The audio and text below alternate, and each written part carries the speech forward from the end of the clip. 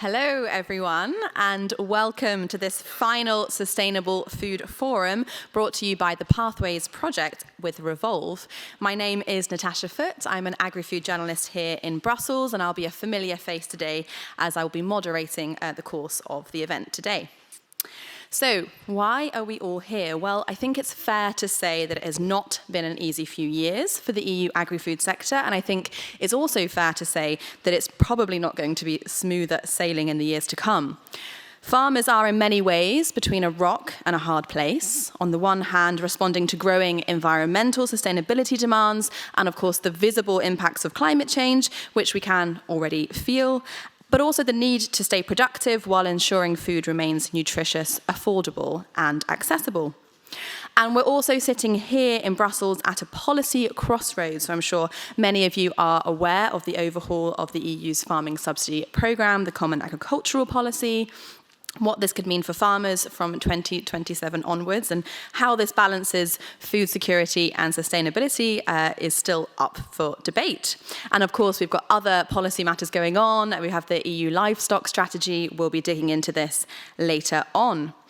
But we're still seeing significant gaps between policy ambitions, on-the-ground agricultural practices, and long-term sustainability objectives, which brings us to here today, to the 2026 Sustainable Food Forum. So this is aims to help to bridge the gap between science, policy, and practice, contributing constructively to sustainable solutions for Europe's agri-food and livestock sectors. So there's plenty to discuss today. So let's dive straight in, and I would like to welcome our first speaker of today's event, and that is Yannis Mina, Councillor and Spokesperson for the Special Committee on Agriculture from the Cypriot Presidency. Yannis, there you are. I pass you the floor.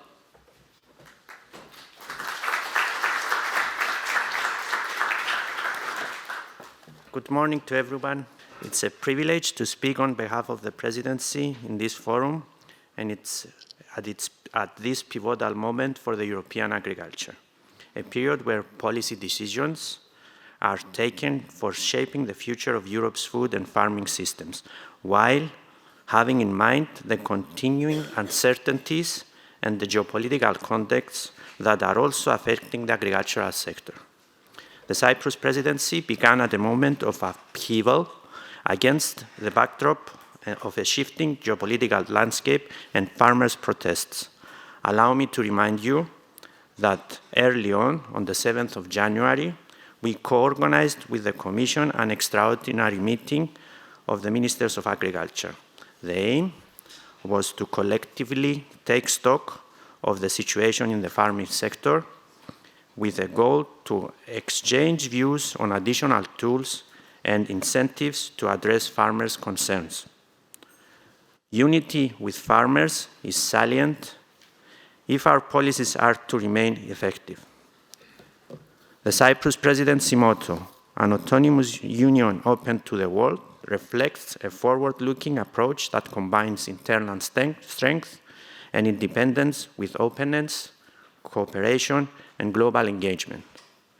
For those of us working in the agri-food policy sector, this is a practical necessity and a way forward. We need to build a better future investing on sustainable, future-proof food production systems that support rural areas, protect nature, and help our efforts on combating climate change. Europe needs to improve its competitiveness and openness to the world by securing a level playing field and open trade relations while defending the quality of its food production. In the space of 4 years, the external environment of European agriculture has been restructured by events that individually would have been considered exceptional. Together, they amount to a significant shift in the conditions under which the European farming operates and European food policy functions. Russia's invasion on Ukraine transformed the geopolitical map of European food security, changing market expectations, affecting prices in all commodities, including agri-food products. The recent events in the Middle East and the commodity price increases exposed a number of vulnerabilities of our food systems, such as our dependence on energy, fertilizer, and animal feed imports. These circumstances lead to increasing costs for producers and raise concerns related to global food security. Geopolitical tensions, climate-related challenges, and the evolution of trade policies regarding key global players pose ongoing threats to the stability of global and EU markets. This is the operating environment that farmers face today.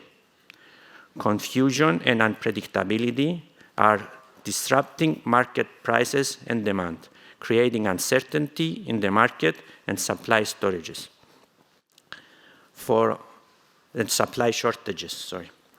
a farmer that must make multi-year investment decisions, unpredictability is not just an inconvenience, but a fundamental obstacle that undermines their trust in the sector's long-term economic viability. We need transition to more efficient, resilient food systems with improved legislative clarity and predictability that will serve the goal of strategic autonomy for the Union. In the context of agriculture, this includes reducing dependencies on concentrated external suppliers regarding energy, fertilizers, feed, and other critical inputs. Import dependency can weaken our competitiveness and increase our exposure to risks, included those related to security. The EU has the productive capacity to significantly reduce these dependencies given the right environment. To this end, the use of existing and unutilized biological resources and the capitalization of opportunities for innovation are crucial for fostering this environment. Our European goal of autonomy must also ensure that the Union's high regulatory standards on food safety, animal welfare, and environmental protection do not act as a competitive disadvantage. Looking to the future, the Commission's vision for agriculture and food sets out the EU's strategic direction towards an attractive, competitive, sustainable, and fair agri-food system by 2040. Its 4 priority areas: building an attractive and fair agri-food sector with new income opportunities, enhancing competitiveness against global challenges, creating a future-proof system aligned with environmental and climate goals, and valuing food and revitalizing rural areas are interconnected for ensuring that agriculture is capable to provide the needed benefits to its citizens and EU rural areas. These priorities set the European agricultural sector in the right course. What matters now is taking the necessary steps within and beyond the post-2027 CAP to deliver tangible results. The proposed framework of the National and Regional Partnership Plans, the NRPP, harmonizes existing EU funding programs within a single system with the CAP assuming a central role. The CAP is reworked into a single comprehensive set of instruments. Nevertheless, the familiar CAP tools from the previous programming period remain in the toolbox. A ring-fenced budget of 300 billion for income support and other measures, including market crisis management, is guaranteed in order to support farmers. Concerns have been raised against the proposed structure of the new CAP. These are predicated on the reduced funding and predictability for farmers and the limited capacity for local and regional authorities to adapt relevant measures to their territorial needs. In addition, the design of the NRPPs may foster a competitive environment between funding priorities under the different policies covered. This competitive setting may disalign and undermine the priorities set out for European agriculture. In response to these concerns, we are in the process of finding solutions within the legislative framework, such as streamlining the relationship between the NRPP and the CAP, improving the flexibility and efficiency of the CAP, and having an aim to move forward with the CAP legislative framework as effectively as possible. In the context of constrained public budgets, targeting income support can improve funding efficiency. Targeting those who are most in need requires mechanisms that avoid creating limitations, such as food production and preserving vibrant and vital rural areas. This issue was discussed during the latest Agrifish Council, and during the discussion there was a wide support for the need to apply common rules on targeting and call for flexibility to adapt such targeting to national realities. In addition, the need to support sustainable and productive farming system was also raised. Recognizing the need for an open discussion on agri-climate risk management issues, ministers had the opportunity to discuss on the efficiency of existing tools and possible additional actions.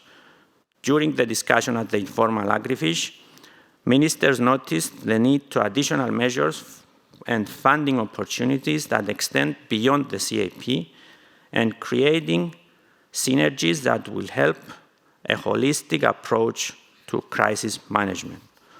On the need to increase access to funding, an issue that is highly important for new and young farmers, the role of financing institutions can serve as a strategic multiplier for funding opportunities that will reduce the financing gap for agriculture and accommodate the transition towards resilient production systems. We need to increase the available resources for investments and crisis measures, capitalize on innovation and bioeconomy. Furthermore, we need improved insurance schemes and measures that strengthen crisis prevention, as well as measures that diversify incomes and provide opportunities that enhance the resilience and competitiveness of our farms. Turning now on the issue of availability and affordability of fertilizers, we are once again called to strengthen our toolbox against this crisis. The Fertilizer Action Plan, to be communicated in mid-May, will serve as a response on this issue that requires short, medium, and long-term responses. We must build a framework of measures that will improve further the resilience and autonomy of the EU on fertilizer availability. These should be based on a holistic approach that could include reducing trade dependencies, improving EU production with renewable energy sources, using alternative and recyclable fertilizer sources, and enhancing the use efficiency of fertilizers. Furthermore, the recent communication on the Middle East Temporary State Aid Framework, METSAF, serves as an immediate response with temporary measures in addition to the expected Fertilizer Action Plan. Although the proposed measures have the potential to alleviate the financial burden derived from energy costs, these are confronted by constraints in national budgets. On specific sectoral policies, the anticipated livestock strategy and protein plan in early July are expected to act instrumentally on setting actions and initiatives for improving sustainability and resilience of EU food systems. Market shocks, animal diseases, and deterioration of rural areas and rural communities signal the call for improving EU autonomy on food and feed. In this juncture, the Cyprus presidency stresses that no policy comes out of a vacuum. Collaboration among researchers, policymakers, farmers, and civil society, and the strengthening of links between science, policy, and practice have proven to be efficient and future-proof ways forward.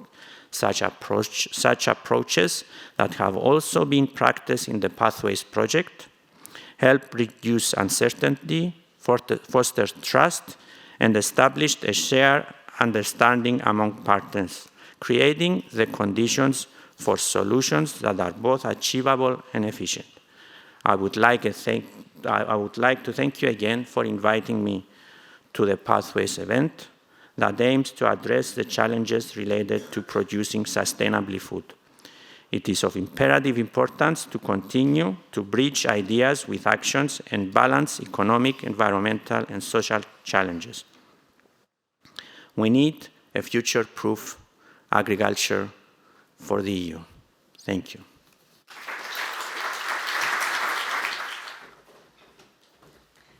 Excellent. Thank you very much, Yanis. And of course, Cyprus will soon pass the baton on to our next presidency, that's Ireland. So I'd like to welcome now to the floor Paul Savage, Director General for EU and International Affairs at the Irish Department of Agriculture. Paul.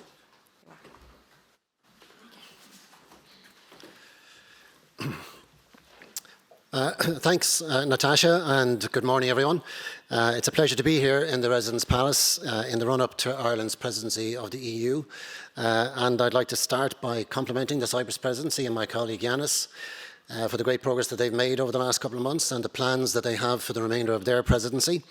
And of course, we in Ireland look forward to picking up the baton and building further on that work in the second half of this year under our presidency. But I'll return to that subject shortly. First, I'd like to say thank you to the Pathways Project for inviting me and for organising what is an important discussion, I think, this morning, which brings together policymakers, industry representatives and civil society. Ireland prides itself on its sustainable agriculture, and we've been clear about our aim, as set out in our Food Vision 2030 strategy, to become a world leader in sustainable food systems.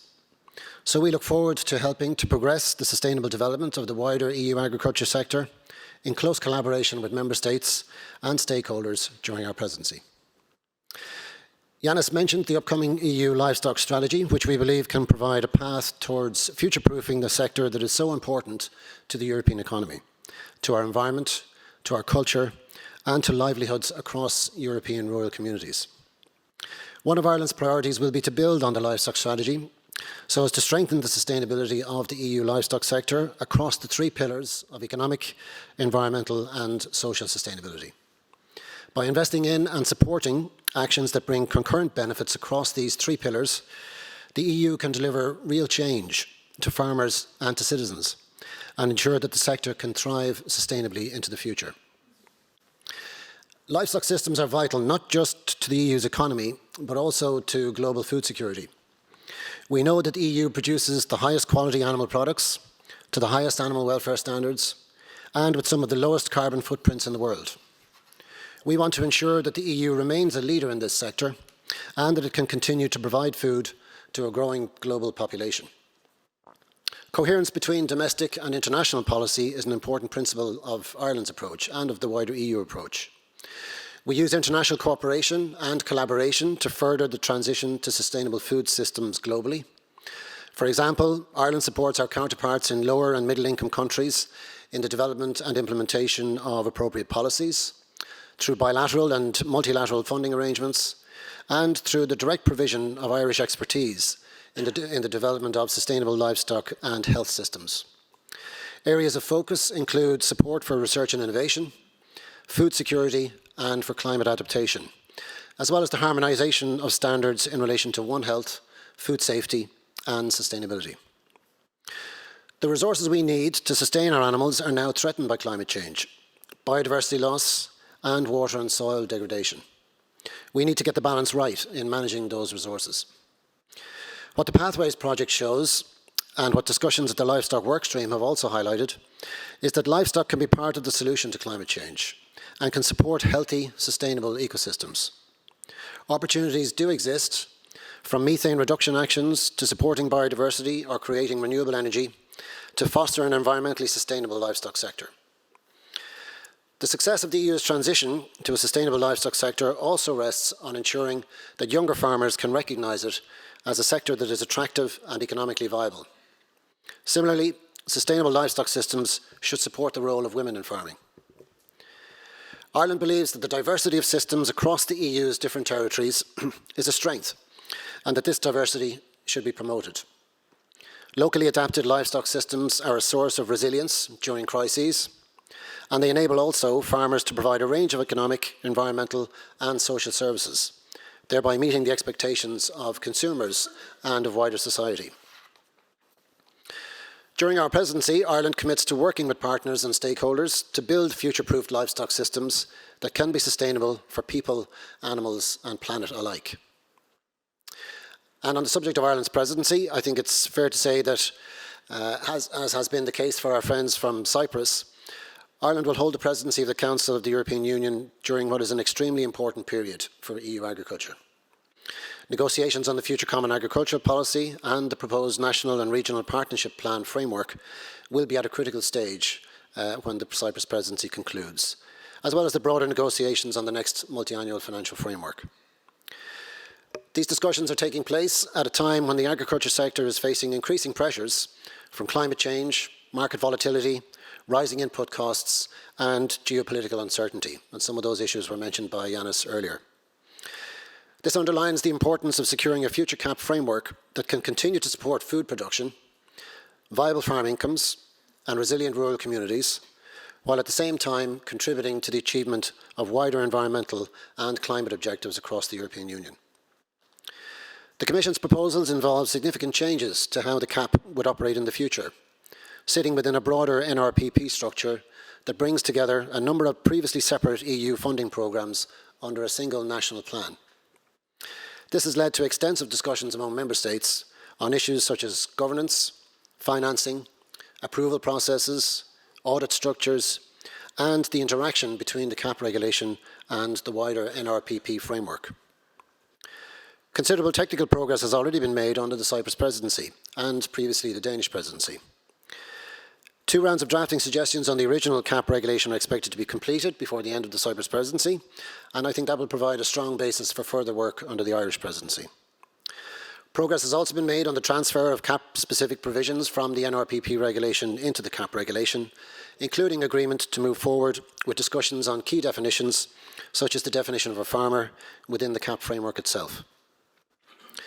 During its presidency, Ireland will aim to build on this work by progressing compromise texts across the entire CAP regulation, including the transferred provisions.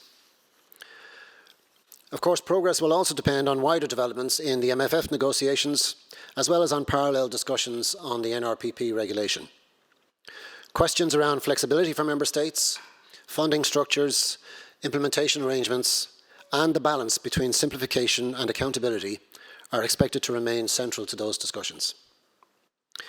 Ireland's approach during our presidency will be to build on the considerable progress that Cyprus has made and to work closely with Member States, with the European Commission and with the European Parliament to maintain the maximum possible momentum over the next number of months and to achieve the maximum possible progress that we can on both the CAP and NRPP legislative proposals. And we look forward to picking up that baton in July. Thank you.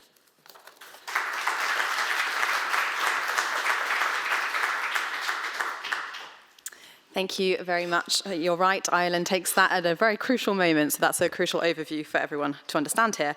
And last but certainly not least, I'd now like to pass the floor to Carlos Martin Ovilo, who is Deputy Head at the unit at the European Commission's DG Agri, dealing with animal products. You want to come this side? I'll pass you the floor. Thank you very much. Good morning, distinguished representatives, ladies and gentlemen, and all enthusiasts of the livestock sector. I have to say that it's a bit embarrassing coming to this stage after these brilliant introductions, and also coming third to open this event. So I am running out of words and of messages, because I believe that everything has been said. So I run the risk of repeating what my predecessors have said already, but okay, at least I promise I will try to be short. But anyhow, it's a great pleasure being here. Thank you very much for inviting us to this closing event of the Pathways project. And most of all, thank you to the consortium led by the Swedish University and the many partners for this amazing work you have been doing for the last 5 years. This project came at a very relevant and crucial moment for EU's agriculture. It's a moment when, on the one hand, the EU has firmly set a goal to become the first climate-neutral continent in the world. But on the other hand, we need to continue ensuring that we have food security, that we have economic viability for our farmers, that we have vibrant rural areas, and that we ensure also affordable food for our consumers. So in squaring the circle, combining all these different objectives, we need a very critical ingredients. So it's a complicated recipe, but we need to combine science, we need to combine innovation, we need to combine realism, of course, and dialogue. We need to combine a lot of dialogue. And this is what this project has been doing this year. So this is why Pathways, a project like this, matters so much. In the last years, this project has helped identifying practical pathways to reduce the environmental impacts, while at the same time responding at other societal expectations, such as safe, nutritious, affordable, and I would say delicious meat and dairy products. And you have been doing that by bringing together researchers, producers, industry, civil society, stakeholders across the food supply chain. This collaborative spirit is crucial, it's essential. We need to blend, to put together all points of view, all bits of knowledge, and to share them because of the many and well-known interconnected challenges that have been already mentioned by my predecessors, but I have them in the paper, so I have to mention them again. You know, climate change, diseases, market shocks, geopolitical tensions, etc. So we know them well. Despite of these challenges, one has to acknowledge that the livestock sector remains a cornerstone of Europe's agricultural, environmental, and cultural fabric. Economically, we all know this rule of 4-4-4, so we know that it's 40% of the agricultural output, 400 billion euros turnover, and about 4 million direct jobs in livestock farms, which might be close to double if we put together all the different services, all the different industry and different, let's say, businesses in the supply chain. So economically, it's key. And we know that it's not only about money, but it's also about the many other benefits that livestock brings in terms of maintaining vibrant rural livelihoods and communities, maintaining landscapes, helping fight against wildfires, contributing to nutrient cycles and circular bioeconomy models, supporting also biodiversity-rich grasslands, which also help capturing carbon, and preserves, this is also a very important thing, preserves the traditional knowledge and local food cultures that are part of our identity, are part of our tradition. And above all, we shouldn't forget that this is about producing food, feeding our population, so contributes significantly to our food security and our strategic autonomy. So all that was recognized explicitly in the vision for the agriculture and food that was adopted by the Commission in February last year, and that I have to read word by word, not to make any mistake. It states that livestock is and will remain an essential part of EU agriculture, competitiveness and cohesion. So this recognition is extremely relevant. It matters a lot because discussions about livestock have been, especially in the last years, sometimes overly polarized and oversimplified. Because we know how diverse our livestock sector is, so we cannot talk about EU livestock sector. We have different models. We have mountain grazing systems. We have mixed farming systems. We have intensive dairy regions. We have extensive pastoral systems, and each one is facing different economic, environmental, and social realities. So that's why we use, I would say, we tend to overuse this term of no one-size-fits-all approach, so that this is a vast term that we repeat again and again. Our goal, what should be? We should ensure and support an excellent livestock production chain. I think excellence might be the term that would encompass everything we want to achieve, something that is combining all the good things: sustainability, resilience, innovation, animal welfare, and of course, economic performance. All this thinking is at the heart of the livestock strategy, the livestock workstream that was launched by now 1 year ago in May last year. It was launched as an action indicated in the vision for agriculture and food, and the objective was precisely to develop policy pathways. We should be paying you royalties for using your name. Because it really refers to policy pathways to address climate and environmental impacts, to support investment and innovation, and to foster sustainable production models across Europe. On the basis of this workstream, this exercise that we are doing for 1 year, we are getting the most, squeezing all the juices of the knowledge we get in the workstream, and we are working on a strategy, livestock strategy that will be adopted by this summer, by the end of June, early July. That was included in the Commission 2026 work program. So the approach, you might have heard about that. It's basically focused on 5 topics, 5 elements: resilience, competitiveness, sustainability, territoriality, and excellence. As I mentioned before, you well know these concepts are quite self-explanatory, but at least let me refer one by one. In terms of resilience, we know how vulnerable the sector can be to market shocks, to animal diseases, particularly relevant in recent times, to extreme climate events as well, very, very vulnerable. So we need to improve that. We need to strengthen risk management tools. We need to improve veterinary services. We have to work on preparedness and to invest in research and innovation. Basically, research and innovation is a cross-cutting action that we have everywhere.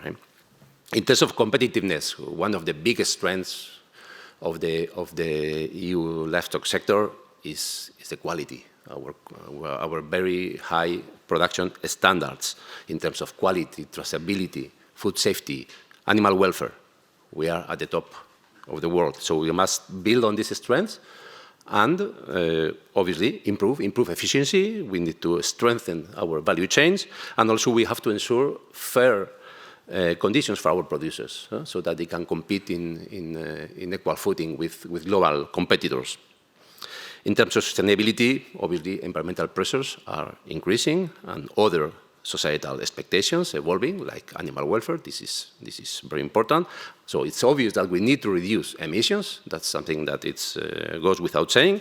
At the same time, we need to improve resource efficiency, protect biodiversity, and keep on exploiting as much as possible circularity, which there's a lot already in terms of circularity in the livestock sector, but there's always more than can be done. And all that, as said before, while maintaining viable farming systems. Once again, innovation here is crucial. Precision farming or climate-smart practices and technologies play a key role in terms of sustainability. Then I move to territories and communities. Again, livestock is a backbone of many rural regions, especially in some remote areas where there are little alternatives, economic alternatives to livestock. So when we support livestock there, we are supporting people, we are supporting life.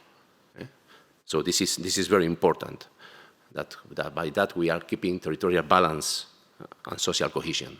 And also by doing so, we are attracting and keeping farming an attractive activity for the younger generations, which, as you know, it's quite relevant. And then the fifth pillar, if you want, it would be excellence. I said that quality production standards is one of the biggest strengths of the EU livestock sector. At the same level, I would put the diversity. The motto of the EU is Union in Diversity. Here, again, the fact that the diversity is a great strength of our sector. We have different systems, and each one has their virtues, their assets, and potentials. And these are the ones that have to be exploited. We are not here to impose and to say this is the model that has to be implemented everywhere across Europe. No. The thing is to help each system to perform at its best depending on the different contexts. This is what we are looking for. So, ladies and gentlemen, I'm getting to the end of my words. I would like to insist that the future of the livestock sector is not bipolar choice. It's not about sustainability, sustainable or competitive, big or small, tradition or innovation, global or local. No, it's not about that. We don't have to make that choice. We want them all. We want everything there. What we have to do is to integrate all these good things at the same time in a smart, fair, and sustainable way. So this, of course, is not easy. Requires again a lot of dialogue, partnership among researchers, producers, industry, civil society, public authorities, of course. And this is what you guys in the Pathways project have been doing all these years in a very smart way. You have been bringing together scientific expertise together with real-world experience. This is great, and this is what we modestly are trying to do also with our livestock workstream. But we need to demonstrate that production and sustainability are not contradictory objectives. It's clear that they are mutually reinforcing ones. So we need to prove that sustainable livestock can be competitive, can be resilient, can be innovative, can be deeply rooted in Europe's territories and communities. So this is the pathway, and this is the last time I borrow your name. This is the pathway we must continue to build together. Thank you very much, and I wish you a fruitful and inspiring debate today. Thank you very much. Thank you very much, Carlos. I'm sure the project will be in touch for their royalties as well. So that's good. It's good to know. Carlos spoke there about the complicated recipe of success that is needed. I'd now like to pass the floor to Lawrence Smith to talk about the ingredients in this recipe. So Lawrence is the coordinator of the Pathways project, associate professor in agricultural systems at the University of Reading and the Swedish University of Agricultural Sciences. So I'll pass you the floor. Thank you, Natasha, and thank you very much to Yanis, Paul and Carlos for the excellent introductions today, which have really set the stage for our discussions later, so thank you to all of you. And yes, my name is Lawrence Smith. I've had the huge honour of coordinating this incredible group of individuals within Pathways over the last 5 years, covering over 12 countries around Europe, and as I say, it's been a huge honour to work with such a talented group of individuals, so all credit for the work we're presenting today should go to the team who've delivered all of the amazing analyses and results that we'll be discussing and that are available on the posters in this beautiful venue that we have today. So I'm going to condense the key messages from the project that we've brought to you today. But to go into the detail, as I say, you have the opportunity to interact with the individuals within the project, in particular during our poster session later on. Okay, so just to summarise what Pathways was all about. So we set out 5 years ago with some core objectives, which were really to sort of develop improved sustainability assessment methods to do justice to livestock systems, recognising that the tools that we had currently weren't really fit for purpose. So we were developing existing methods such as life cycle analyses to perform a better evaluation. And we're also working with innovative groups of farmers around Europe to try and sort of learn from farmers that are innovating in different socio-ecological and socio-economic contexts to see what works well in those specific situations. And working with stakeholders as well throughout that process to feed back on our results. A third aspect of the project, which we'll be focusing on in particular this afternoon, was around developing storylines and scenarios, which we've been assessing with different models to look at trade-offs under different futures for the livestock sector in Europe. And we've been embedding a sustainable transition through the brilliant work of Revolve and others in the project to share our results throughout.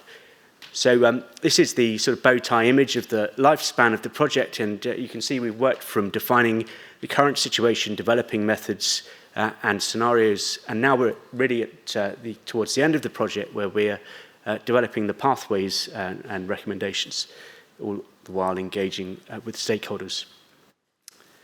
So Pathways has really been at the centre of the debate around future food systems, and in particular around planetary boundaries, growing populations and demands, and soil erosion. As you can see, this image on the left here happened after a major rainfall event in the UK.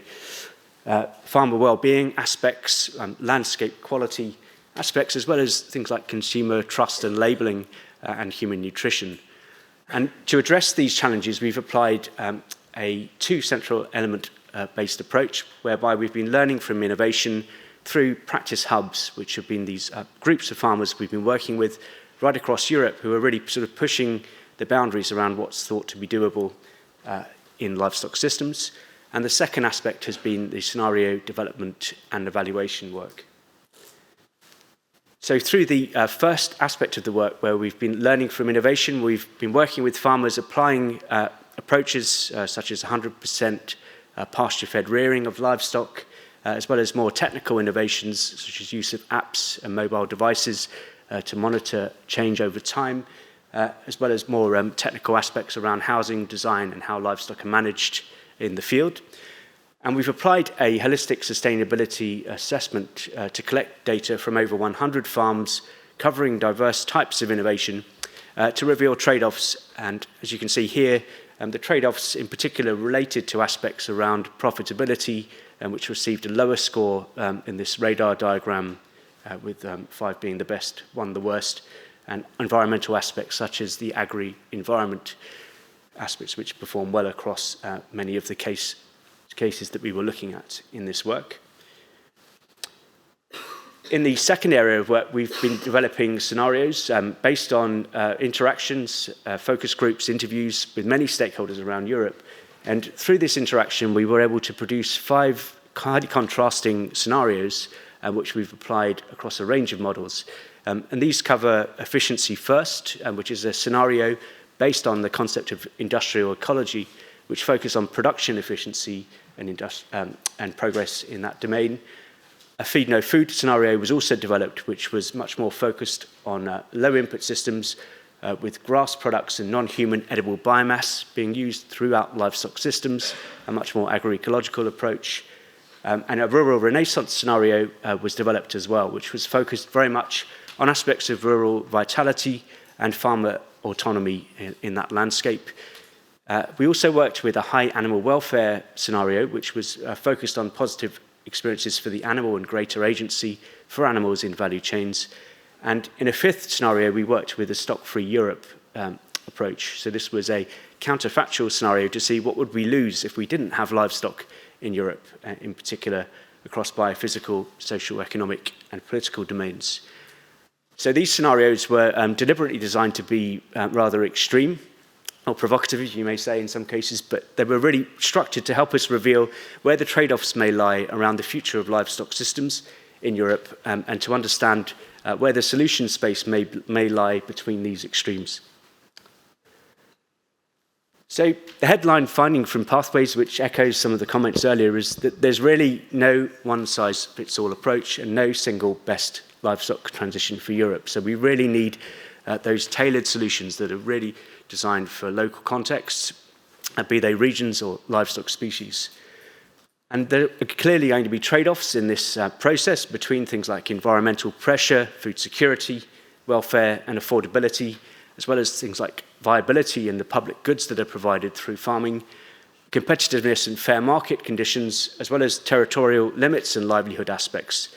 So the key message from the project really is that we do need this differentiation to take place at this sector and regional level, as I mentioned, and that this has to be an approach that doesn't consider one single model to be rolled out across Europe. And 4 practical questions, therefore, sort of emerge from this key message, and that's really what should we be optimizing for in terms of sustainable livestock systems? Where should we focus this redesign if we're going to be designing in a context-specific way? And how can we build welfare, livelihoods and legitimacy into value chains that can allow for this specificity through a one welfare approach, not considering just the environment, but also the animal and the human health aspects within supply chains? And lastly, what support is needed from policy to enable this transition, focusing on aspects such as incentives, markets and practical advice? So the Pathways key messages I'm going to present today sort of sit underneath these 4 areas, and we're providing supporting evidence in terms of how we can move towards these objectives and answer these questions. So to answer the first question here through the Pathways key results, what should we be optimizing for in sustainable livestock systems? A key finding from the project is that we should optimize the system, not just the product. So these results shown on this slide highlight results from the life cycle analysis work, where we've worked across the scenarios I presented earlier, from efficiency first through to high animal welfare. As you can see with this dairy-based assessment, when we look at the impacts per kilogram of product, the efficiency first system performs the best in terms of the lowest impacts in terms of CO2 equivalent per kilogram of milk. But when we look at these same systems per hectare of land, the message differs completely. So the efficiency first system has the highest impact through this high input approach in particular.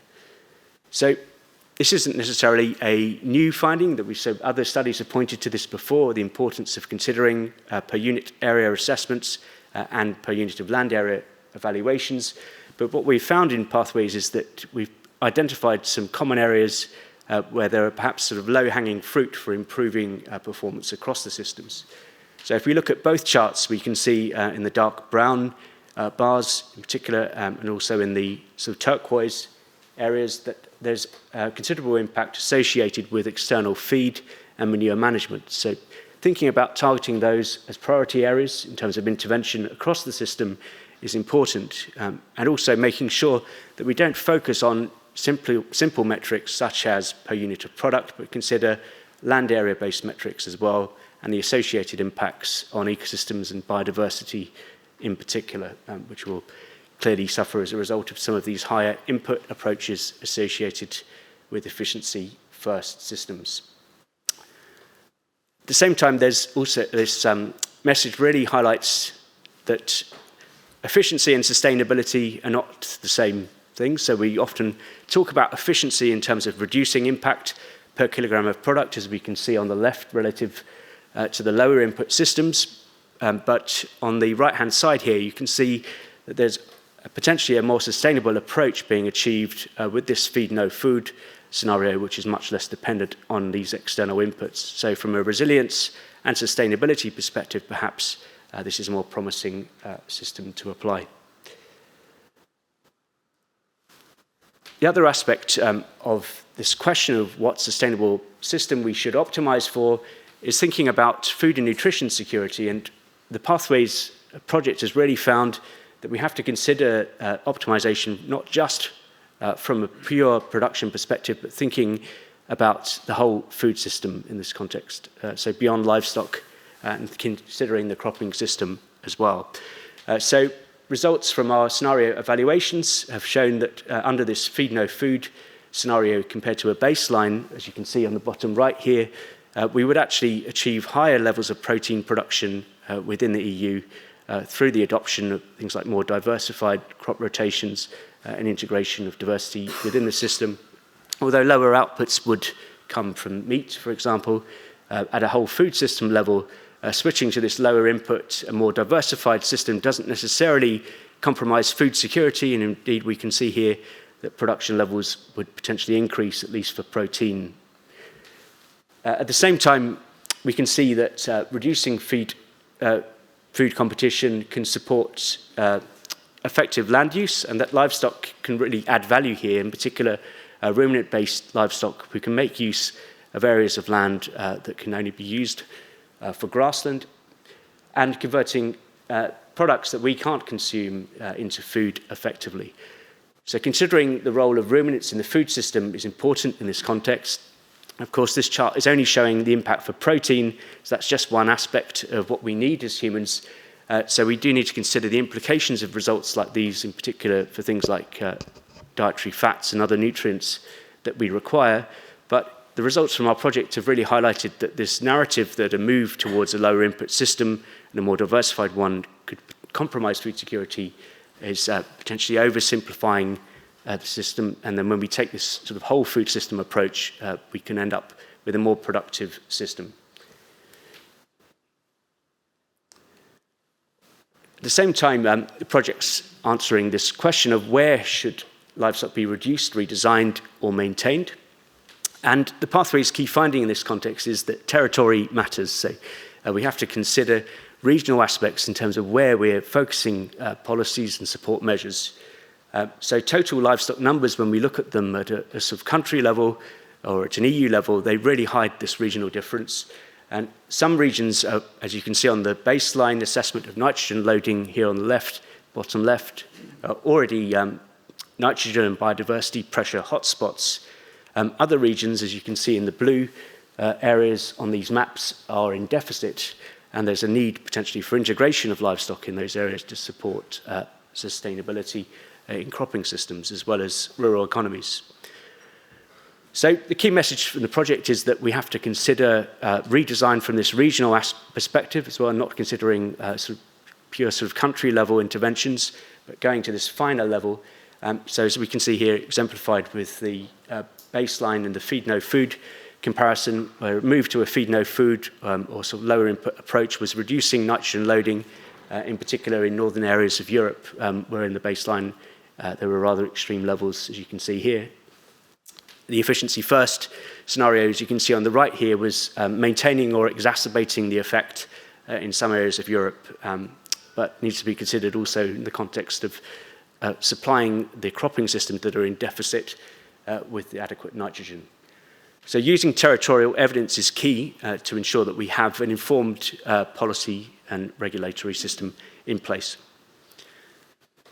The third question for the project was around how welfare, livelihoods, and legitimacy can be built in to supply chains and value chains. And the key finding from our work was really that transitions must be socially legitimate, not only environmentally efficient, and that environmental strategies can create welfare and income trade-offs. So as we can see, for example, with the efficiency first approach. Also, we found that consumers respond strongly to visible animal welfare improvements. So as you can see from this chart on the right-hand side, where we conducted a willingness to pay study across thousands of consumers in Europe, there was a strong willingness to pay, in particular for high animal welfare interventions that were applied in the dairy sector here around sort of pasture-based approaches with calf rearing, even relative to rather well-known approaches, as you can see on this chart. So high animal welfare may perhaps be an entry point for promoting consumer uptake of interventions that can promote environmental sustainability when we consider a sort of one welfare or one health perspective. And thinking about how we can encourage that uptake through engaging private sector players such as retailers within policy measures and within policy design to create an enabling environment for this is essential. Animal welfare as well can also be linked to legitimacy and transparency in supply chains and enhance consumer trust. So using this sort of one welfare approach, we think has huge value in terms of moving forward with the livestock strategy. In terms of this fourth area of support that's needed from policy, markets and value chains, we found through our pathways work that transition will not happen through farm level change on its own, and that farmers need support for providing the benefits that they're giving to society through public goods and ecosystem services. This is exemplified here through the work that we did through the collection of data from over 100 innovative livestock farms around Europe, which is shown on the right-hand side of this heat map.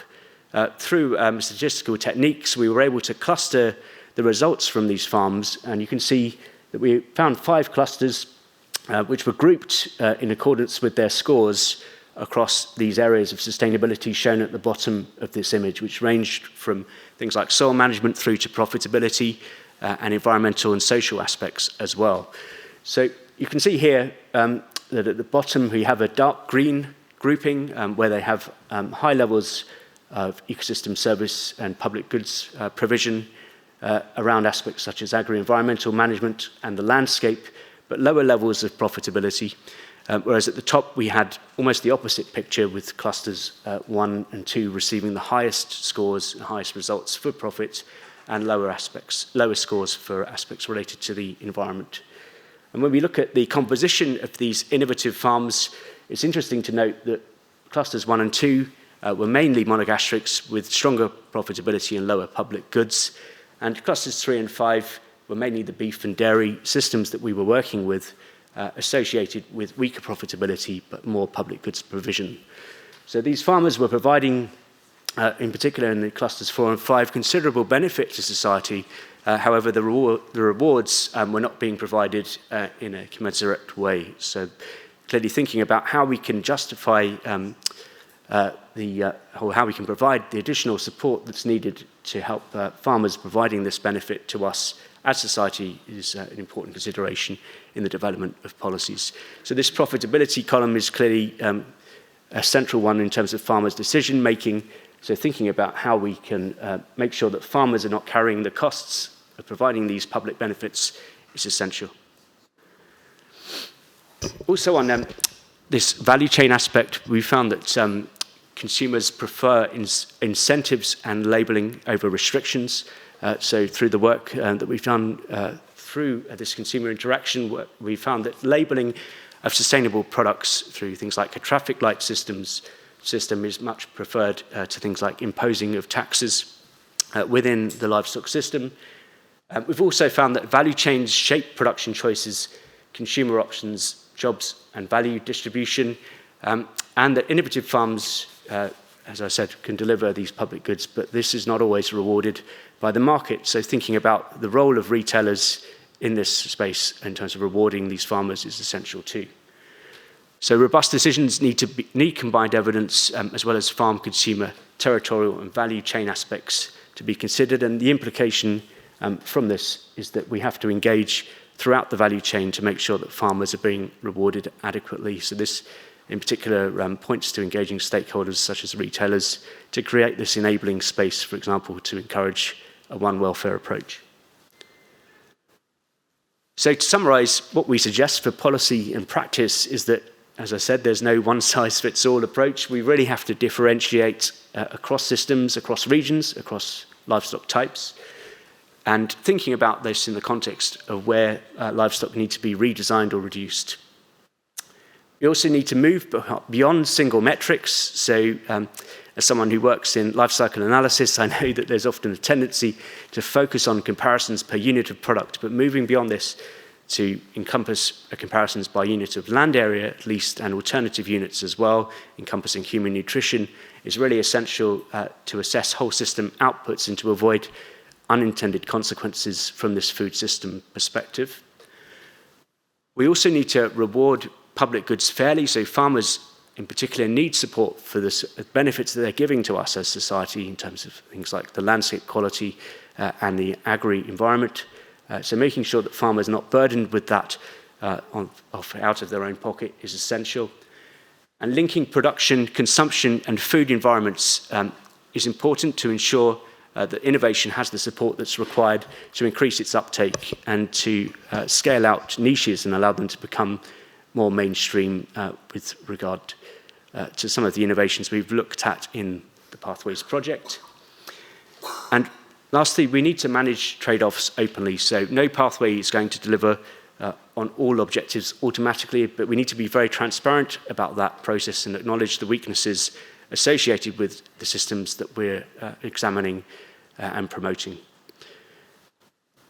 So in terms of the next steps for the project, we're pulling results together now within our policy toolkit, which is being developed by the team at Revolve, who've done fantastic work today and continue to do so on our website. So please do check out our resources which are available through this policy toolkit on our website, as well as the deliverables. We've also launched decision support tools such as the fantastic Food Basket 7 app, which allows consumers to assess their own diets over a week, hence the 7 in the name. And you can see how your own diet performs from a GHG or greenhouse gas point of view, as well as a nutritional one, allowing you to look at those trade-offs directly, and other decision support tools around emission factors and animal welfare and biodiversity are also in development or finalised and available on the website. And last but not least, I'd like to say a farewell and a huge thank you to Harry Blockhuis, who sadly passed away earlier this year. And Harry was the father of the Pathways project. Without Harry's guidance and inspiration, we wouldn't be here, the project wouldn't exist, and we wouldn't have these amazing results to talk to you about today. So thank you to Harry for everything he did, as well as being the father of Pathways. He was also a thought leader in the field of ethology and animal welfare, and his huge loss to the research community. So our thoughts go out to his family and friends at this time. So with that, I'd like to thank you for your attention and look forward to a constructive panel debate. Thank you.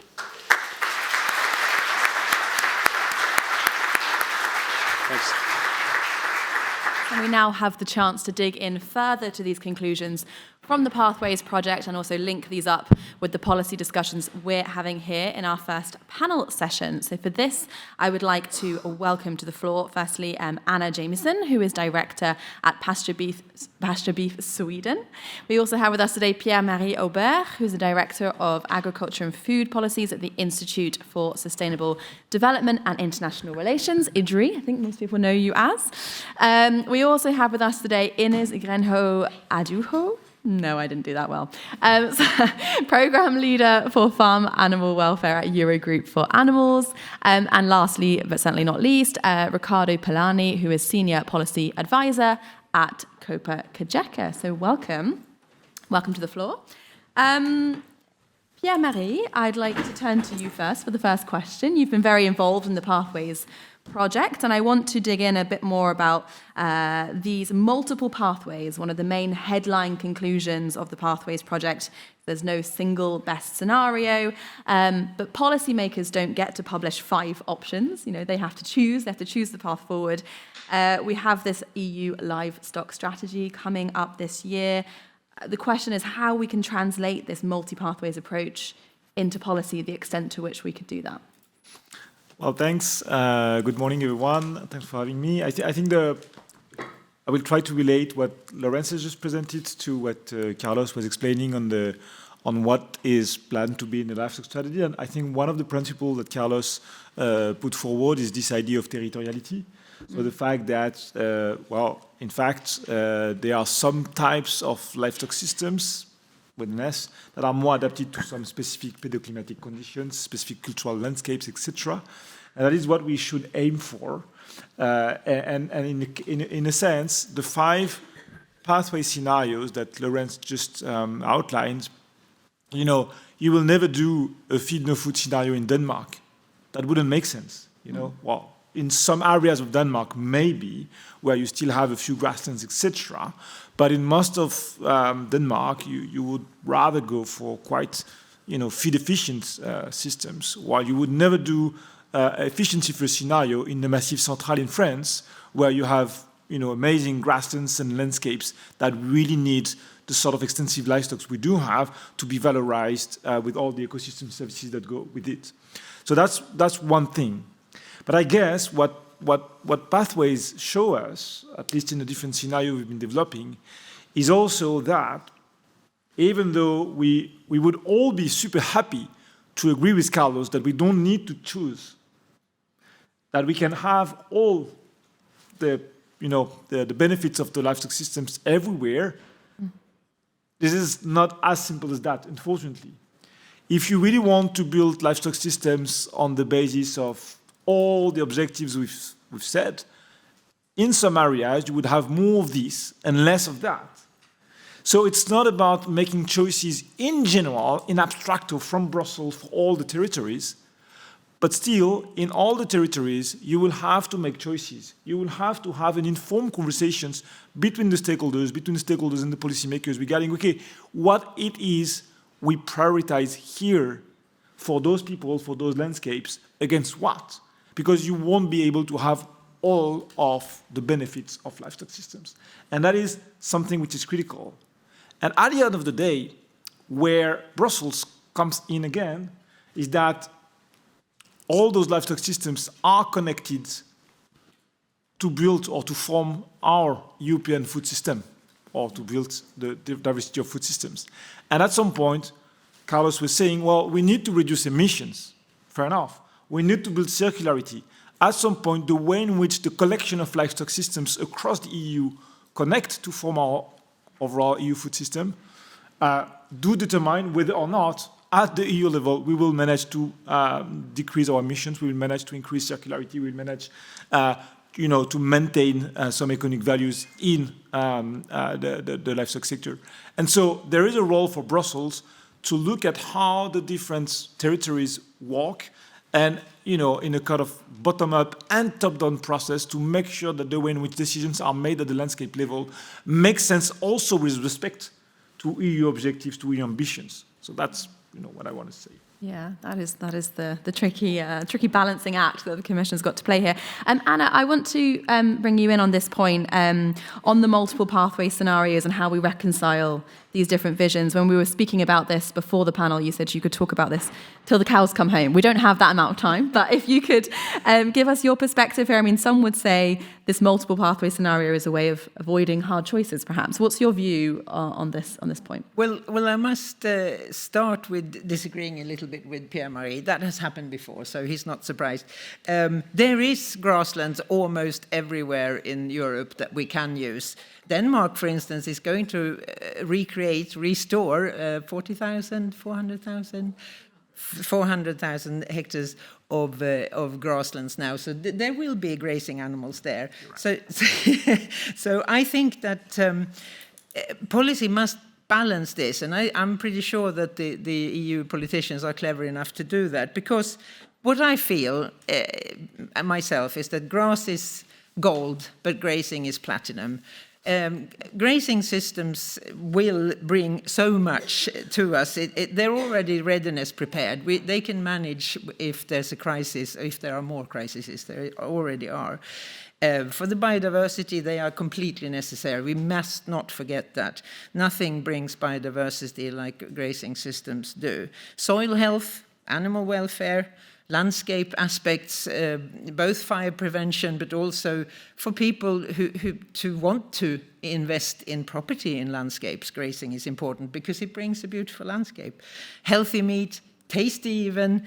This is what we need to find ways. And pathways have shown that there are many areas where we can graze more and feed less. Other feed for the animals. So yes, what it does bring, Natasha, and which is the difficult question that I'm trying not to upset too many people with, is that the ruminants have an advantage here. The ruminant systems have an advantage here. And I'm so happy to be able to say that after 20 years since Livestock's Long Shadow came out and knocked all the cows on the head, that we actually have an advantage now, and that the monogastric systems will have to pick up and change accordingly and try and find similar advantages. Thank you for that. Ricardo, I mean, Anna there said, I like the phrase, grass is gold and grazing is platinum. Unfortunately, it doesn't seem to be worth in money the same as gold or platinum. We were talking here, and one of the main outcomes from Pathways was talking about how the cost of sustainability is still largely borne by farmers, and we're talking about how to fairly distribute this. Now, the upcoming livestock strategy of the EU might set the direction, but it's the CAP mostly controlling the money. So I want to ask you about this transition, who should pay for it, how we look at this, and what does the fair distribution of costs really look like in practice from your perspective? Yes, so thanks a lot for the question, Natasha. And yes, I mean, let me start by saying that, I mean, it's already nice to see that the Pathway project recognized that, of course, farmers cannot be expected to absorb the cost of transition, and at the same time being asked also to stay competitive at the global stage, because this is also something to look at it. And I think that this is also saying something that farmers, and in particular the livestock sector, have already been investing and have been already adopting practices to increase the environmental performance. But then we are always there, like the question of who should pay. I mean, it's not, of course, an easy question, but I think that we should have a sort of shared responsibility there, in the sense that, okay, if we look, I mean, we have this approach of having, of course, a market-driven approach when it comes to this transition, because, of course, there is no transition if we don't have, as was said also before, a viable farming system and also a profitable system. But of course, in the market, There are examples that can, of course, recognize and valorize some aspects, but when we look then at the willingness to pay and also the reality then in the shopping behavior, I mean, it was also mentioned in the latest Eurobarometer, price remain always a strong factor there. And I think that also this bring the fact that food affordability remains for sure a strategic priority, especially, I mean, in the current situation also that we are living now. And I think that, okay, I see public goods always from an envy side, which makes sense, but we have also to take into account that public goods are also the food security, the food affordability. And that's why there, I believe that taxpayers' money, so CAP, will continue to play a role because they have to, of course, adjust and support in a more incentive way this transition cost to bring, of course, farmers and to continue helping farmers in investing on that.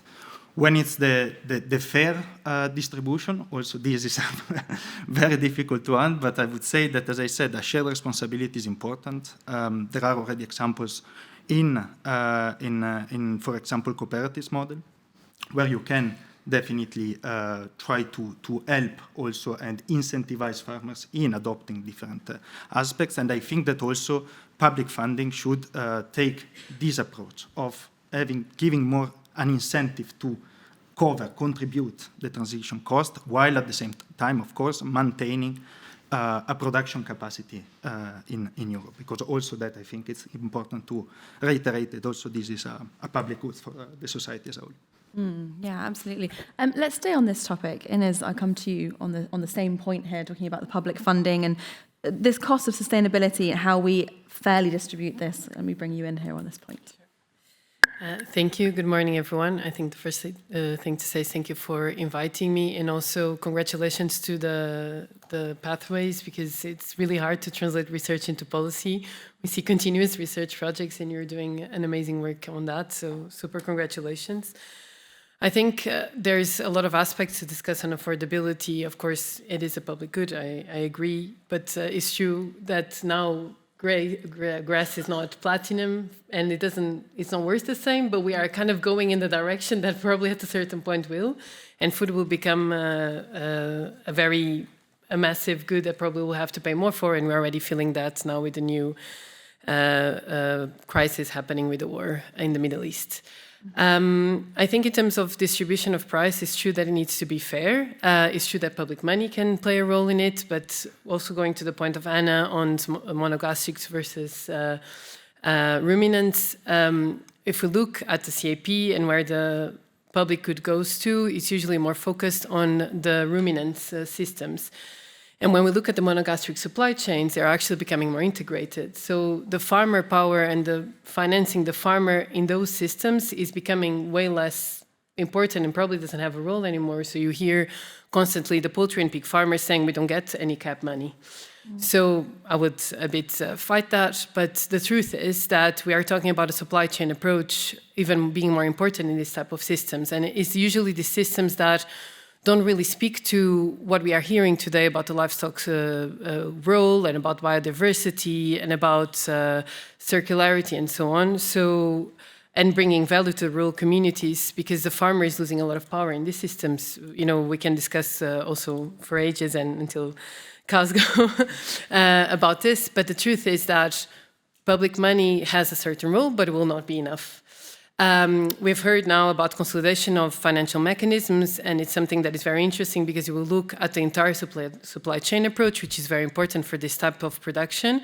But also, it will not, even that, it will have to have some certain supplements, for example, with private financing.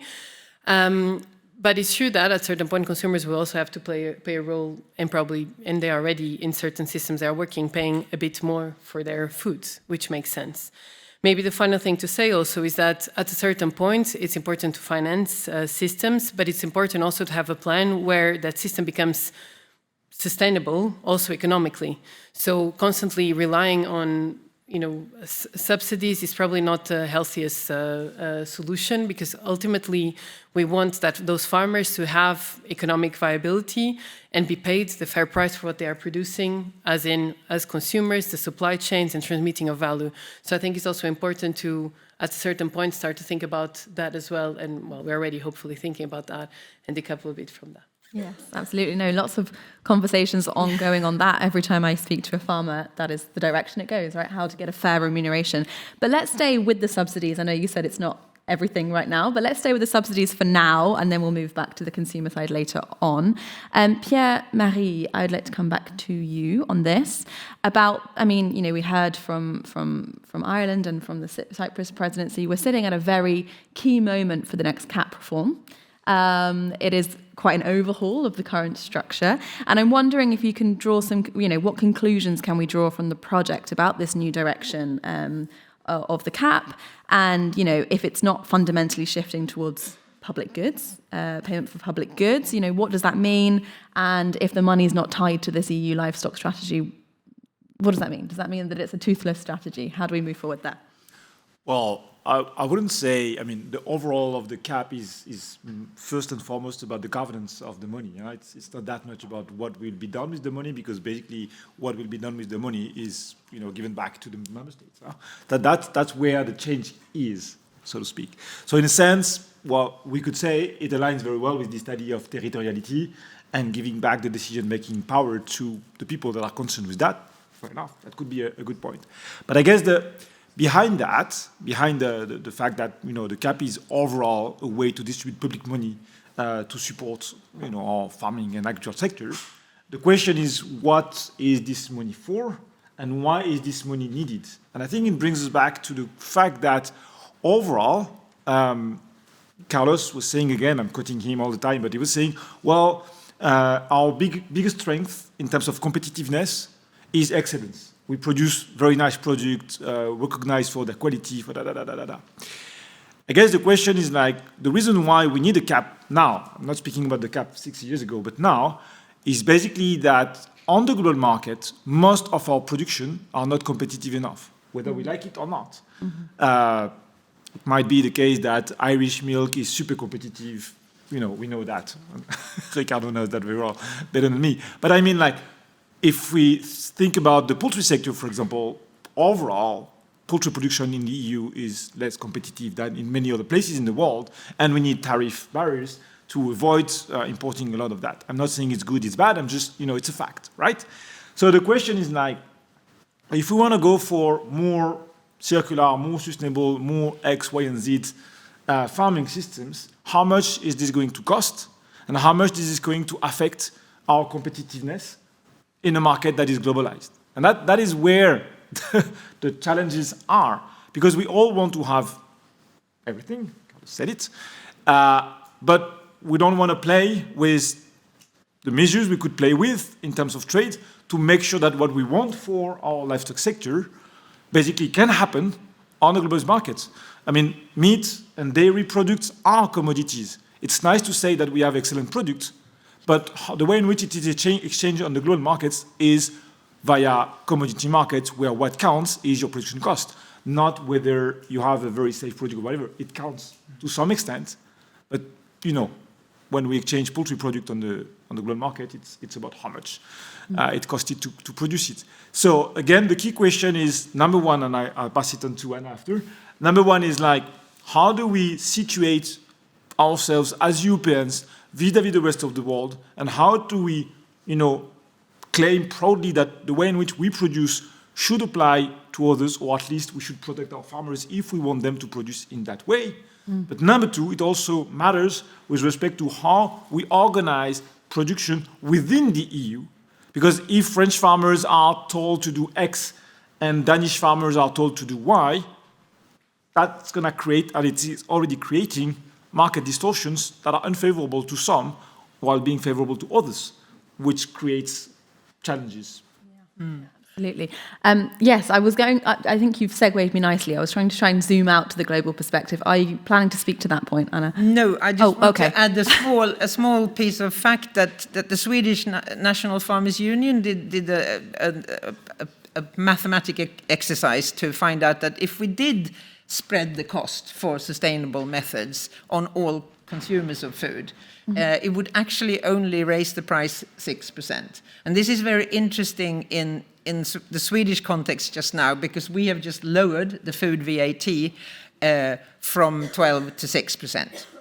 It did make it cheaper, and people were woohoo, but we can afford to go back to the 12% as well. Nobody starved. So it is interesting to see. I'm not going in the tax, the food production route, God help me, but it is an interesting mathematic example that we often get stuck in saying, oh, it's going to cost so much, so we can't do it. But I think maybe there are ways to examine that maybe it is possible, cleverly done.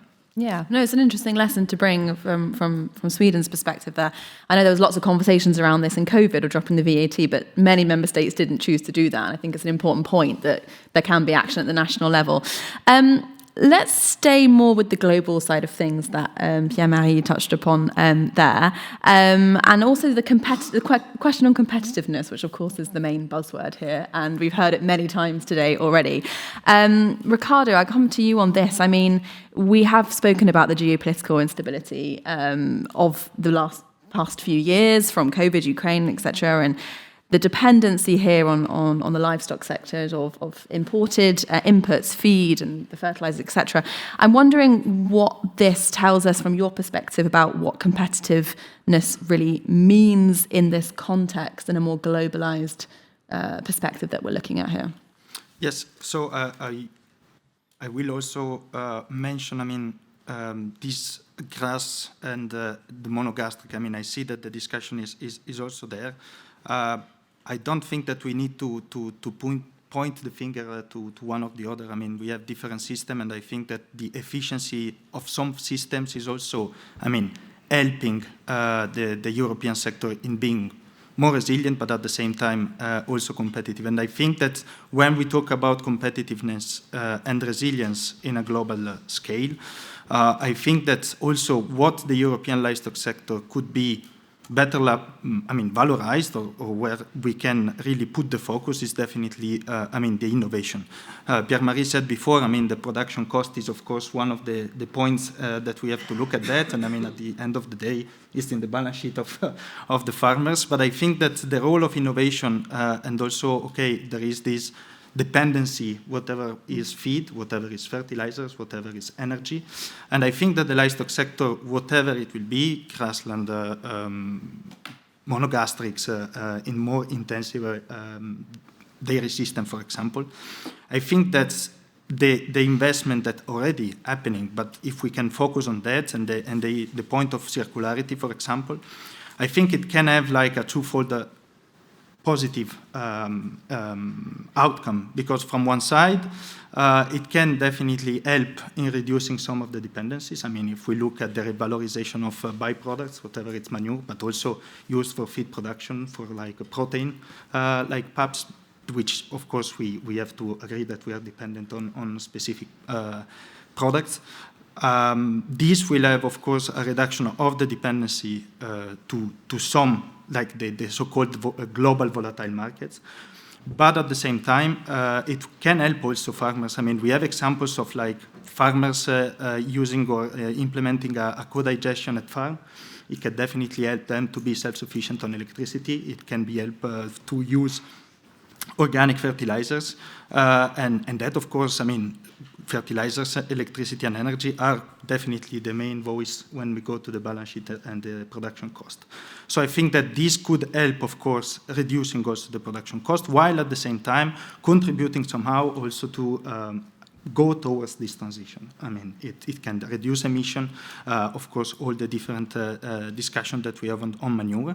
But then when we go to the global scale, I agree, it's always a matter of competitiveness, but we have also to realize that the regulatory framework that we have in Europe is definitely not the same as the one that other third countries that are definitely in the global market play a competitive role, they don't have it. And that is also definitely the case, for example, for monogastric. And I think working on the efficiency there, but also on the role of innovation, how it can help in being more competitive and reducing production costs can be definitely a way forward. Mm. Let's stay at that level. You just mentioned there, obviously, the decisions made here are not the same. You know, the regulatory framework here is not the same. And there is a suggestion also from the Pathways project about how successful EU scenarios might also shift impacts elsewhere, this question of externalities of decisions. So, Inez, maybe I can bring you in here on this question of, you know, the question we always come back to about, you know, if we raise standards here, if we shift problem elsewhere, looking at trade tensions, etc. Can I bring you in on this point? Sure. I think maybe a quick point on the monogastric versus ruminant, because it's a big discussion. But it's true that, and there was another event of another project last week, and this I think is a big question, for example, for the poultry sector, because looking at production cost, if 70% of your production cost is feed, and if you are highly dependent on feed coming from other countries, I would question whether that is efficient, especially now that we are seeing more and more that usually that's where we get problems every time there is a new crisis globally. So I would question if, and even if with research and innovation, with a system that is geared to very, very high quality feed that probably we can't produce in Europe, that if we're going in the right direction there when we think about technical changes and innovation. But the question may be to discuss later. In terms of on the regulatory framework and how to stay competitive in the global market, we see there is kind of I would say, polarized discussion there, because on one hand, we do see a sector, and I'm not talking animal production in general, but we do see a sector that wants to be protected, fair enough, to be able to produce in the EU and the global market and about competitiveness and so on. And they do appreciate the regulations that we have now. Let's mention antibiotic regulation or hormones that all our consumers fear so much, and we can proudly say in the EU we don't use it because we have a regulation that doesn't allow for that, and we can protect ourselves from imports to a certain extent there. But then when we talk about new regulations, and now, for example, in animal welfare, we hear a massive pushback because there's also this, you know, we can say justified or not, but allergy to extra regulation because there's extra burden to it. But the truth is, some of that burden, which I argue it's a burden or not, it's probably the key to protect us to a certain extent from import requirements. And on animal welfare, we see already there is a willingness, a political will to look into that, but that would require a modernization of the animal welfare legislation. That will require the sectors to step up a bit on animal welfare. That would mean that we'll have higher standards, that then we can say to the third countries, well, you know, I'm making this very simple, but well, you know, we have our standards, we want you to respect that. But at the moment, with the fragmented landscape that we have on animal welfare legislation specifically, we'll not be able to do that, not especially survive at WTO level with that argument. So we really need to, a certain extent, cure a bit that allergy that we have on regulation and step up a bit on that. And on that point of curing the allergy or the perspective of the burden of the environmental regulation, I know Yanis spoke to it a little bit about this balance between competitiveness and environmental, etc. Pierre-Marie, maybe I come to you now. I mean, what we're seeing is in much of the EU's environmental approach, we've had a bit of a one-step forward, two-step back approach. We've had a lot of undoing of reopening of legislation and more to come on things like nitrates, etc., deforestation. I could go on, but I won't. Can this transition we're talking about today really happen without stronger enforcement, you know, without these kind of regulatory backbones, as Inez was talking to there? Yeah, I will pick up one of the several regulations you mentioned, which is the Nitrate Directive. I think we all agree on the fact that circular economy should be, you know, one of the key principles on which we built not only our food systems but our economy. And the least we can say is that the EU food system, as of now, is not circular at all, right? You know, it loses over 60% of nitrogen it uses to grow plants and to feed animals, so it's not really circular. The truth is that if we want to build truly circular livestock systems, you know, and more generally agricultural and food systems, we need to rethink quite strongly the way in which animals are spread all over the Europe. You all know that we have very, very high livestock concentrations in some, what the Commission calls hotspots in Brittany, in Ireland, in Denmark, in some areas in the Plaine du Pô, in Italy, etc., etc. Those areas are just basically absorbing massive amounts of nitrogen in the form of feed and sometimes in the form of mineral fertilizers to grow the crops that are fed to animals. But most of that nitrogen is just then lost to the environment in the form of manure, volatilization, etc., etc. So if we want more circularity, it's about rethinking how animals are spread on our territories, which in turn does not necessarily incur more cost for farmers, but more cost for processors, that's for sure. Because carcasses, milk, all this is heavy and complex, to handle and move from one place to another place. So you would necessarily have massive increases in transport costs, and in this, economies of scale are not going to be the same, etc., etc. So, again, back to the question of there are 2 points there. First of all, if we want circularity to happen, we don't need to weaken the nitrate directive, we need to enforce it. Mm-hmm. And, talking with colleagues at DG Agri, they agree that, we've not been able to enforce it in the right way.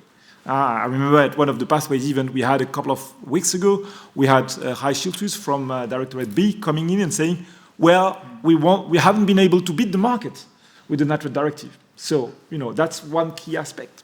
And the other key point is that, coming back to my bottom-up / top-down question of how do we make decisions at the local level, but with respect to collective ambitions, comes this question of spatial planning.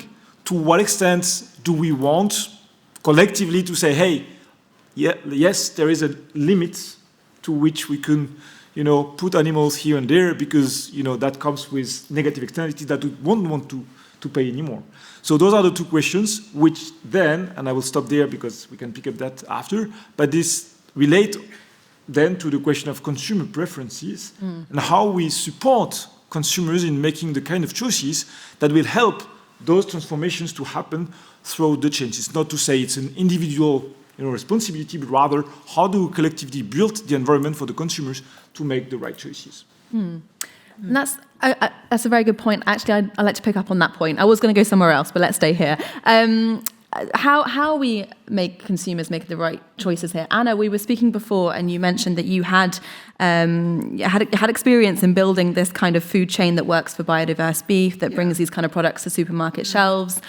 Can you talk us through your experience there of what has worked in really connecting consumers with sustainable? It is a very interesting point because we've learned from Hannah and Gilles in our project that unfortunately, consumers are mainly willing to pay for animal welfare, which is good, but in this context, when we talk environmental sustainability, then it's a problem.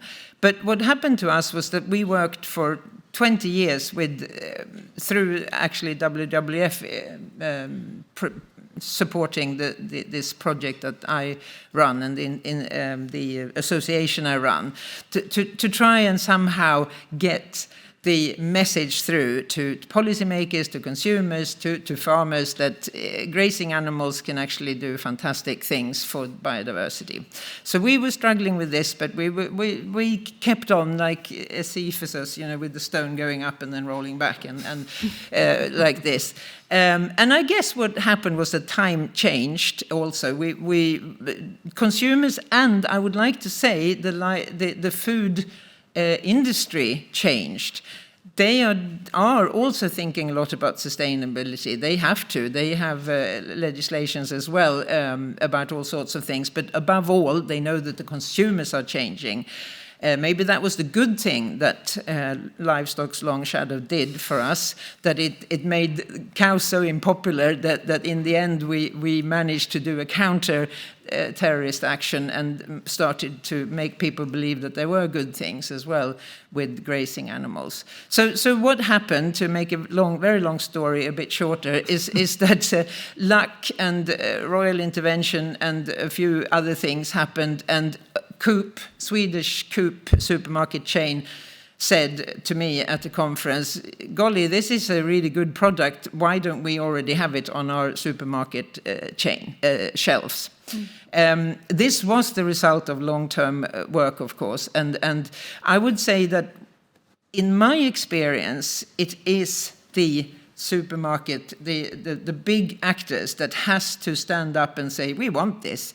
Then the rest of the food industry, i.e. slaughterhouses and butcher shops, they jump to that key. They follow the leader. These are the guys with the big money and the big decision power in our food chain. And it hasn't been easy. We also have a third-party certification scheme, which no farmer go woohoo for when you come with it. But it has proven very useful because it protects us from what we call grass washing, our own version of greenwashing of products. And it also means that any actor can now work on this. Any actor can bring their own pasture beef, as we call it, semi-natural grassland beef in Swedish, because it is not just Swedish Coop ownership on this label. Anyone can use it. So in spite of it being a difficult problem, a difficult thing to bring onto a farming scene, a certification scheme, I think it did help.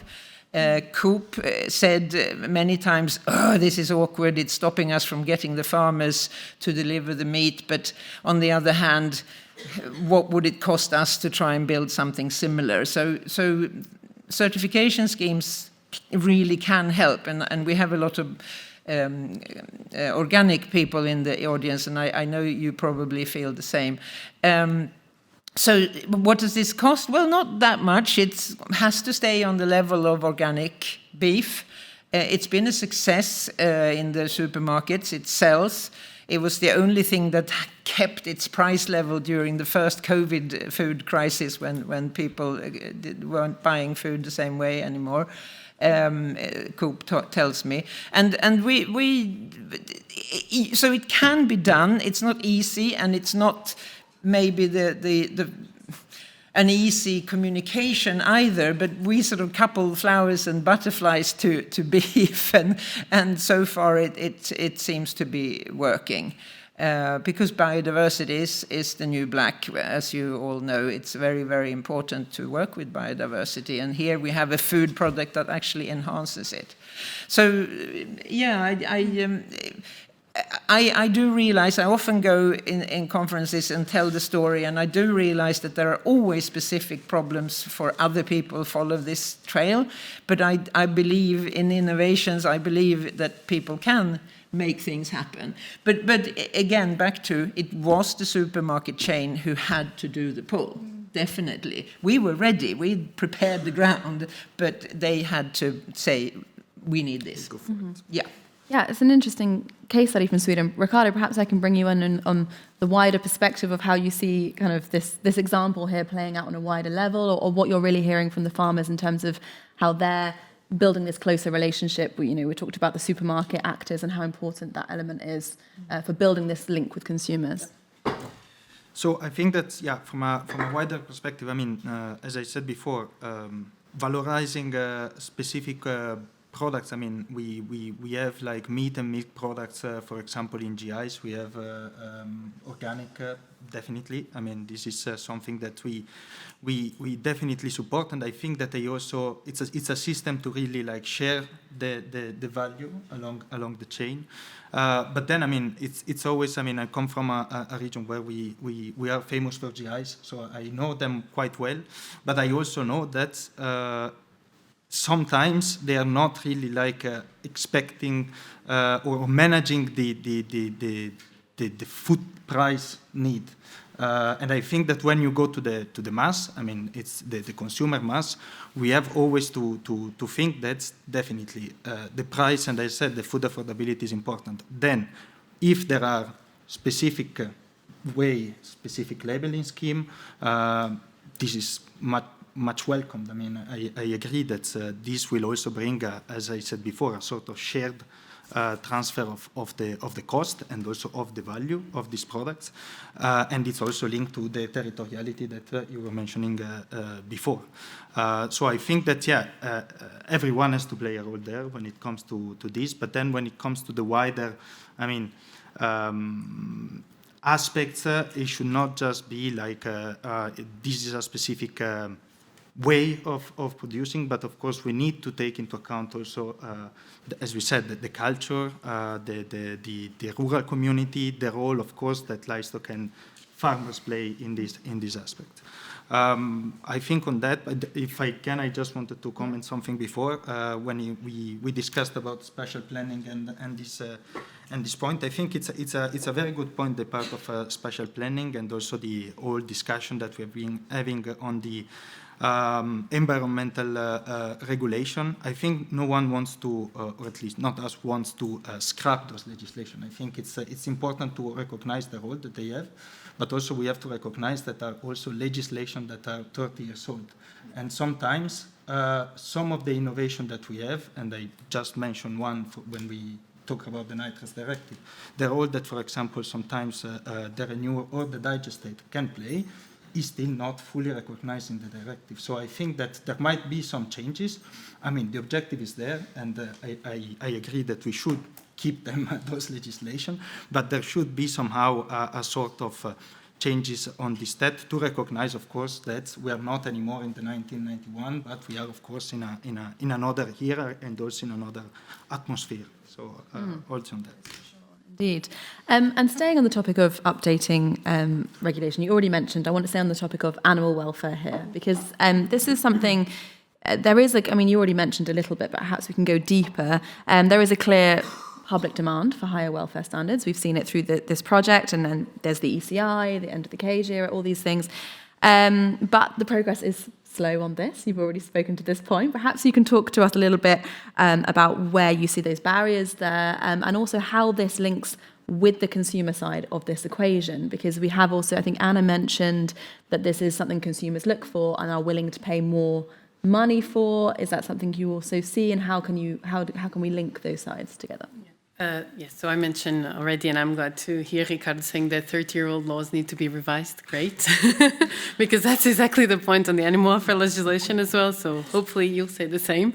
So I've mentioned that the modernization is a bit delayed, I would say, to keep it mild, but it's true that it's taking a long time. We've been here 2023 before. The Commission promised to do it, they didn't do it. We'll probably see it again at the end of the year to see what proposals come out of the Commission, but we know also that it's probably not going to be everything that we need in terms of animal welfare. We've heard already the Commissioner say it's going to go sector by sector. And for us, of course, as an animal welfare organization, we would like a strong, comprehensive animal welfare legislation, but we do understand that a sector by sector approach can be a good way to ease the sector into all the changes that are needed, because the truth is we've had these standards for 20-something years, almost 30 now, and there's a lot of investment, a lot of things needed to move the sectors with that animal welfare legislation. But we do believe that it's important to have a plan, to have a roadmap, to have a timeline. So also, as we heard today from the Pathways Project and also from the speakers at the beginning from the co-legislators, that predictability is key for any investment. So at the moment now, we have, focusing now on the sectors that will be are included on the ECI end of the cage age, we have a laying hen sector that is ready, already 60% over to cage-free systems, but it still has some, we call them the laggers, that need probably a little bit of EU legislation to be incentivized, but they are ready, the market knows, there's knowledge, there's an infrastructure to provide that. We have a pig sector that is now reaching the depreciation period of their system, so they had to renovate as a result of the first directive around 25 years ago, and we know that systems are 25 years old, need to usually be remodelated, so we have a sector that is waiting to know where to invest and how to invest, and some safety in the investment. Because of course, and I'm completely with Anna, that retailers have probably one of the most important roles in shifting the transition and the market to higher welfare or higher sustainability, grass-based systems, whatever we are aiming for. But they are retailers that it's not bounded by legislation, and they can commit, they can go in a certain direction, but next year they can say, well, actually, no, we want to not supply grass space anymore, hopefully not, or cage-free system. So the regulation is kind of that point that will secure whatever commitment is, especially for farmers to know, okay, if I invest on this system, and also for financing mechanisms, for private investment, everything, we know that these systems are going to be there for, as we see now, 25, 30 years. So giving that security will be very important for also having a thriving animal production sector. But I think ultimately, just say on animal welfare, that in all these things we're talking, we say livestock, we say animal production, because it's important to remind that we have to be effective, we have to think about systems that will serve us in the global market and so on, but ultimately we're talking about animals. So, and we know they are sentient, we know there's a lot of research, and we want to take the consumers on the journey with us. So we also have to make sure that we don't make decisions that in 10 years, the consumers are going to go like, nope, it's enough, we don't want it. In the global market, you're not competitive anymore because you're not corresponding to consumers' expectations. And these consumers' expectations are actually grounded in research and in science and actual data now, because there's a lot of systems working out there. Can you talk a little bit to that, about the willingness to pay? Yes. The core question. Yes, the core question, sorry. So on the willingness to pay, I get excited about these things. It's true that, and we are always constantly faced with the question about citizens say they are willing to pay, but when they turn into consumers in the supermarket, it's price that drives their decisions. And Pierre-Marie already mentioned that on the environment and the food environment that we provide to the consumers. So I think the main point here is to say that we talk about diets and consumer choices as a given, like we're not going to be able to change them, but actually they are constantly changing and being changed. So it's possible to change that. In terms of willingness to pay, there is a willingness to pay for animal welfare, and I think ultimately maybe the point to say is that, as Anna was referring to, the supply chain sometimes fear a bit this, that consumers are going to retract, they're not going to buy certain products. But if done right, if done in an integrated way with all the actors across, on the supply chain, what we've seen is that consumer behavior doesn't retract. We've seen that on cage-free member states. People have not stopped buying eggs just because they are cage-free and a bit more expensive. We've seen that on approaches across the supply chain on broiler meat. We've seen that in the Netherlands. We're seeing that now in Norway. We've seen also in certain cases on the pig sector as well, that if done well, if consumers are informed and potentially if there's a right move on the food environment, they keep buying the product or probably even buy more. That's what we're seeing in the Netherlands now with the chicken meat. So. An interesting point, and I can see people making comments and writing in their notebooks. So I was going to move to another topic, but does anybody want to come in continuing on the animal welfare before I move to another theme? This is your moment. Oh, I just want to talk about farmers soon. Oh, I was about to talk. Okay, fine. Let's do that then. Because of course we're talking about the environmental considerations, the animal welfare, etc. But one of the key kind of outcomes of the Pathways project is also that there's this lack of sometimes focus on the social, on the ethical, on the landscape dimensions, and of course we talked about territorial balance, and of course rural identity, culture, and farmer well-being. That's a really core topic. It's recurring. I talk so much with the farmers about mental well-being. So Anna, perhaps maybe that's where you wanted to go. I had a feeling. Can you talk to us about how important that element is in getting farmers on board for this transition? Yeah, because we all. I have a mixed background. I have been a farmer. I'm now a consultant, but I work with farmers still very closely. And we sit in these meetings and we talk really sensible and good stuff about transitions and legislation and everything. But what actually happens is that every day a single farmer stands on her farmyard and has to do the work.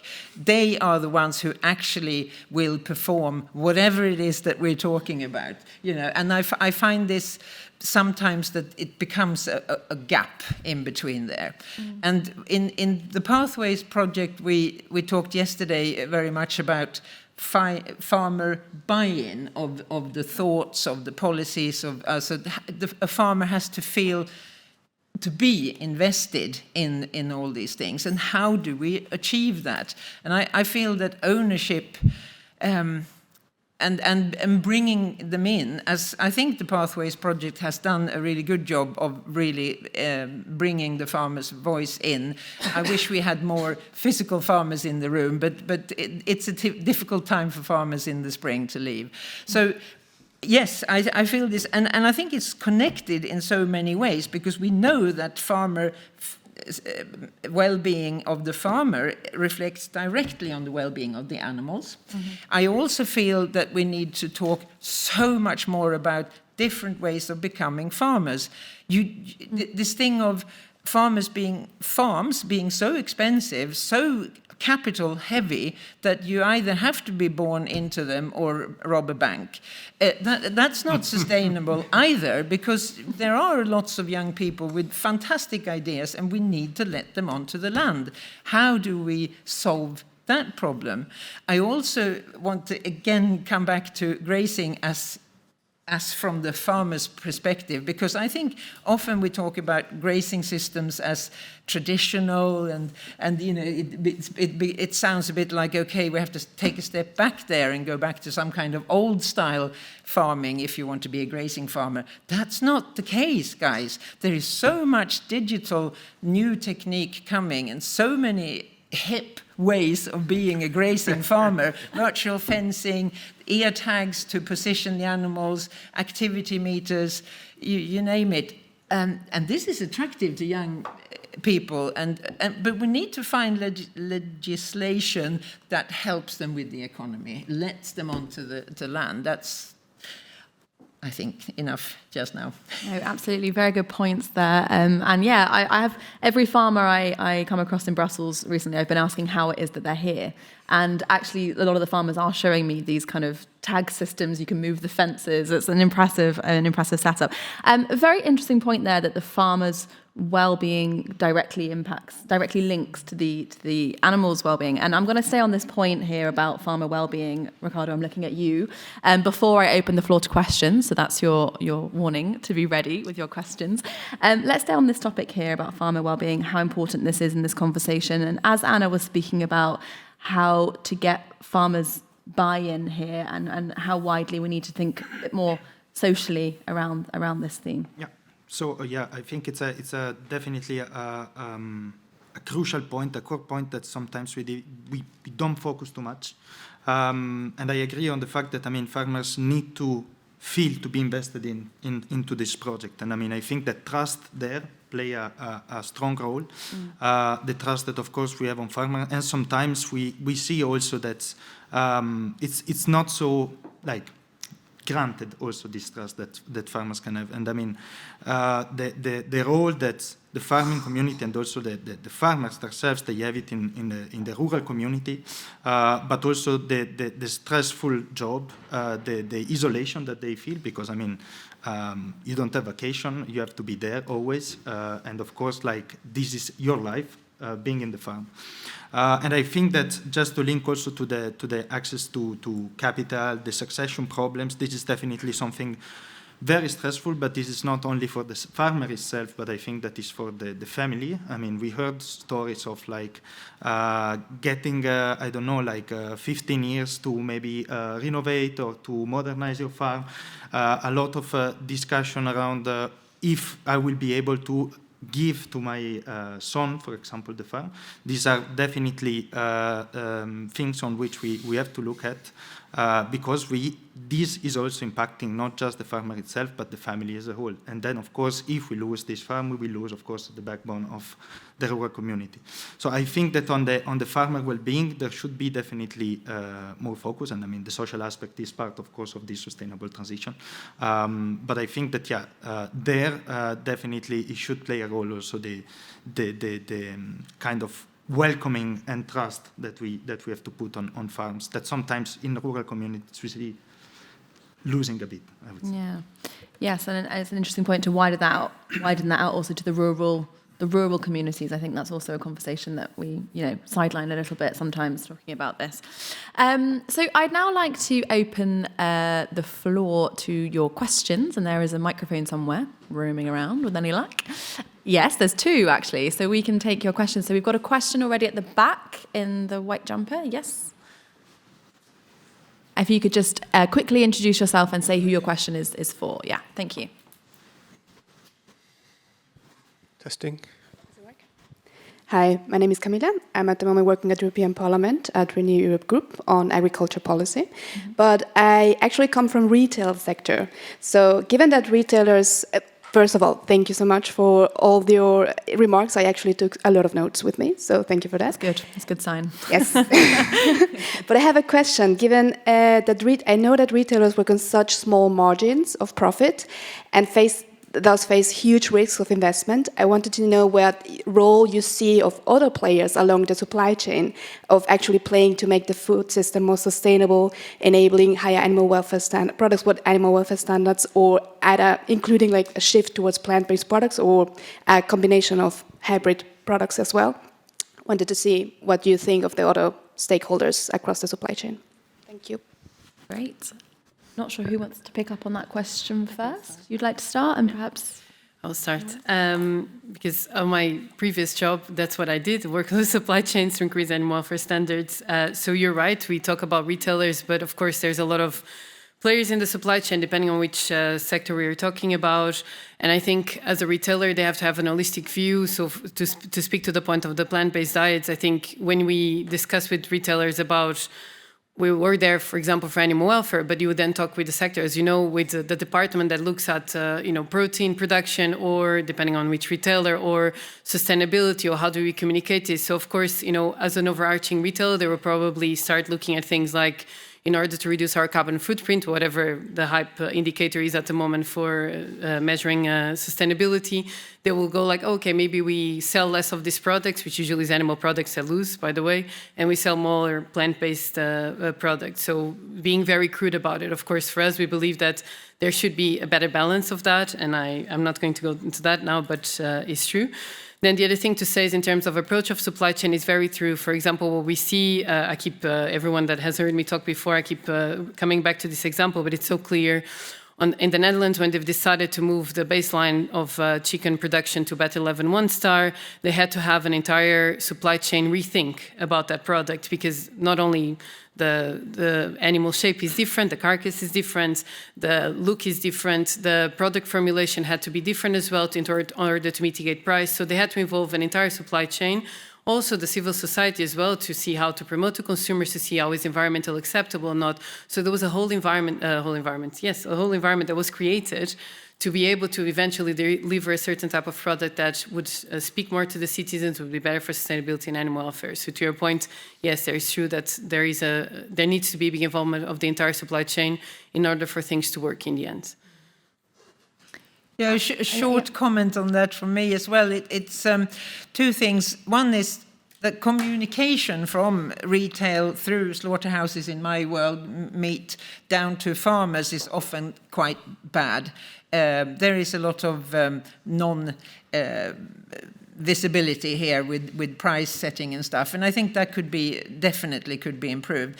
Second thing is more technical, and I hope I can explain this properly. If you have a normal product and buy-in price for the retailer here, then usually consumer price, not quite doubled, but almost.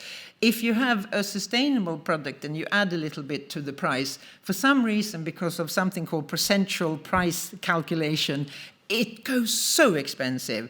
And I don't think that that's really fair. I think maybe that's where we could have a real discussion with the retailers about these special sustainable products, that could they maybe let some of that percentual additive to the price go in order to get them more affordable for the consumer. I think Pierre-Marie did. Yeah, well, very quickly, two points. Not coming back on the markup, distribution, etc., but I guess more coming back to what Ines was saying.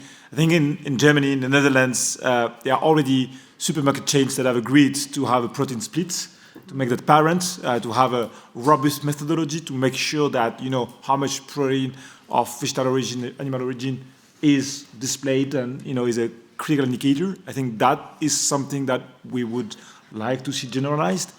And that brings me to my second point, which is that we've been talking a lot about the livestock sector, about animals, about animal products, etc. But we all agree, I think, in that room that we should always keep a food system perspective. And so it's not only about like what do we do with our animals, but it's also what do we do with other things that are as important and in many cases less well considered than animal source food. And I'm talking here about fruit and veg, that we consume twice less than what we should be consuming, and 250 grams versus 500 to 600 grams per day, while the same is true the other way around for animal products. So let's get our retailers to sell and put the spot on fruit and veg to make it appealing, affordable, etc. for the consumers, so that it's healthier, it's good, it's less emitting, and then in turn, probably it will also lead to some slight evolutions in the consumption of animal source food. Not, let's not speak too much about how to get less, but speak about how to get more of what we really need. And what we really need, as we know, are fruit and veg. Mm.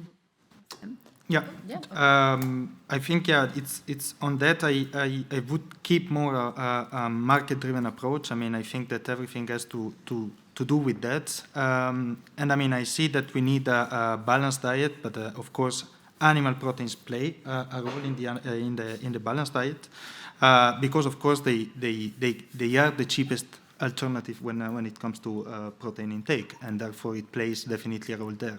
There are examples of how to, as I said before, to share the responsibility also there to have a fair distribution of when it comes to retailer, processor, and farms, and I think that we need to better work there to assure that, of course, also the farmer side will be fairly paid when it comes to this. Excellent. Okay. I hope that answered your question. You had all your panelists come in on this. Any other questions? Yes, we've got two. Yes, I saw this hand first. The lady in the black cardigan. Who has the? Oh, it's there. Sorry, I was looking the wrong way. And then we'll take the question behind. Yeah. Thank you. Thanks a lot for the great pathway presentations and for the very insightful panel discussion as well. So, Lawrence, you presented different pathways for moving away from the current livestock system that isn't optimal for farmers, for the economy, for the planet, for the animals. Challenges that have been very extensively discussed in the panel discussion as well. I'd be curious to hear your thoughts on how we actually got to the current system and the role that EU policy played in getting us to this highly industrialized and concentrated system, and what's the outlook for the livestock strategy and the different policy files coming up in making sure that we don't reproduce this, this shift and move to what we have today. Okay, thank you. Yes. Yes. Yeah. No, thanks for your question. I would say in a paper we published a couple of years ago, 2 years ago basically, that we discussed a lot extensively with DG Agri, we pointed out to one process, which is a market process, which is that of a commodification of animal source food. So basically the fact that meats and dairy products have become over time, over the last 40 years, commodities that are exchanged on the basis of the production cost, first and foremost. And that is why you basically see, poultry being exchanged for 1.5 euros per kilogram of, which is crazy when you think about what it is. And I guess in that process, policies play different roles at different moments for the different sectors. In some sectors, like the, cyclical sector, policies basically try to prevent meat product to become full commodities by supporting grasslands, by supporting specific systems, etc. While in the poultry sector, probably policy didn't play that much of a role, except that they subsidized feed production. But basically the market did the most of it, except for the fact that up until 2010 and something, we had export restitutions, and so the EU sector was highly subsidized to export to the rest of the world. When this ceased, French, for example, farmers were highly impacted. So, policies played very different roles for the different sectors, and I wouldn't put, so to say, the burden on policymakers saying, hey, you guys are responsible for what happened, because it's a mix of market dynamics and policy choices that depended on the sectors. Okay. Ricardo, before we move to the next question? Very quick, I think, I agree on the fact that we have to see as sector by sector, because of course there has been different development and different path of that. But then I would like to also to, on the fact to move from an industrialized, I think that also the Pathway Project recognized that there should not be one imposition over the other, and we need to accept the diversity as everyone is delivering a specific outcome at the end of the day. So just on this. And just very quickly, I think there has been policy that has been really good for grazing, for instance. Bringing the money for high nature value grassland has made a real difference in how to develop the grazing. So I think we must remember there are good bits. Don't throw all the babies out with the water. Was that your last? Yeah. Very quick point to say that now going back to livestock strategy and to your point on new policy, it is true also that there's a lot of history lessons here to learn, and there was a moment in history that we were like, we have to feed everyone and that's it, but we are not there anymore. And I think one key thing for the EU livestock strategy is that we stop measuring our success in being competitive by the numbers of animals we produced. And we've criticized this extensively because we've heard, for example, when the commissioner launched the strategy said, our sector is struggling because we are producing less animals. Well, that's not a correct indicator for sustainability and economic viability. Probably was never, but now definitely not. So this is something for us that's very important to be captured on the livestock strategy, also to not take us even further to industrialization. Yeah, no, it's an important question to learn from history, especially when we're looking at the CAP and how it's being restructured a bit more along the previous lines. We had another question. Yes. I think we have time for one, maybe squeeze another question in. Let's see. Oh, you can choose. Okay, thanks. Jonathan Zander from Compassion World Farming. We're an environmental and animal protection organization. I wanted to ask, because we always feel that there's a lot of resistance to change the current system, and we talked about potential costs that are involved, affordability, etc. But we also heard from Ines, for example, that actually many farmers are waiting to take new investment decisions. So the question is basically, what do you see as the cost of inaction? What happens if the livestock strategy doesn't make bold changes and just continues the business as usual, and the same for the common agricultural policy? I would be curious to focus on, what are the costs of that? Mm-hmm. Who wants to take this question? Ricardo's in first. Yep. Well, I think it's as I said at the beginning. We have to recognize that also. The sector has not been completely bold, saying I'm not moving and I'm not continuously improving. When it comes to different aspects, whatever it would be, the animal welfare, the environmental performance, as I said, there has been already a lot of investment. There has been a lot of changes there, and there has been different changes depending also on the different system that we have. And as I said, there should not be the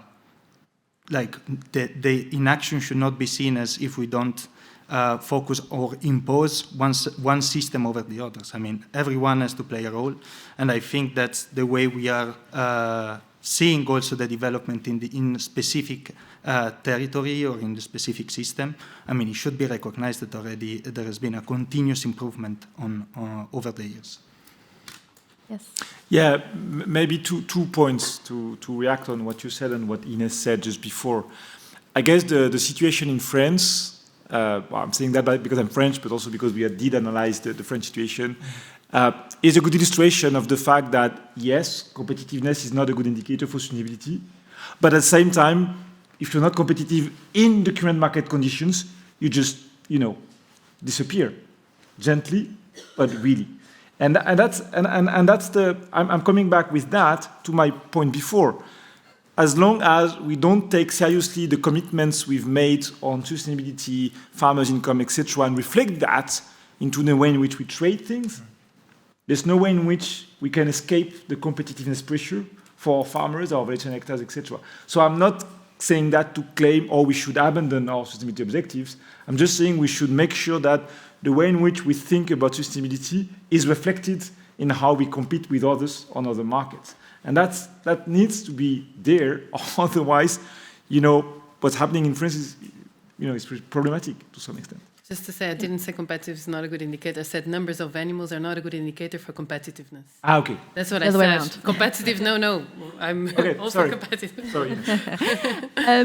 The clock is ticking, and I'd like to have a round of last conclusions. But if you want to, this point on, come back to the question, the cost of inaction rather than the cost of action. Because it is very dangerous for one of the things that livestock strategy is promising to deliver, which is some kind of plan for regeneration of the livestock sector, which is very age-heavy, where there's a lot of animal farmers out there who are old, basically. So inactivity, not saying what's going to be what, is going to be really dangerous from the point of bringing in young farmers and new farmers. So yeah, I share your worry there. Okay, well, we've got a few more minutes. I'm standing between the audience and their coffee break, but I would like to, as we are, of course, sat at, we've mentioned this many times, a pretty important policy crossroad moment for many decisions going forward. Perhaps to come to each of you just for a final reflection, final conclusion of what you would want your main message out of this to be for policymakers carrying forward. And perhaps I'll start at Ines and work my way down as you're to my left. Yes. There's always a big pressure to the final point, but I think, maybe the final point to say is that we keep hearing, now we have a new crisis, so let's rephrase, think about how we can survive this moment in time for whatever is happening now. And I think the livestock strategy provides an opportunity to stop thinking, putting out fires, but actually think on the long term. We're already in a crisis, the climate crisis is there, and then we keep having other crises on animal health. As a vet, I've never seen as many outbreaks, and I've never thought that certain diseases will reappear on the feeding and fertilizer supply. We're now actually feeling whatever we've been saying so far in terms of dependency on third countries, and on animal welfare, we keep saying, and we'll carry on saying, that research is mounting, and we see that there's a problem there as well. So the final thing to say is that I think the livestock strategy and this type of projects really help to say that let's stop putting out fires and actually have a consistent approach that takes us to on a long term, or something that is resilient, competitive, and in the end is going to make us survive and have food in a world that this is becoming, I think, a gold and a platinum rather than more valuable than that. Absolutely, yes. Ricardo. Yes, so I think that from our side, I think the livestock strategy, I agree on the long-term view, and I think making sure that we can keep, of course, the production capacity and also help in recognizing already the innovative technologies, the innovation, the role of circularity there. I think it can play a role, as I said before, when it comes to the competitiveness and resilience. That are two of the pillars that are in the chapter of the livestock strategy, as mentioned before. And definitely, I think that from the Pathway project, it's important to recognize definitely that diversity is an asset for the livestock sectors, and therefore it should be recognized, and therefore keeping also this approach in the long-term prospect. Yeah, maybe I'll talk more about the CAP than about the livestock strategy and seeing how we link the two. But I guess one of the key points for us is that we are facing, and farmers are facing, more and more risks, and most of those risks do materialize into crises that are more and more costly for public money.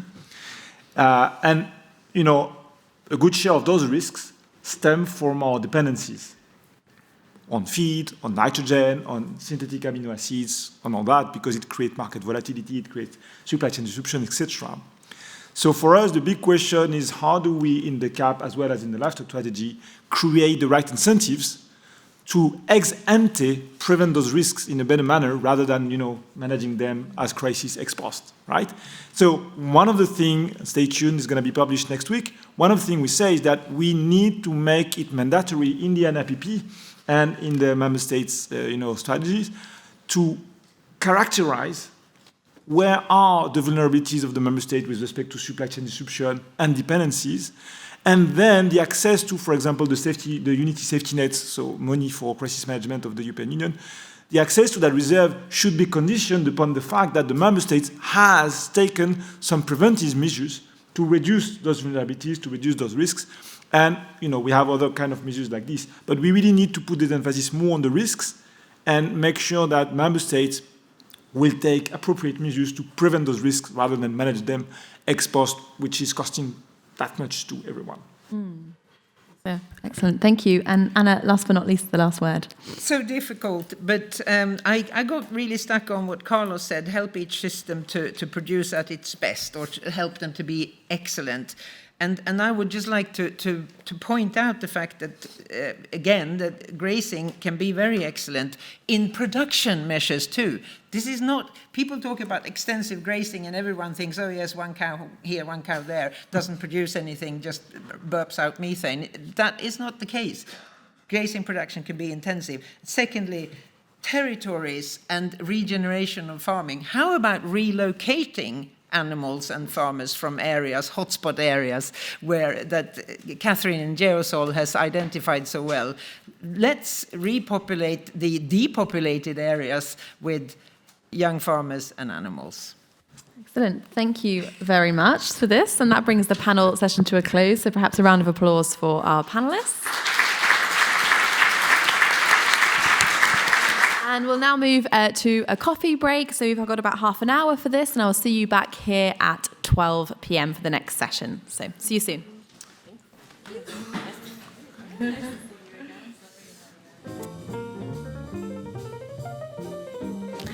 Okay, so I hope you're all caffeinated and ready and raring for our next session. And this is an interactive poster session where we'll hear from the leaders and the co-leaders of the work packages within the project, giving short presentations of posters of their work programs.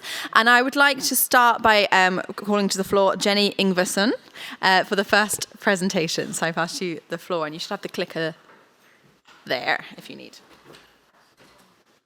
Thank you very much, and I'll start by clicking. So I have been, and still am for a few months, the leader of Work Package 1. And I'll take you right through our posters. So Lawrence mentioned the practice hubs, which are our groups of innovative farmers scattered all over Europe, and you'll meet some of them this afternoon. And if you want to know more about them and how they have been working in Pathways and creating their visions for future sustainable livestock production, please come to this poster and talk to Agnes van Dasselaar from the Netherlands and learn more about the farmers and their visions. And our posters are just outside here, so we're really lucky. It's very close. So the farmers are really perhaps the most important stakeholder in livestock production, but also, as you heard also in the panel, the rest of the stakeholders in the value chain are extremely important. And we've also had a group or a platform led by Diana de Oliveira, who has also worked with visions for sustainable farming.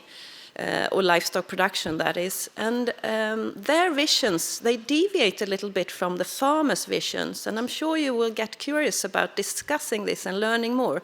So please come and visit Diana's poster and discuss with her. And, oh, here we go.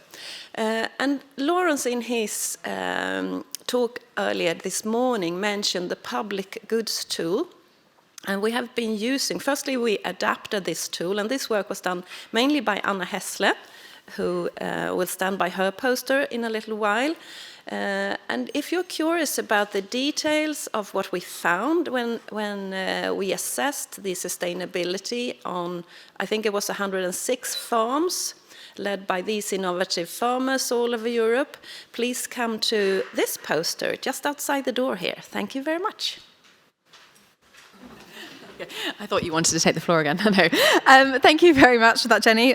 Short and sweet, thank you. Let me pass now to Tom Statten.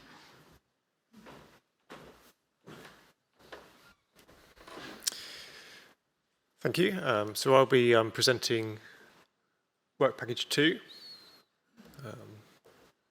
That one. So in Work Package 2, we've been developing and consolidating the scenarios for holistic solutions and pathways. So this is based on the 5 scenarios that Lawrence introduced earlier. And we have 2 posters in Work Package 2. They're on this side of the foyer, so just next to the hall here. And the first poster looks at a very high-level overview of the key trade-offs across the scenarios in terms of environmental, social, economic, and productivity impacts. The poster also provides a brief summary of the 5 scenarios in case you want a reminder. So I'd really recommend this as a good place to start if you want to introduce yourself to the pathway scenarios and some of the key trade-offs at a very high level. And if you're curious to learn more about the economic impacts, then I'd recommend our second poster in Work Package 2. And this explores some of the economic impacts of the 5 pathway scenarios. This is using the magnet model that's been done by Wageningen Research. And this looks at the impacts and trade-offs of the pathway scenarios in terms of impacts on GDP, added value, self-sufficiency, land use impacts, greenhouse gas emissions, and food affordability. So some really interesting trade-offs there. And the trade-offs are presented both at a European level and at a rest of the world level. And there's some interesting comparisons when we look at those 2 different scales. So that's Work Package 2. Hope to see you there. Thank you very much for that. And I'd now like to welcome to the floor David Janetz-Ruiz. I'll pass you the floor. Thank you. Good afternoon, everyone. So I'd like to invite you to come and visit 3 posters from Work Package 3 that cover 3 main topics, technical and social topics that are relevant for the future EU livestock strategy. And we certainly know that we cannot improve what we cannot measure or monitor, and this is very relevant when it comes to assess these 3 sustainability topics. I'm talking about animal welfare, biodiversity in grasslands, and greenhouse gases emissions and ammonia. And as I said, it's quite difficult and challenging to assess, evaluate these 3 aspects across the complexity of the diversity of EU livestock production systems. And this is the challenge that we have embraced in the project. So the first poster deals with whether farmers can monitor biodiversity in European grasslands. And to address this challenge, we have, over the 5 years, led by the team in Reading, Lawrence and Tom, first conducted a review of the different protocols and schemes and indicators for assessing biodiversity in grasslands. And also conducted interviews in different case studies, and that was the first stage. And in the second stage, we have developed practical tools for farmers to assess the biodiversity in the farms. And this was done in 3 countries, in the UK, in Sweden, and in Romania. And that was then compared against the assessment done by botanical experts, and invite you to come and check the results, because they're quite exciting, I would say, for this particular type of grasslands. In the second one, we conducted on animal welfare a very long review of the different indicators that we have available for the different livestock categories and the complexity of and diversity of different production systems in Europe. And we tried to identify if there were indicators that could represent a group of indicators or domains in animal welfare, the so-called iceberg indicators. And this was quite challenging. We also analyzed how different stakeholders view different animal welfare indicators, and that was the work led by SLU, by Jenny, in Sweden. And as a second step, as we did for biodiversity, we developed self-assessment tools where farmers could monitor and evaluate the status of animal welfare in the farms. And that was done in Sweden, in beef cattle systems, mostly using animal-based indicators, and also in dairy goats, in South Spain, in Granada, where we used animal-based and resource-based indicators. So again, if you come and visit the poster, you can see, you can have take a look at the results and also the process of involving different stakeholders, including farmers, in this process. And the third one deals with greenhouse gases and address the challenge of having an accurate evaluation of greenhouse gases and ammonia emissions. And we need that not only to capture the diversity of and the complexity of different production systems in Europe, but also be aware of the impact of adopting different innovations, which have been also tested in pathways. So for that, we developed a decision tree online tool to guide different stakeholders and to learn about the different possibilities that now we have available for both estimating, modeling, but also measuring experimentally greenhouse gases, emissions, and ammonia in different production systems. So the online tool, you can navigate through the online tool. There are two modules, ruminants and monogastrics, and pigs and poultry, and then you can see whether you can estimate emissions in indoors and in outdoor systems, etc. So I will have my laptop ready. If you come and visit the posters, I can show you live how you can navigate through the tool, which will be published online very soon. Thank you. Excellent. Okay, laptop ready. You can all go and have a look at that a little bit after this. Now I'd like to invite Gilles Nessi for the work program 4. Hello, hello everybody. So I would like to comment 3 posters of the work package 4, which is about the consumer willingness to change, the consumer demand for sustainability.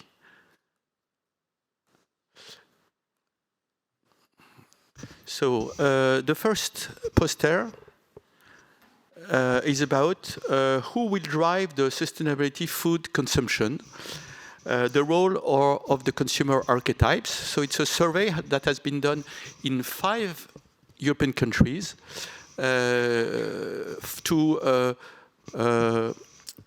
2,500 consumers, and to try to find the typology of the consumer.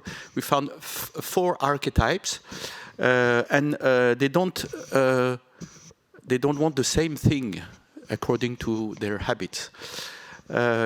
Something interesting that we find the same archetypes in the 5 countries, the 4 archetypes in 5 countries. There was the archetypes who consume proteins mainly, the archetypes that prefer dairy products, archetypes that like carbohydrates, and the last one, fruits and vegetables. So they are not the same, and they don't they do not react the same way concerning sustainability. So come and see the posters, and you will have more details. The second poster is consumer preferences for sustainability and innovation for future policies. This study on the consumer as well, the 4 archetypes of consumer, they have been asked to about their willingness to pay for sustainability and innovation also, and their acceptance for the future policies, what they think about who should pay, and what kind of policy they would like to accept for them. The result is that the consumer we have questions prefer incentives, labeling, helping, promotions, rather than constraints or taxes for policies to modify their habits and behavior relatively to sustainability in food products and, of course, animal food products. So that's the result which are summarized in this poster. The third and last posters of this group, it is about Food Basket 7. It is a web tool that helps to assess the nutritional and environmental performance of weekly food baskets. The notion of food baskets comes from Frédéric Leroy, who is in this group, and who said that it's better to have a thinking and policy action on a diet level rather than on product level. So this is to help this, to have a knowledge of the nutritional balance and deficiency eventually on a weekly food basket, so weekly diet, and have also the information on the environmental impact, and help also to subsidize the different food products for eventually improved and reduce the environmental impact. So it is online already. It is for consumers, and I will present you the poster as well as a demonstration of the web tool if necessary. Thank you. Brilliant, thank you. I'm quite curious about this Food Basket 7, so I'll definitely be coming to check that out. Let me pass the floor firstly, though, to Pietro Goglio for the next work programme presentation.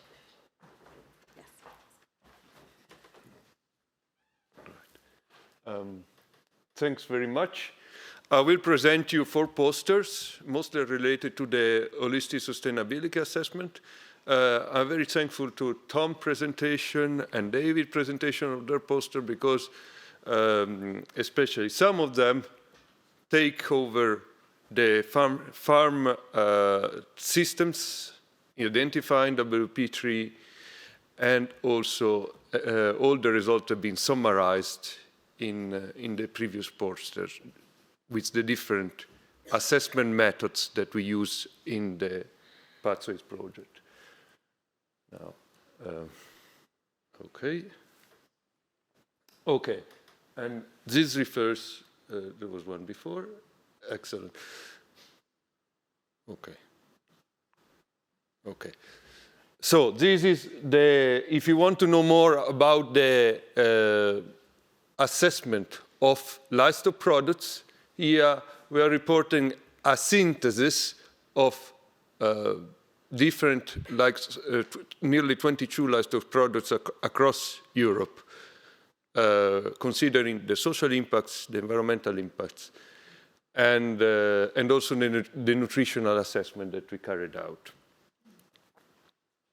These products were coming from these systems, okay? So if you want to know more about the holistic sustainability assessment of the various systems that we assess especially in the future, and what are the scenarios related to the future, come and see this poster. Here instead, we assessed the reliability and consistency across the various measures that we collected as part of the public good tool, which help us to collect plenty of data out of our nearly 106 farmers across Europe. So if you want to know more, please visit this poster. The last one instead is a scenario assessment specifically targeted to dairy farm. If you want to see the impact of moving from the current situation to high animal welfare scenarios, as described in the posters, you will see what is the economic impact using a microeconomic model called FarmDin. Thanks very much. Yes, let me now pass to Catherine Pfeiffer for the next presentation. I have been leading the work package 6 on assessment of circular economy and territorial ecosystem services. And we also have a couple of posters. The first is about ecosystem services. We actually adapted a method that was already existing for farms, and we adapted it for territories to understand which system produces which ecosystem service. And as you heard this morning, we discovered that it was very locally context specific. And if you want to know more about how we came to those conclusions, please visit this one. Now, next one. The second poster I'm presenting is a quite technical poster. We heard this morning that livestock systems are extremely diverse. Well, when we started this project, there was no model that was able to model the whole food system and able to capture all the diversity of those systems. So going for models that are able to characterize every livestock system at NOTS2 level, so at regional landscape level. If you want to know how the maps and the graphs have been produced that Lawrence showed this morning, then, and you want to have a technical discussion, this is the poster to be. If you don't want, feel free to skip. Now, to make it even better, you know, you have a very technical poster with very technical input. The next poster is actually the detail of some of the things that went in the model to show you how really detailed we were able to represent the farming system in this model. And here we show one on what happens when you suddenly are able to model the herd models in much more details. Anyway, if this is all too technical for you, we also prepared a last poster, maybe you're more interested in that one, which is called No Win-Win-Win in Livestock Transitions, where we actually show you the results of what's happening when we run all these scenarios we talked about in this complex model, and we show you what the trade-offs are that you have to face and make choices of. So if you want to think about that, you are very welcome at that poster. Thank you very much. Thank you very much. And last but not least, Celine Rihi.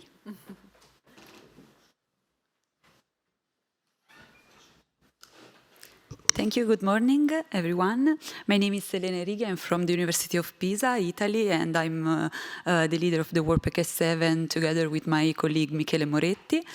And the idea of Work Package 7 and what I'm going to present are two posters around the value chain. So we focus till now around the idea of the farm production and the sustainability transition. But if we want to have this transition, we need also to consider not only the farm or the consumer, but also all the stakeholders that are in the middle. So in the first poster, no, sorry, okay.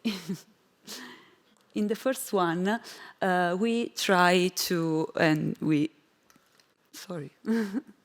Okay, in the first one, we assess the socioeconomic sustainability of the different European livestock value chain. And as I said, the idea here is to try to have an innovative view and an innovative narrative around the sustainability assessment, and so to consider to have a more systemic perspective. And we developed a new metric to assess this socioeconomic sustainability beyond the farm gate. In the second poster, there is the same idea. So we consider the agri-food industry, and we focus on the analysis of the agri-food industry. And here we use this to identify the levers and the obstacles that are beyond this industry. We develop this work in three phases, and in the first one we identify a baseline in 2020. So we characterize the agri-food industry in this baseline, and then in different European countries and different systems, we discovered that we have some similarities. So we put together in 4 clusters, and then in the final phase we developed the pathway scenarios that that Lawrence mentioned and Tom mentioned before. And if you want to know more about our results, we look forward to see you outside. And I want to thank for this second poster is by IDRI. So I want to thank Pierre-Marie and Amber for the work they've done in this poster. Thank you. Perfect. Okay, a lot to get stuck into. And luckily we've got a nice amount of time now. So the idea is you'll see all the posters around the room outside. And you can walk around, you can talk to the presenters about their work, you can ask the questions, and of course look at the posters, interact with the food basket 7, all of these good things. So there should be... No, is there a... Oh, no, okay, maybe not. Okay, you'll see the posters and the order that they're in outside in the room. There is a bit of time if you have any specific questions now, or otherwise we'll just move so you can talk about the content and the details of that with our presenters. I don't see any burning questions. In which case, yes, feel free to walk around, to talk to our authors of the posters here, ask all your burning questions, and then lunch will be served also in the same space at 1 p.m. So you've got about half an hour to mull around and look at the posters. So enjoy, and I will see you outside. Thank you.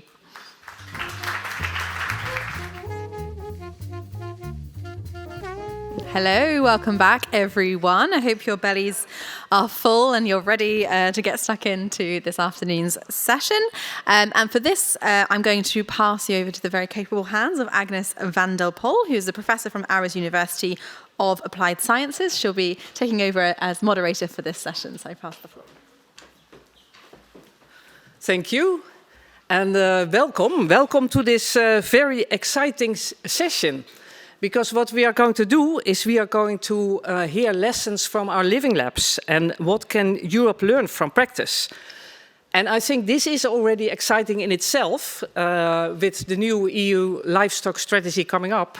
But it's going to be even more exciting because you will all be involved. So it's not like you can sit here and only listen. You also have to do something, so be prepared. Okay. And, well, my name is indeed Agnes van der Pol van Dastelaar, and I was involved with this task with the farmers, with the practice hubs and the living labs. And, well, let's start directly with getting involved, because, of course, you are very curious to hear about the farmers. But we is the farmers and Jenny and me that are preparing it, are very curious to hear who you are. So I have a few very simple questions. And the first question is, please stand up. And we started simple, huh? So I see that everybody is there now. So the question is now, please sit down. Okay, you're all there. You're awake after lunch. That is good. Now we're going to make it a little bit more simple. You can stand up or raise your hand. Maybe raising your hand is good enough, but you have to look a little bit around to see who's in the room. And I'm going to ask people about their roles, and many people have different roles, so maybe you have to raise your hand twice or maybe 3 times. So who is educating students? Yeah, look around a bit, thank you. Who is producing food as a primary producer, a farmer? Oh, so many in the room. That's very good. Who has the role of advisor? Also a lot of them. That's also very good. More or less. Research. Also a large group. Industry people, retail people. Not too much. Other actors in the value chain not mentioned before. And then, of course, who is involved in policy making, either at the EU level, national level, local level. Also a significant group. So it's very good. And this full room is very curious to hear about our farmers, of course. And I would like to introduce 5 farmers to you, with a little bit of luck. It's too much luck. It's not doing anything. Oh yes, I have probably the wrong green bag. No, it's not this one. So I'll go back. You have to wait a little bit. Please, farmers, come to the stage. That's Christian Adrian Igna from Romania. Anders Christensen from Sweden.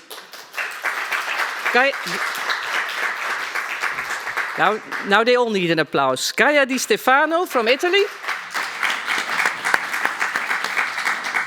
Jaime Barroso Herrera from Spain. And Max Jamison from Sweden. And they will introduce themselves a little bit later, but importantly, together they bring the voice of practice to Brussels. And it's important to stress as well, we are not talking now about modeling results or about opinions, but we will hear about tested insights from real-life farms across Europe. And I'm not doing this alone. There's also Jenny Ingversen from SLU Sweden. Also an applause. And she will give us some theoretical backgrounds. And as a start, I will give the word to her to tell us a little bit more about what are these living labs, what are practice hubs, where do they come from, and why do they matter? And if you want a new slide, I can bring it to you. Please. Can you hear me okay? I'll be a bit... Maybe, yes. The top, sorry. Thank you. I should have familiarized myself before. You've heard the word practice hubs a few times already today, but we haven't really explained it. The practice hubs within Pathways are groups of farmers. We have 15 scattered all over Europe, and these groups of farmers are selected because they are innovative in some way. And the OECD defines 4 different types of innovations. It's, I have to look at the slide now, products, production techniques, marketing and organization. So all these farmers are also varying in how intensive production they are working with and what type of species. So we cover all the major livestock species in the EU. So that is our farmer groups, and they are also led by in this project, trained facilitators, because we need somebody to support them in discussions around innovations and solutions for sustainable livestock production, and also somebody to harvest or compile all the wise things they say and all the innovations and innovative ideas they come up with. And in these farmer groups, or the practice hubs, they've had several different tasks, but one was to see if they could come up with ideas for projects done really closely with their production. And this method has been used in several projects before and is well validated, and it's called living labs. So we're trying to sort of combine practice with some features of research and see if we could spark creativity and also learn from this creativity in the farmer groups. And we've had 15 of them, and they have been fairly cheap, but I think we have had excellent results from them, actually. And now it seems like you want me to talk about the themes. Yes, please. In Pathways, we've also worked around 3 different themes, and I'll talk you through superficially the details of them in just a second. But they're trade-offs and synergies, which is based on sustainability assessment of farming.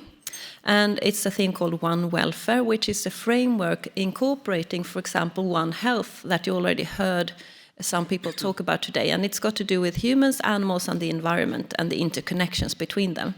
And then lastly, we will talk about leverage points, which are things that facilitate or spark or make sure that we have change in a direction towards sustainability.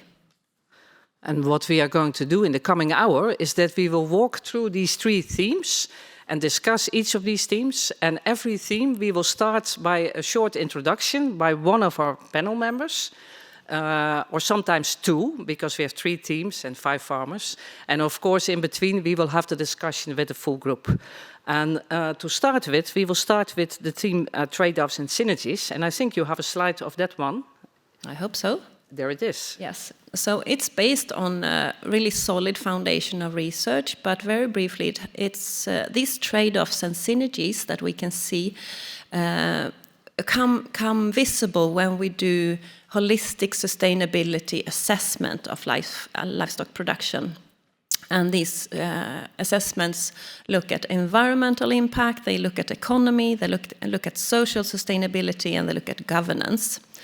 And I would just like very bluntly to give an example of a trade-off, for example. And if we visualize a pig farm with the pigs indoors, this system might score fairly low on animal welfare because of the barren environment for the pigs. But it might score high on environmental impact because we can control emissions and we can also make sure that we utilize the manure in an effective way. So that is an example of a trade-off. But if we take these pigs, we let them outdoors, and we see that they are rooting, that's a natural behavior, and we can score this system fairly high on animal welfare. And also these pigs are rooting and clearing the weeds of a land area, which we then can use for vegetable growing. We have a synergy effect, and I can see you all think, what about the emissions? But we don't care about the emissions. This was just an example. We will have a lot of emissions, and we can't take care of the manure if we have the pigs outdoors in Jenny, this kind of system. I see also on your slide Romanian dairy, so I think we should move to Romanian dairy, yes, if that's okay with you. And we have with us Christian Adrian Igna. And Adrian, I'm going to ask you, can you tell a little bit about what your living lab was about? And also, it's an interesting question for all of the panel. Can you, based on your personal experiences, give us a lesson from your living lab that policy makers often overlook?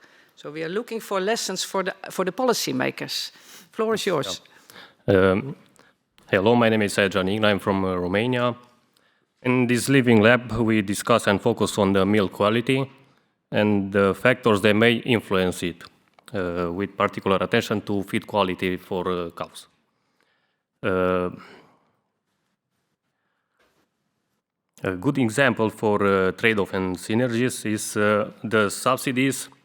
One subsidy says you must cut all the trees on your pasture, and then come another subsidies where say, oh, you must put all that back. You can't. You cut off all them, and you come with other subsidies to say, oh, it's better to have subsidies, better to have trees on pasture. This is a good example for this. Thank you. Thank you. Maybe for you or for one of the other panel members, a question. You already gave an example where sort of one policy pushes in one direction and the other policy pushes in another direction. Does any of you have other examples of that? Not all at the same time, of course.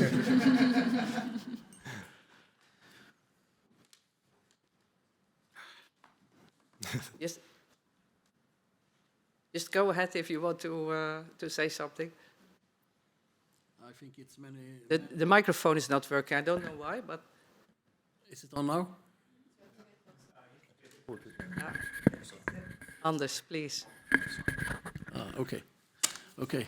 I think we see many cases, like you say, that it's opposite goals in the system. So I think we have to learn something about it, and maybe the politicians can be more long-sighted in the goals and see what works in total.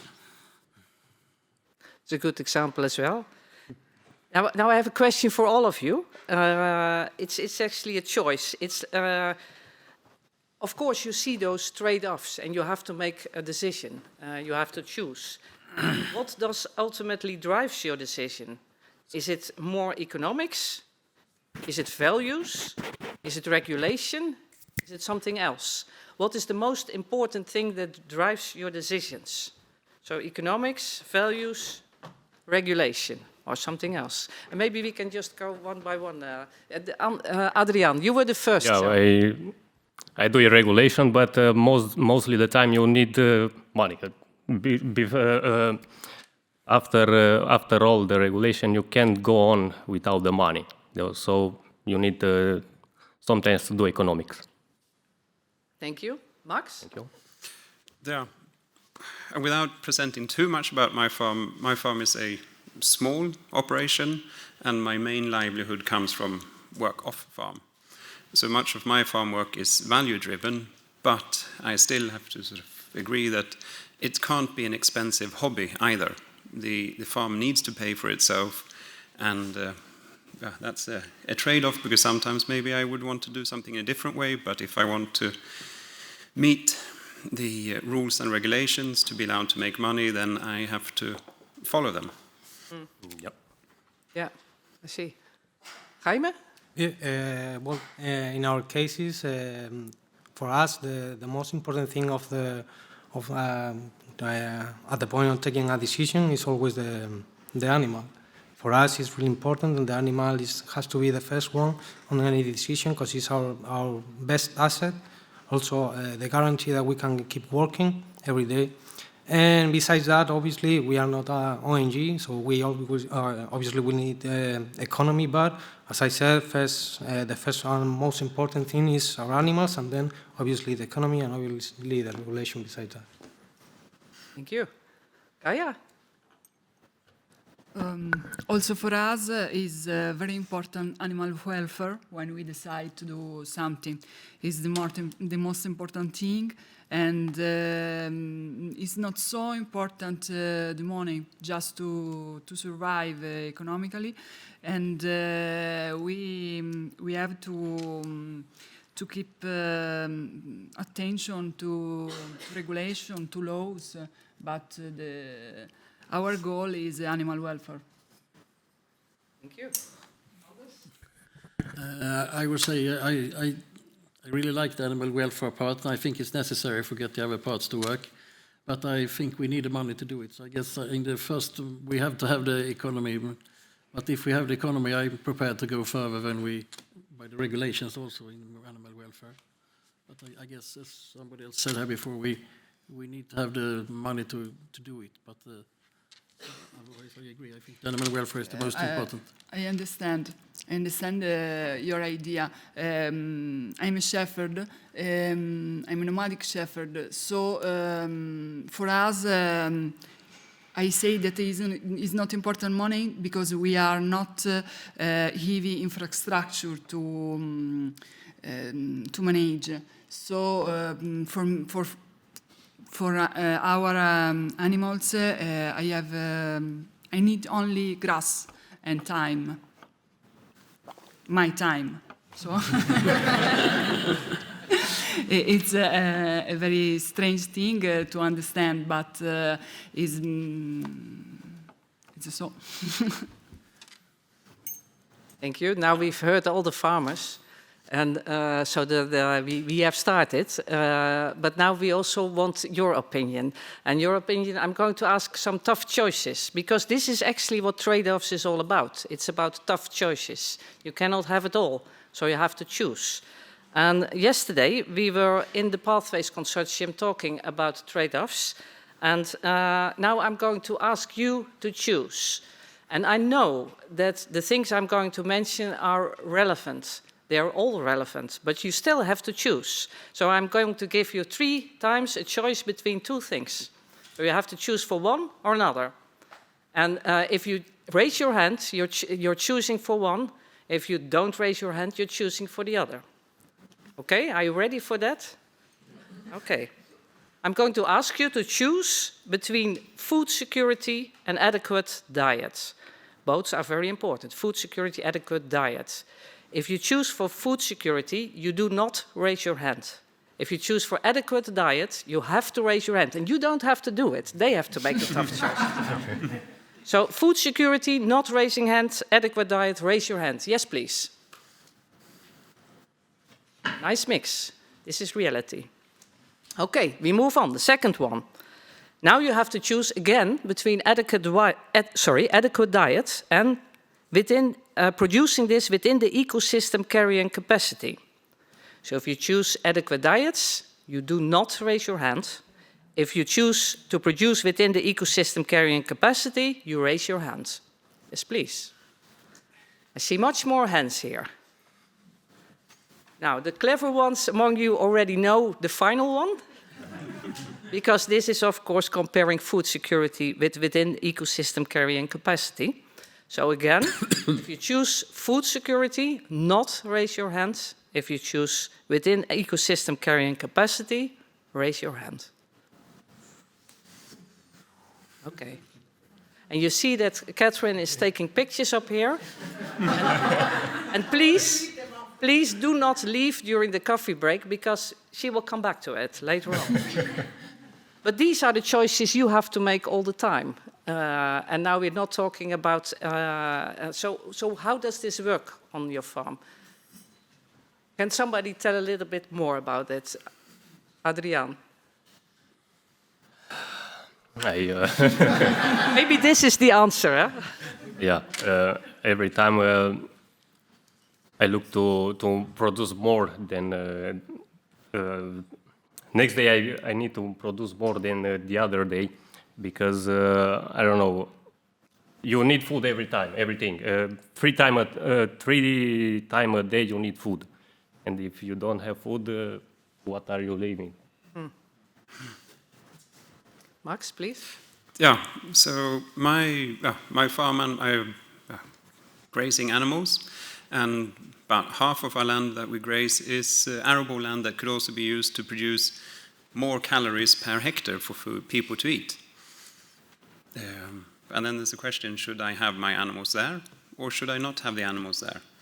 And at the moment I'm choosing to have my animals there. I can produce meat, and that is good, but it comes at the cost of maybe not producing cereals or more, depending on how you see it, eco-friendly food. And this is something that you need to think about and take into considerations. But then also on this land, by having it grazed, I can also produce a different biodiversity than the cereals cannot produce. So, constant choices. And do you, I mean, it's often said, it was also said this morning, that improving sustainability can sometimes reduce farm income. Do you recognize that, or do you think, no, that's not true? They go along. It's an interesting, are we talking about the total amount of money that is moving through my accounts, or the amount of money that I can keep in my pocket? What do you prefer? I would prefer the money that I can keep in my pocket. So now I'm going for this money in your pocket. What do you say then? Do you recognize that improving sustainability reduces it, or? I think in my case I can improve sustainability and biodiversity on the land I manage by keeping more money in my pocket and not going for high-cost production methods. Anybody else who wants to add something there? Yeah, I think it's an interesting subject, because I think you can do both. It's kind of a low-hanging... Can people hear you? Because Sorry, do you hear me now? Maybe too short for the microphone. I said I think we can do both, because I'm a dairy farmer, and our dairy companies have keeping track of all the environmental imprints, and one of the lowest hanging fruits in that matter is more efficiency, lower feed waste, lower waste of other animals, and so on, and that's a profit for the farmer too. So you can both be better sustainability-wise and also save some money, which also end up in the pocket, hopefully. So I think it works both ways. So I think it's important that you can do both. Of course, if you can go longer, you might need some other money into the system. It might cost you something, but in the easiest step is to use the resources as good as you can. Thanks. Thank you. Yes, please, Max. I must say, I agree with Anders here too. Because it's also, I'm talking out of my situation, and my situation is not his situation. I think none of us here have the same situation. So it's, we have to be, what's the words, adaptive, resilience, and all of these is something we need to consider constantly, and to make decisions from what we work here and now will work tomorrow, and maybe tomorrow, and the day after that, we have to do a new choice. It is a constant trade-off. It is. And talking about trade-offs, we do have microphones in the room. Is there a question from one of you to our farmers related to trade-offs? Yes, please. It's not working yet.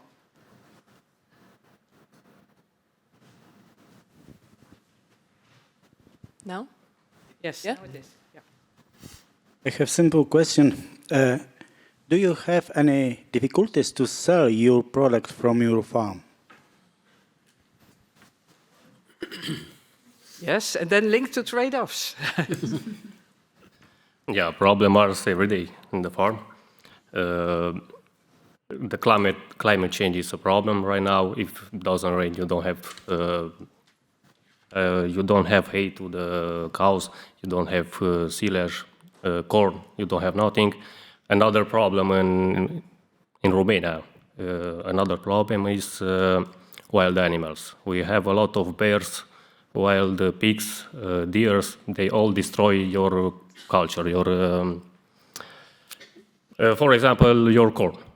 This all destroy. If you don't do fence, electric fence, you in the final of the years you have nothing, and this is a big problem for us. Thank you. Jaime? For us, I think that it's not a problem to sell our product, because it's obviously that there are demand of product, even though it's milk or meat. I think the fact or the problem of this situation is that, at least in my environment, we are not capable of fighting for our price, for our just price. So there are some times that our prices are not good enough. So we have to make more hard decisions to take care of our animals. So for me, that's the mainly problem, the prices. Thank you. And I will come back. Looking at the time, we have to move to the second theme. But before I do that, I have one final question, which is for all of you. So it's also for you this time. And this is simple a statement. And I'm going to ask you, do you agree? Do you not agree? And yes, there's also the option to remain neutral. But you have to raise your hand at one point, of course. So the thing is, trade-offs are sufficiently acknowledged in current EU policy. So, again, trade-offs are sufficiently acknowledged in current EU policy. Who agrees? It's very quiet now. Who says, nah, I don't know, I'm in the middle, neutral? Should I ask the last question? I don't think I have to. This is very clear. Okay. But this was interesting, but there's much more interesting to come. And to introduce that again, I'll give the word to Jenny. Thank you. And this theme is called One Welfare, and it's about the interconnections between human well-being, animal welfare, and environment. So this framework explores the positive correlations and the interconnections between those things. And I wanted to give a beef cattle example, and there's plenty of research showing how our attitudes as humans influence our behaviors. So if we have an animal caretaker who really likes cows, this person is going to have a certain behavioral pattern towards the cows, and the cows feel this, and this will impact their immune system, it will impact their production, it will impact their behavior. So by being kind or pleasant or nice to cows, you will improve their health, reduce veterinary costs, you will improve their longevity, you will improve their production, measurably, and you will improve your own work environment when it comes to safety and ease of handling the cows.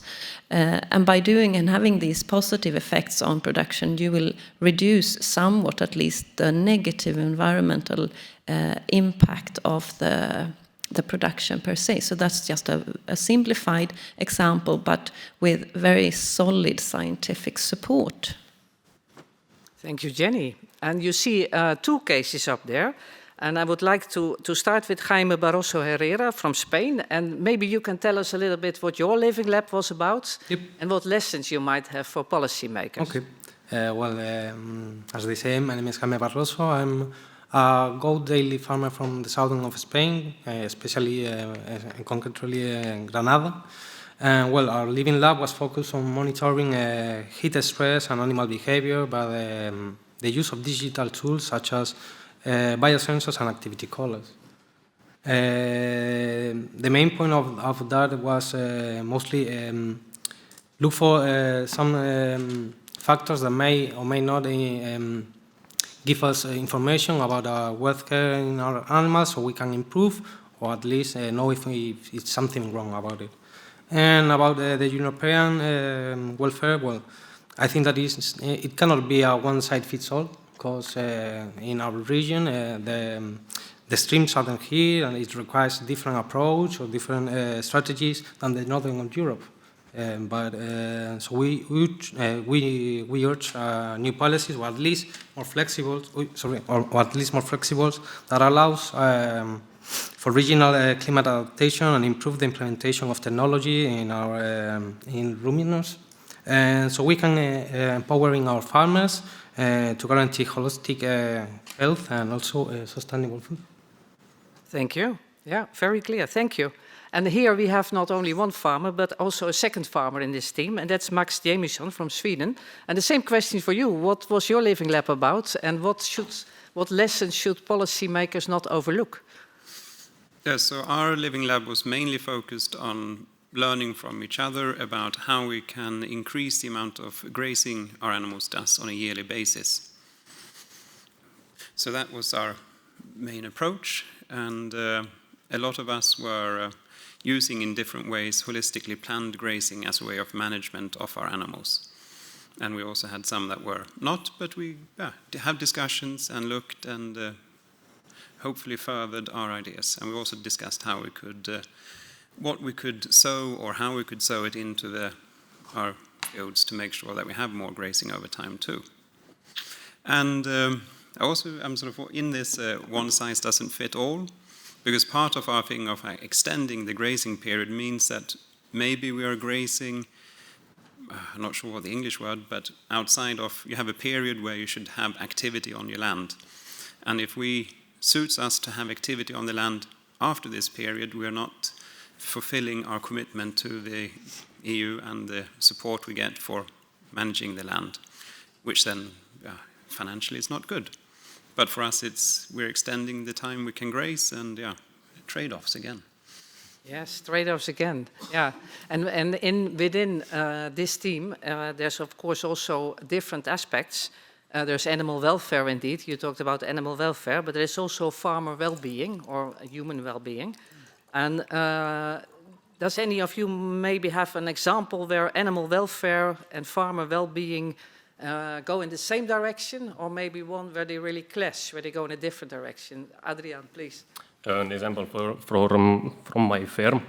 I do dairy, I forgot to say that. I have 30 cows dairy. On all the pasture I put apple trees. The cows have shadow in the summer, and at the final of the years I have apple. Yes. So how do you? This is an example from my farm. Thank you. Other examples? Not a personal example, but one of our living labs, or our personal farmers I was with, he used to have beef, and a lot of beef, and most of the time this beef spent inside stables, and he was constantly trying to get in feed to the correct time. He was always stressed. I can assume beef cattle locked up indoors are probably not the happiest always. And now he has changed to having, he's part of an outdoor program, so his animals are outside year-round. He moves them sometimes several times a day. He feels less stressed, he's happier, his animals look healthier, the ecosystem is healthier, so it's an example of change to make one welfare. No more, yes? Iets anders? Yeah, I think in general it's a win-win because happy cows give happy farmers. But it's I think we put in a cooling system, which is maybe not everybody thinks that in Sweden, but it's coming more and more. I learned a bit from my friends in other countries, and that increased the production in the summer, and the cows were more happy, and I was more happy. So it was a win-win, I would say. So it can combine.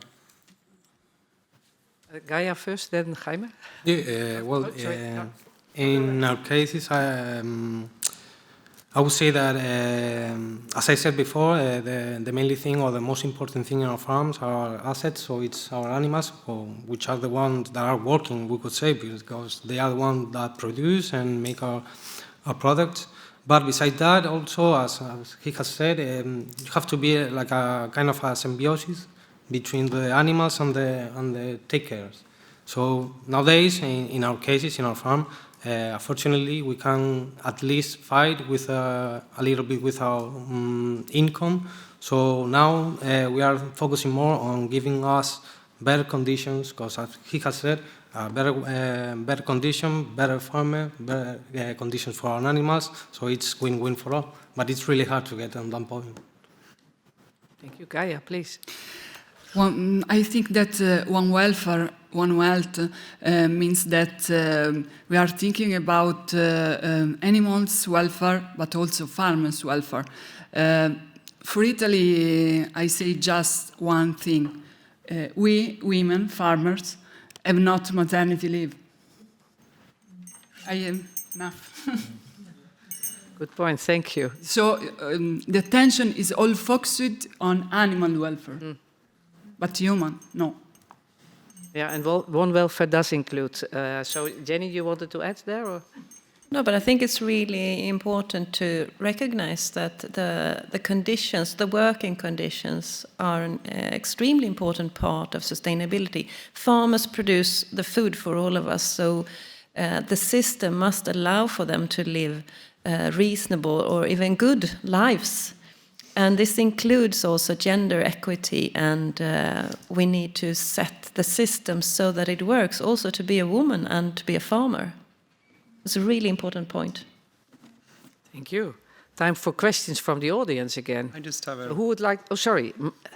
Just to talk about welfare or one welfare, I feel we do direct sales of basically all our products, direct to consumers, and I don't know if you can measure their welfare because we are happy with the animals, the animals are happy, and but our consumers express joy and happiness by being able to buy food from someone where they feel like, this animal it has had a nice time. Sometimes our consumers come and pat the lambs in the spring, and then they come in the autumn and pick them up as meat packages. So, and we have also a welfare of not just us sitting here, but also the welfare of society from what we produce.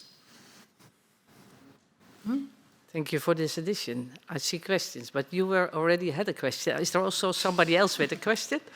In the back. Microphone is coming your way.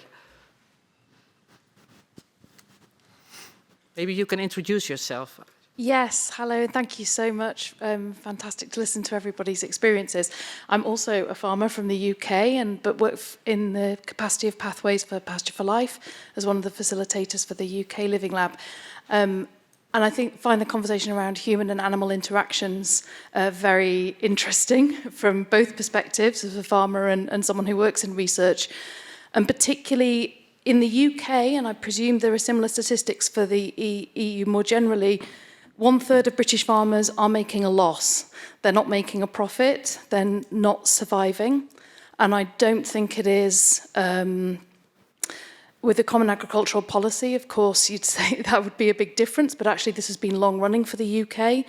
So around the subsidies, and maybe picking up on Lawrence's point earlier around actually rewarding farmers for the additional things they do alongside farm production, is how the panel feel about being seen as two things: food production and land stewardship, and that the conversation around subsidy, how they feel that makes it sound like it's something given because farmers do something that needs to be supported, versus we're providing a cheap food sector for society, and therefore it needs to be subsidised at the level of farmers. But it's really a question around how they feel that the subsidies currently work in this general conversation around trade-off and everybody trying to have resilient farm businesses, which for a lot of farmers is still proving difficult. Thank you. So the question is, if I really make it simple, it's like, okay, farmers are paid for the food they produce, but shouldn't they also be paid for all the extra services they provide? Yes? Who would like to? Yes, I see Anders is really eager.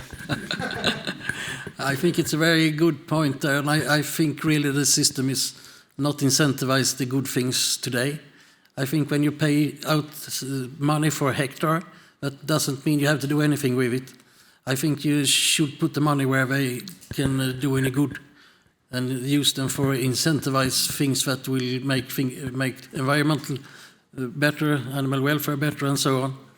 And then the money ends up where they can do much good. I think give money to something that's not effective production will only create, it will not create any changes. Thanks. How could that be done better? What do you have a concrete suggestion for policies? What should they take from? Yeah, as I said, they should incentivize the low emission farms or the animal welfare systems and so on, so that incentivize what people actually do good. Yeah, not via the cap or differently, or in the new livestock strategy, or? I think that could. By doing that, they can improve, or at least improve the speed of change in the right direction. Thank you. Yeah. What do others think? Only paid for food, or also paid for other things, and in what way? Well, my point, well, this in my yes, she's right, but I think that it's also job of the farmer to be capable of sell all other things, all the products. In our example, in our farm, we sell all the dirt from the goat, so we can use it on the on agriculture and make a healthier food.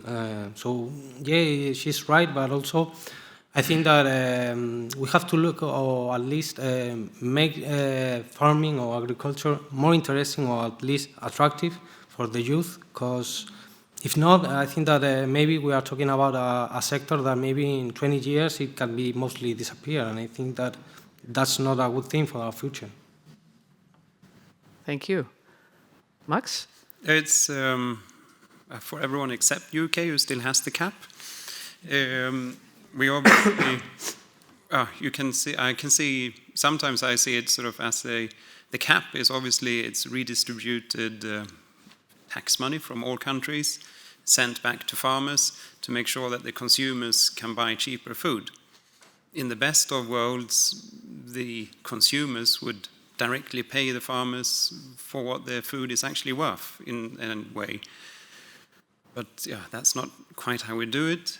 So I feel it's, how to put it, I'm not sure if we should see it that we're being paid for food and then we're being paid for doing different services. It would be nicer if we were paid for stewardship of the land and one byproduct is food, or I'm not sure, I'm just thinking loud now, basically. Yeah, turn it around, yeah. Yeah. Other questions in the room? You're not lucky, because there's another question there. But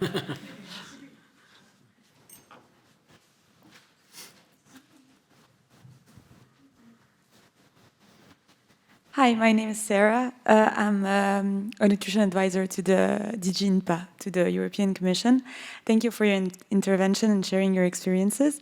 So you said that you wanted to make agriculture more attractive to youth. Do you have ideas how, and how at EU policy level we could push for that? Well, I think that it's not that easy. It is not easy because I think that it has to be a change that it has to be on a long time.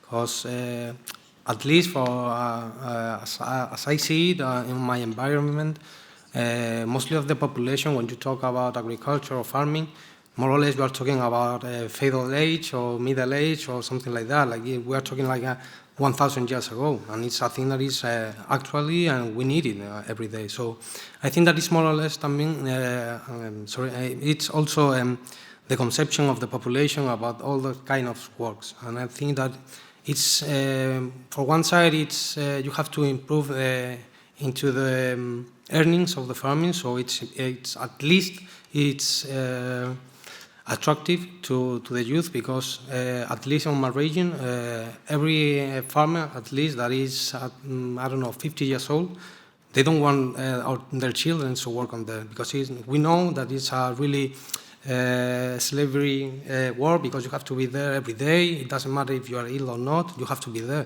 And besides that, you don't have a lot of earnings. So it's a little bit crazy to start on this type of work, but if we make some changes, or at least give a change of view of what we are doing, I think that maybe we can make a little bit of change for the future, so people can start working on something like this.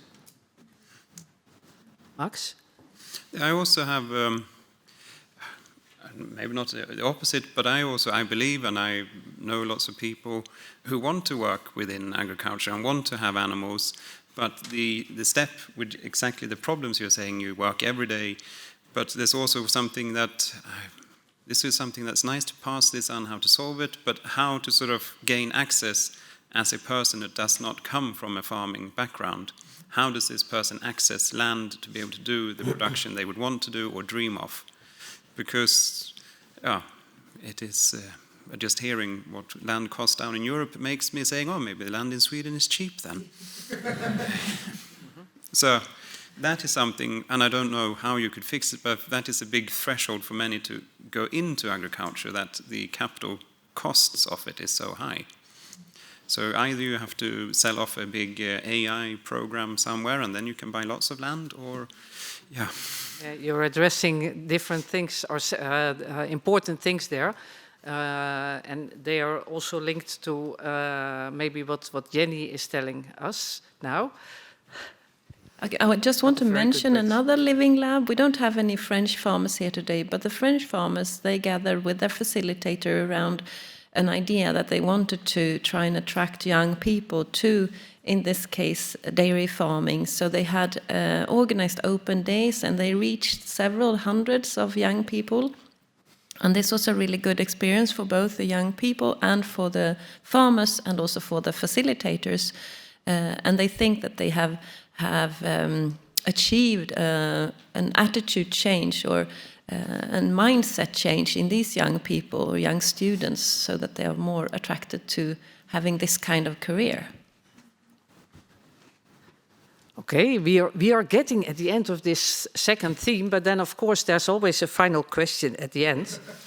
And let's see what happens here. Again, it's yes, I agree, or I don't know, or I do not agree at all. Who thinks that current policy does not fully understand the link between animal welfare and farmer well-being? Who thinks current policy does not fully understand the link between animal welfare and farmer well-being? Who agrees? Who is unsure? And who does not agree? So up here it's not fully the same. So it's a good statement to end this part of one welfare with, I would say. This brings us to our final theme, our third theme. And again, we have an introduction by Jenny. I briefly mentioned before that there may be levers or research finds that there are levers of how to achieve change. And levers can be more shallow. We're not so super interested in those. We are more interested in the deeper levers, and the deepest one is changing of the mindset. Because the mindset and your attitudes will influence your behavior. And I wanted to just bring one example of poultry production within the EU, and in particularly egg production. So in the early 2000s, we switched from battery cages to furnished cages, which are cages with a nest, a perch, and some sort of dust or pecking, scratching area for the birds, which did increase their welfare. There's also more aviary type systems which might have an potential even larger or better animal welfare. But anyway, this change came across through a mindset, both in the consumers, in the society in general, and also the farmers. And it was a difficult transition because you need a lot of knowledge as a farmer. And the mindset and the change of the behavior was easier because there were some countries in the EU who did this before the majority of the countries. So they could serve as a role model. It did actually work, and consumers were more interested even in buying these eggs than before, and the investment paid off. Thank you. So this is all about enabling transition. And again, we have two farmers, and I would like to give the floor now to Gaia Di Stefano from Italy. Thanks. I'm a shepherdess. Do you remember the question, or should I repeat the question as well? What about enabling transition? I think that the aim of thinking about transition is to comprehend a particular aspect of farming, that is grazing. Because I think, and also my living lab is thinking about pastoralism, and grazing land is the only way to survive in this historical moment, very, very difficult. Because grazing is not only a way to produce food, but is a way to manage the lands and to give a lot of services to society, like control vegetations and reduce fire risks, and promotes biodiversity and so on. Mm-hmm. It's an important topic, and you also looked at labeling, didn't you? Oh, sorry. No, you didn't? Okay, sorry then about that. Then I come back to you in a minute. But first, let's go to Anders Christensen from Sweden, and you can tell us a little bit about what was your living lab about, and maybe some lessons for policymakers. Our living lab was about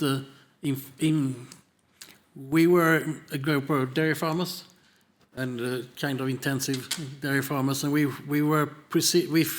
at least feel we were perceived by the public as more or less bandits in some areas, or at least in environmental senses. So we thought we should do something to inform the public a little bit more, because we realized all the material that was out there and it's used in schools and everywhere was maybe 50 years old or more. So it was very inadequate. So we decided to do a material, but in the beginning we wanted to inform a lot of people, but the task was too big, so we kind of shortened it down a little bit. So we did a brochure that showed modern farming, like we took pictures on mostly our own farms, what we do, and showed it in a kind of easy way. So we want to hand it out to schools and others. But what we find out is, because my dairy company has an activity where you invite school children on farms, but in some cases the teachers, that's now normally is around 30, they have even less knowledge than some of the kids. So, so we find out that this material works not only on the kids, it works in a bigger area too. It's kind of in general just what we do. We just show what we do, and in a normal sense. And we want to get the people around us, which means all the consumers, the customers, the politicians, just to see what we actually do, and that we're maybe not that dangerous as some people think. Yeah. We are. But that was the aim of the group, was to inform the public, mostly the younger people then. Do you see that also as a lesson for policymakers, or do you also have other lessons for policymakers? Yeah, I think a general lesson was what the Irish guy said in the morning. I think we're not the problem, we're part of the solution. But so I think we have to bring that message out more.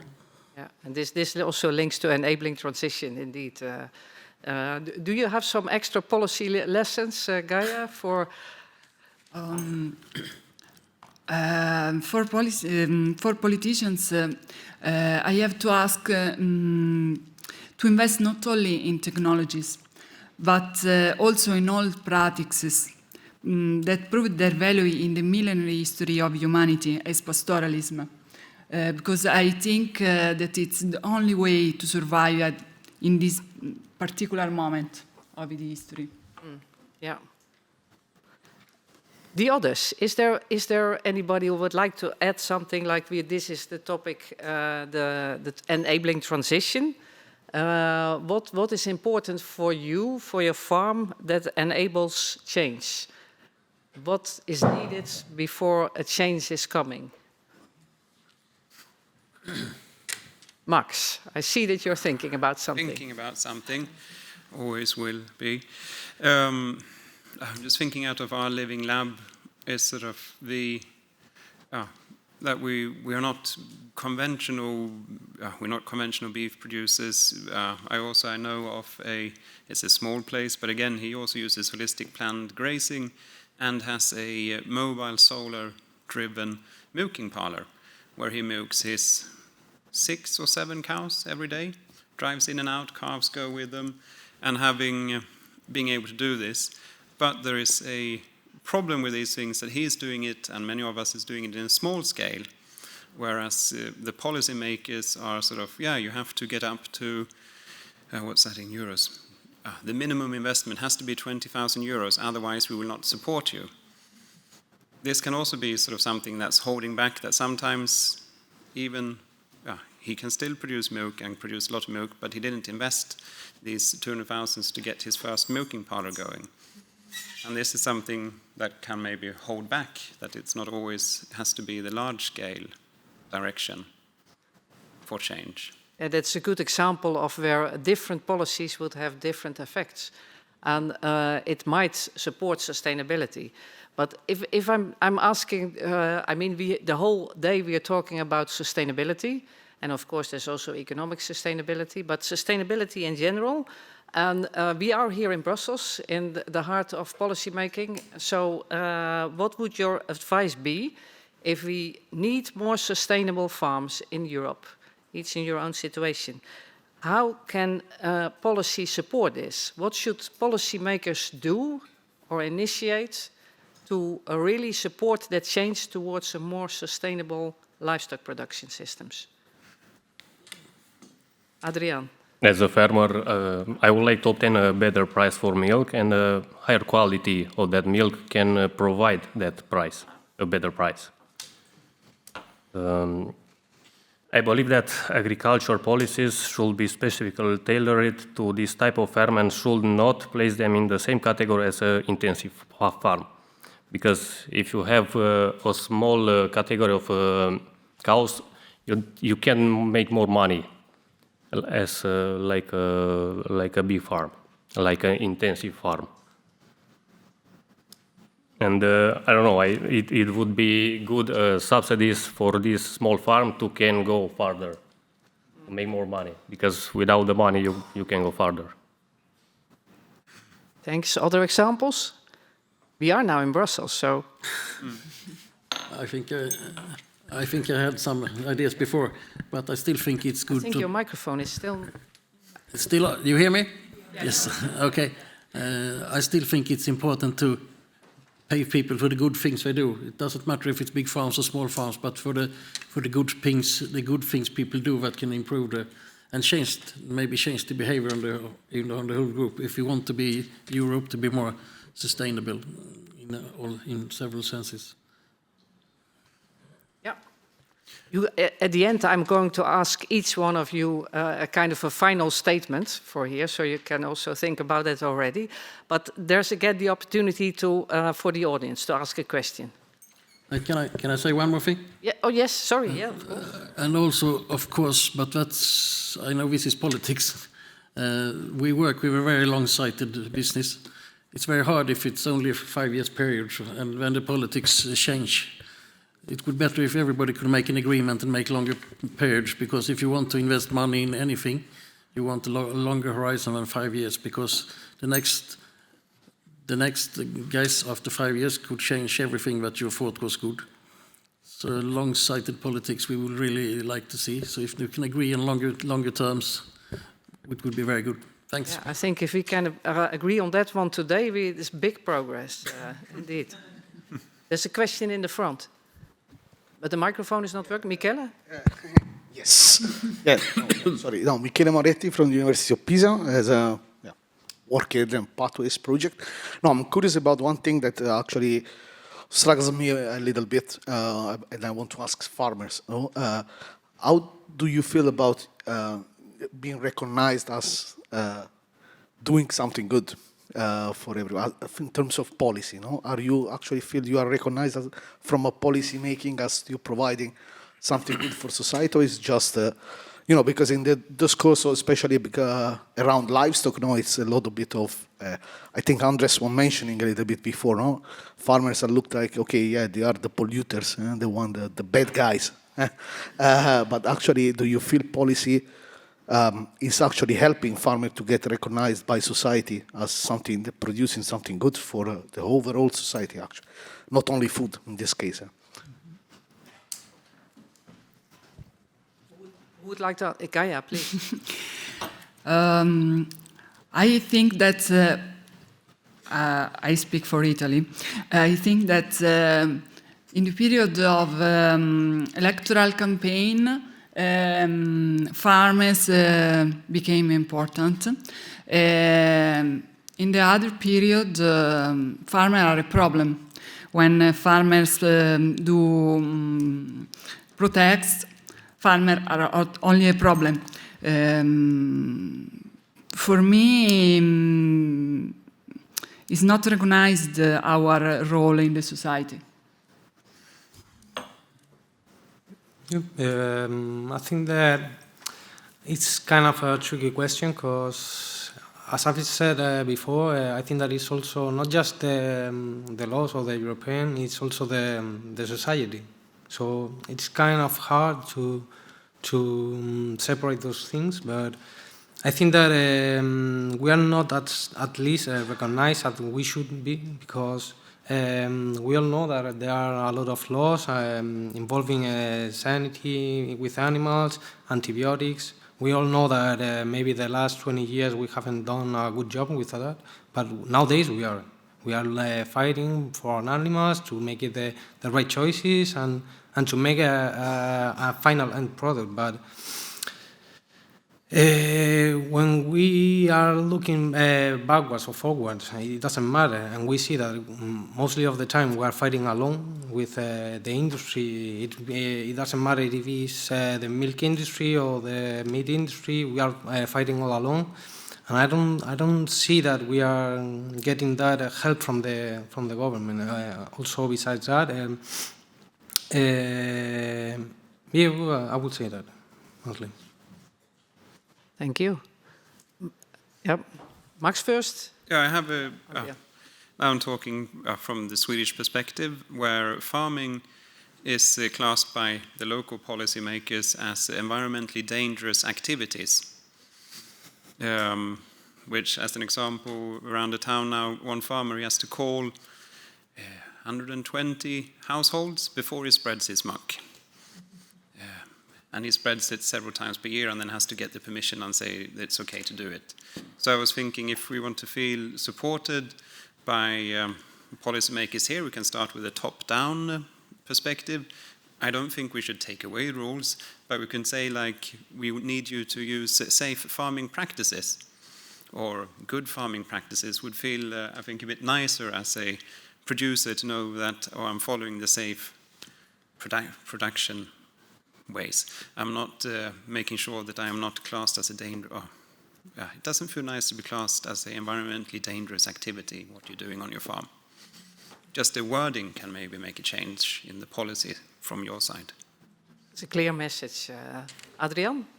Yeah, I don't know. Every time when there is a problem, or international problem, or local problem, every time the price for the milk is going down for the farmer.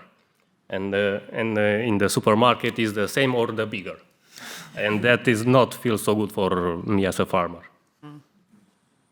Thank you. Questions from the audience? Yes, it's your turn. And I forgot to ask you the first time to introduce yourself, so this is your opportunity. Thank you very much for the voice.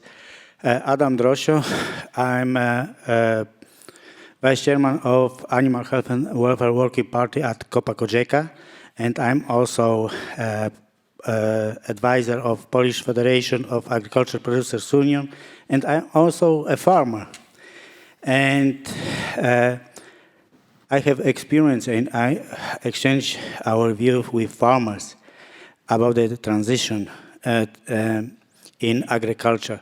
It's very important because of our competitiveness, but it is also risky because all costs are taken by farmers, not spread through the whole food chain, but should be.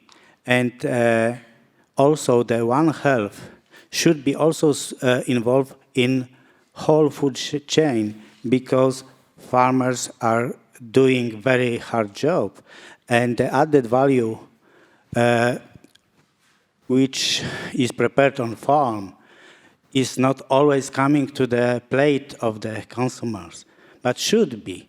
This is why whole actors of the food chain should be involved in the transition, should be involved in One Health. Then we can talk about the real transition. And the real transition should not be obligated.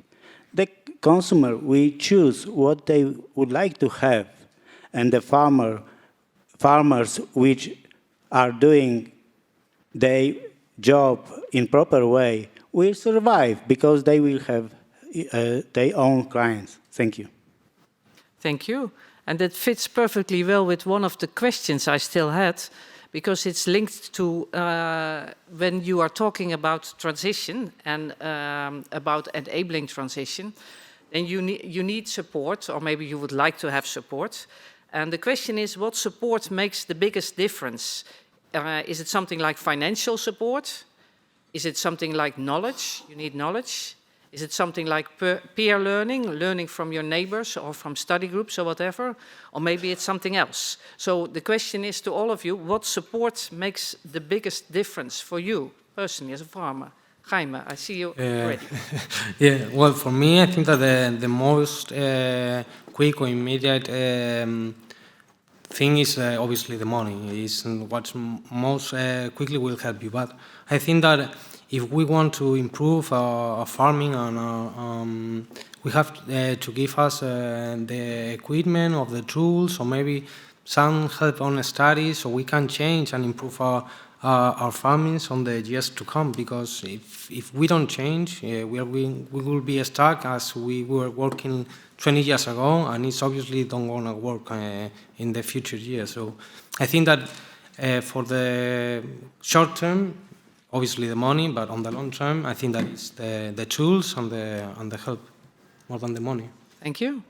Maybe we go just one by one, and then it's Kaya and so on. So the same question, what support makes the biggest difference for you?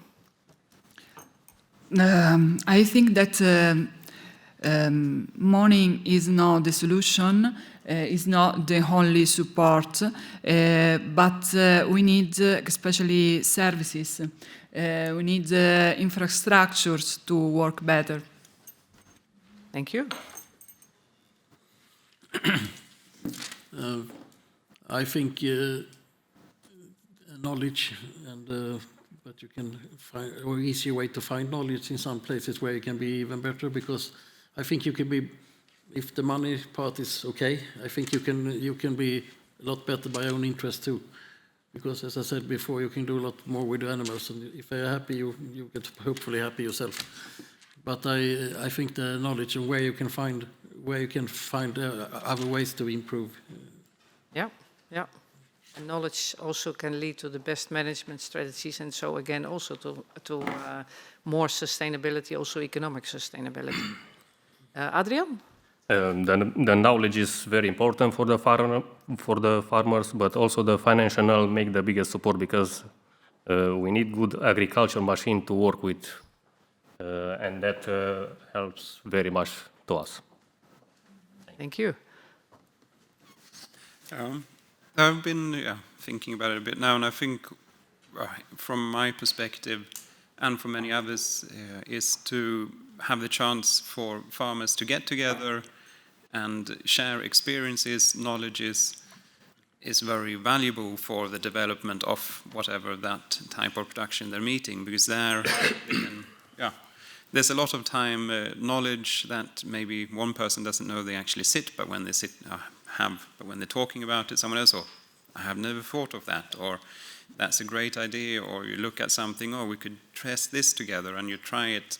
This sort of exchange of knowledge is good, and I think it could also be a way for policymakers to think that, I know there's already lots of money going to CAP for all sorts of knowledge buildings, but what is many times forgotten is that when the farmer goes to one of these things, they spend maybe half a day off their farm not earning money. So there could be an idea of maybe thinking, we should maybe pay the facilitator of this group, but maybe also the farmers doing this should get some sort of money for being on it, because they're also sharing their experience. The facilitator is a facilitator, but the farmers are the one with actual knowledge, maybe. Not all. I'm not saying that no one else knows how farming is are farmers, but I think you get the gist of it. Yeah, good point, clear point as well. Anders, please. I have another one also. It's, I think Europe, we are a big community in Europe, and a lot of people and a lot of knowledge. I myself is part of a network for dairy farmers, I call European Dairy Farmers. We are in about 20 European countries. I think you can learn a lot from each other. So I think the politician could facilitate the possibilities to meet and use the best practice you can find anywhere in Europe. That could help also. Yeah, thank you. For clear lessons. And then this part ends again with a tough choice for you. And I honestly think it's a tough choice. This is about the EU livestock strategy. Suppose you were at the heart of the EU livestock strategy and you could change it yourself. But there's only one thing you can change. So you have to choose. You can go for stricter rules, and you can go for better support. Stricter rules, so you want to achieve something, so you give stricter rules. Or you say, nah, it will also work with better support. Yeah, so you have to raise your hand again. So who would prioritize? Because in the end, maybe both are needed. But the question is always, what do you prioritize? So who would prioritize stricter rules? Maybe somebody doesn't dare to. Maybe there's a little bit of that. Who would prioritize better support? So better support is in favor, but it's not 100%. So you have to figure out, you didn't look around, who was the ones that stricter rules. So it might be a combination. We are getting at the end. It's getting close to our coffee break. And I think what I sort of announced it. This is the final opportunity to give maybe one sentence or two sentences you think that should be memorized by everybody. We should not forget this. And I start with Max, and we just simply come up here. Not too long. One sentence, two sentences. Yeah, I think someone else was saying in the beginning, sort of like a happy farmer, happy animals, and that gives happy consumers too. Thank you. Big applause. Adrian. I believe that policymakers and society should provide more visible and serious support for small farm through programs and also recognize other type of services provided by these farms, such as environmental and social services. Thank you.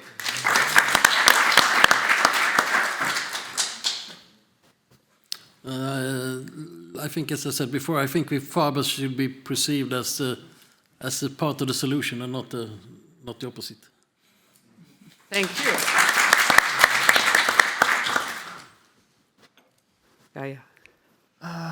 I want just to say that in this moment for Europe it is important to look back in its history and to go back to ancient practices. Thank you.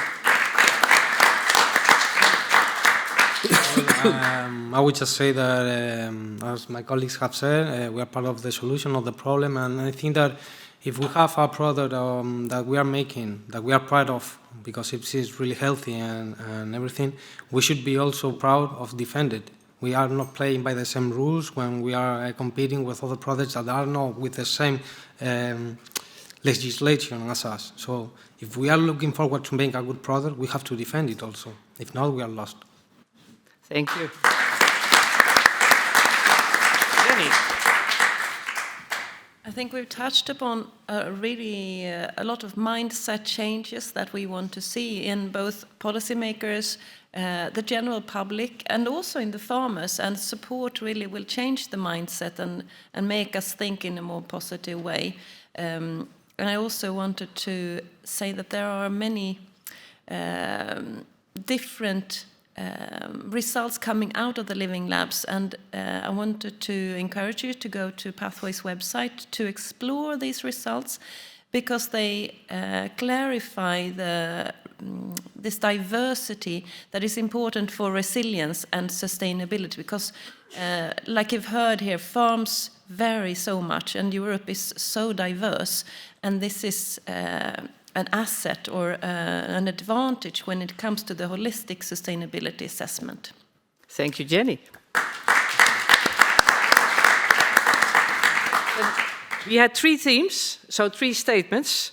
Acknowledge the trade-offs, think in systems, and maybe you agreed with that last one, enable, not prescribe.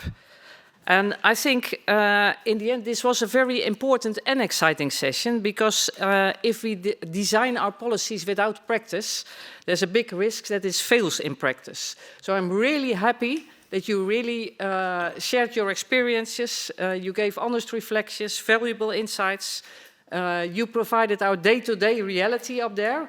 You didn't need the translators. Thank you, translators, for being there to translate, but you didn't have to do anything. And I think we will have to end this session with a big round of applause for our farmers.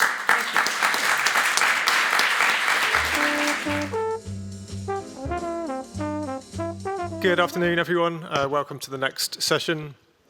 We'll make a start. I spoke to you earlier, but I'm Tom Staton from University of Reading, and I'll be chairing this session, where we'll be looking ahead at the future of livestock pathways, and exploring sustainability trade-offs across the pathway scenarios. So how this structure will work, we've got a 1-hour session here. So what we'll do is take it in turns to give a short presentation of some of the work in pathways that we've been doing, looking at the scenarios and the trade-offs.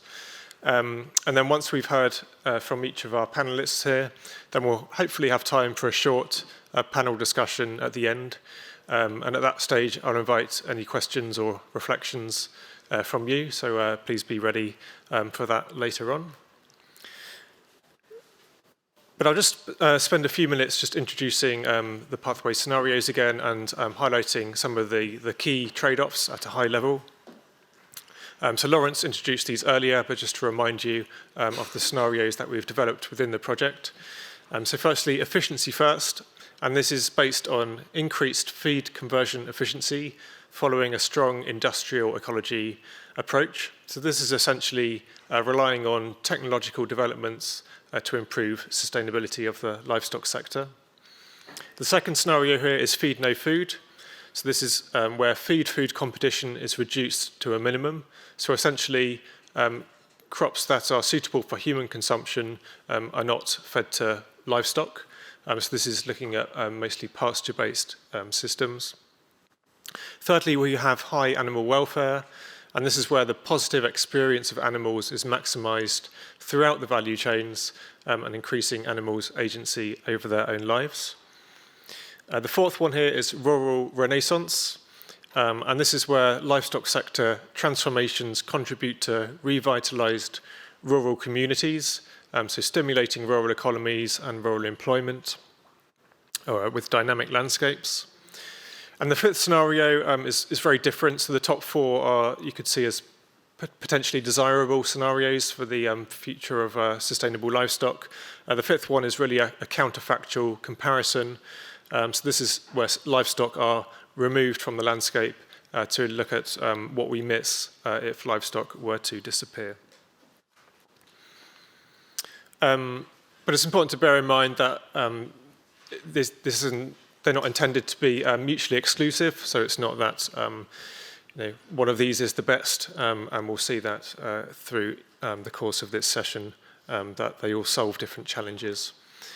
And in Pathways, we've modelled these scenarios across different domains, taking a wide view of sustainability. So we've looked at environmental impacts under each of these scenarios.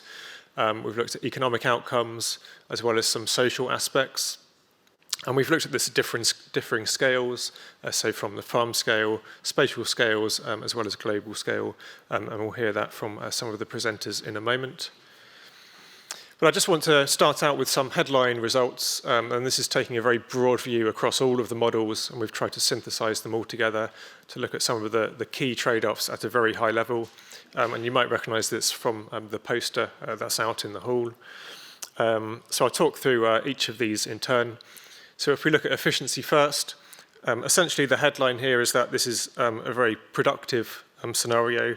It's very strong economically as well, but it has some not so good performance in terms of environmental and social impacts, particularly environmental impacts per area of land. The next one, feed no food, is very different. So this is the most beneficial scenario for environmental impacts per land area, and Pietro will talk about that in a moment. But it doesn't perform so well for economic outputs and production in terms of protein production. Thirdly, we have high animal welfare, and this is particularly strong for social and economic impacts, but you can see not so strong for environmental impacts when they're measured per production unit. Fourthly, we have rural renaissance, and this is particularly strong for economic impacts, particularly rural economies, but as you can see, not so strong for environmental impacts per unit of land area. And then the fifth, very extreme stock-free Europe scenario. So this wasn't modelled using some of the methods, but you can see here this was the most negative scenario for economic impacts, but had quite strong environmental impacts. That's mainly just because of the strong reductions in greenhouse gas emissions from livestock. I should stress that this is just looking at Europe, within Europe effects. Obviously, if we take a global view, then the picture is slightly different, and we can talk about that a bit later. Yeah, but again, it's important to emphasize here, I know it's tempting to look at these and try to work out what the best scenario is, but it's really important to stress that no single scenario is necessarily the best. They all have trade-offs, and they all solve certain problems in different ways. And I also want to stress that this is just a modelling exercise. Of course, there's lots of things that can't be modelled or missing from models. All models have limitations and assumptions. So I mentioned that the results are EU-focused. But also, there's a lot of impacts associated with social aspects and cultural and landscape and heritage, ethical aspects that are underrepresented or missing, absent from the models. Also, matters to do with animal welfare are quite difficult to model, and nutrition, detailed nutrition as well.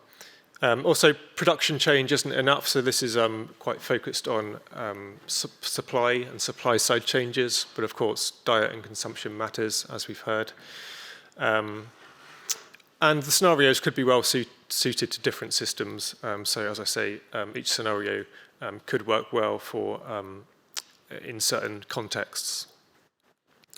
And with that, I'd like to hand over to Pietro Goglio, who's an associate professor from the University of Perugia in Italy, and he'll be talking about life cycle assessment. So over to you.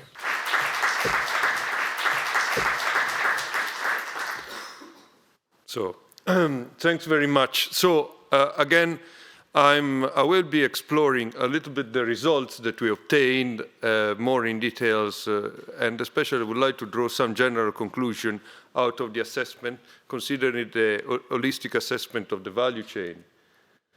In particular, some details of where we are starting from. We carry out a life cycle assessment, 2 types, a macroeconomic assessment, a social LCA, for 24 livestock systems. Okay, and here I try to summarize and synthesize the overall outcome for the 24 systems. Just keep it in mind, it's very summarized. And I would like to tell you also, there are not all the livestock systems present in Europe. There are some that are missing. If you want, if there is a question, I can go back to that. And we also carry out the assessment of 22 livestock products across Europe using a different methodology, a consequential life cycle assessment, nutritional assessment, and social LCA. Now, let's translate a little bit the scenario in concrete terms. So, efficiency first, production-oriented efficiency, increasing the amount of milk per cow, reducing the feed use, generally speaking, large use of technology, methane inhibitor, nitrogen inhibitors, and so on. Then we have the feed no food, where suddenly we decided that all the land available for food will not be used to feed any animals. Okay? So suddenly, certain type of animals will disappear from the landscape. In our assessment, we don't care. We just assess what's happening from the value chain perspective. And the animal welfare. So generally speaking, if we consider that the livestock system, the key outcome for the livestock system are the per hectare performance is poor from the environmental standpoint, particularly for ruminant. Per kilogram product, the performance is much stronger. But the other key point that I would like to highlight, net margin scores, positive for all the systems, okay? While the social impact is relatively neutral. The feed no food per hectare performance is excellent, especially for ruminants. Per kilogram product performance is more mixed, positive for ruminant, negative for monogastric. And this reflects the inefficiency of converting low-quality, non-food competing feed into product. Economic net margin is neutral for ruminant and positive for monogastric at livestock level, livestock system level. No big changes of social LCA. I would like to say something. We identified that for social LCA, key impacts are mostly related to the condition where each system was located. Country regulation would affect the overall social LCA. Therefore, changing global market for certain type of feed would affect also the social life cycle impact assessment. The high animal welfare, well, generally the environmental performance is good per hectare, but very poor per kilogram product. And the net margin are positive for ruminants, but negative for monogastric. And generally, the social LCA is the strongest, the performance of the high animal welfare scenario is higher the social performance is higher than the feed no food and efficiency first. Right, few words about the consequential LCA. Essentially, we're substituting the impact of byproduct considering alternative product. Here I present some example. We consider the impact of palm oil in place of the one of the byproduct soybean oil. The classical one, we consider the live weight for slaughter for suckler cow beef would substitute the live weight for slaughter for dairy cattle systems. So essentially, if we have a dairy systems, our cow would produce some meat and produce some milk. The impact of the meat is accounted in terms of the impact related to the suckler beef systems impact. So this is a little bit the outcome of some of you who came to see the posters I'm presenting here. Clearly, the efficiency scenario first is very positive on a productivity level. The social impact is medium per hectare. It depends on the product. And just keep it in mind, the beef system will disappear from the scenario because they're not efficient from a productivity standpoint. The feed no food, generally, the environmental performance of ruminant is very positive, including the nutritional value. The social impact would be generally positive. For the monogastric, on a productivity level, it's still positive, but is negative on the climate per hectare year. And this is due to the fact that suddenly in this scenario, our monogastric will be feeding on byproduct. And suddenly the byproduct in this scenario will be coming feed, real feed in product coming into the system. Therefore, they will have attached some impact. To conclude, the high animal welfare scenario and also the social impact for the feed no food will be more or less generally positive, but with less extent than the ruminant. For the high animal welfare scenario, there is a clear decrease in or increase in impact for the climate change per 100 gram proteins, and this is reflected in the overall performance, and all the other indicators and metrics that we use were generally positive. So, well, you have seen it. There is no single way forward. We have already said earlier on, the efficiency first scenario has stronger environmental improvements, especially dairy, but limited social gains. Best balance of the co-benefits for polygastrics and strong social performance, while the high animal welfare is a typical trade-off. We improve the animal welfare, but we might have high climate impacts, especially for beef and dairy. So, to conclude, there are differences among the type of system that we are facing, and while the efficiency first is good in productivity, environmental assessment, and nutritional assessment, the feed no food is really beneficial on the social, nutritional assessment, and ruminants, while there is a negative impact related to the high animal welfare. However, let's say that moving away from scenario, different technological management strategies that we identified in the efficiency first could be potentially applicable for other scenarios and have relatively other impact. There is also another point that related to what you've seen on the livestock product. Of course, if we keep the added value within the region by producing feed within Europe, we are able also to benefit the rural development. And this is something that should be taken into account with this. And with this, thank you. I thank you for your attention, and I'm looking forward for any question, discussion, remark, comments, point.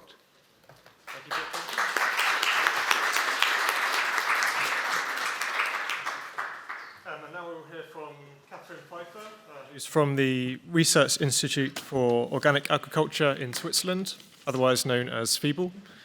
And she'll be talking about some spatial modelling using GSO. Super. I even got a pointer. This is brilliant. Before we start, I want to just make sure that we're all still here. And we've been super well trained by Agnes just before, and we remember had these questions about trade-offs, and you had to weigh one against the other, and you had to raise your hand. And I feel like I looked at these pictures I made, and it was not so clear. So I want to ask the same question again, but simpler. I want to ask if there's one of the dimensions we should prioritize, which one is it? Is it adequate diets? Is it food security? Or is it producing within the ecosystem carrying capacity? And just to make sure that you are not falling asleep, we're going to play this game this way. You all stand up now, and you're going to vote by sitting down. I'm waiting until everybody is standing up. Thanks, I hope that this has waken you up. So if you think that we should prioritize adequate diets, you are allowed to sit down now. Oh, you all think it's not a priority. Oh, I'm surprised. If you think it should be food security, you are allowed to sit down now. Very good. Wow, there is a... So all those who are left, you are sitting... If you think it should be producing within the carrying capacity, then you are allowed to sit down now. And if you have no opinion, you have to stand during my whole presentation. Anyway.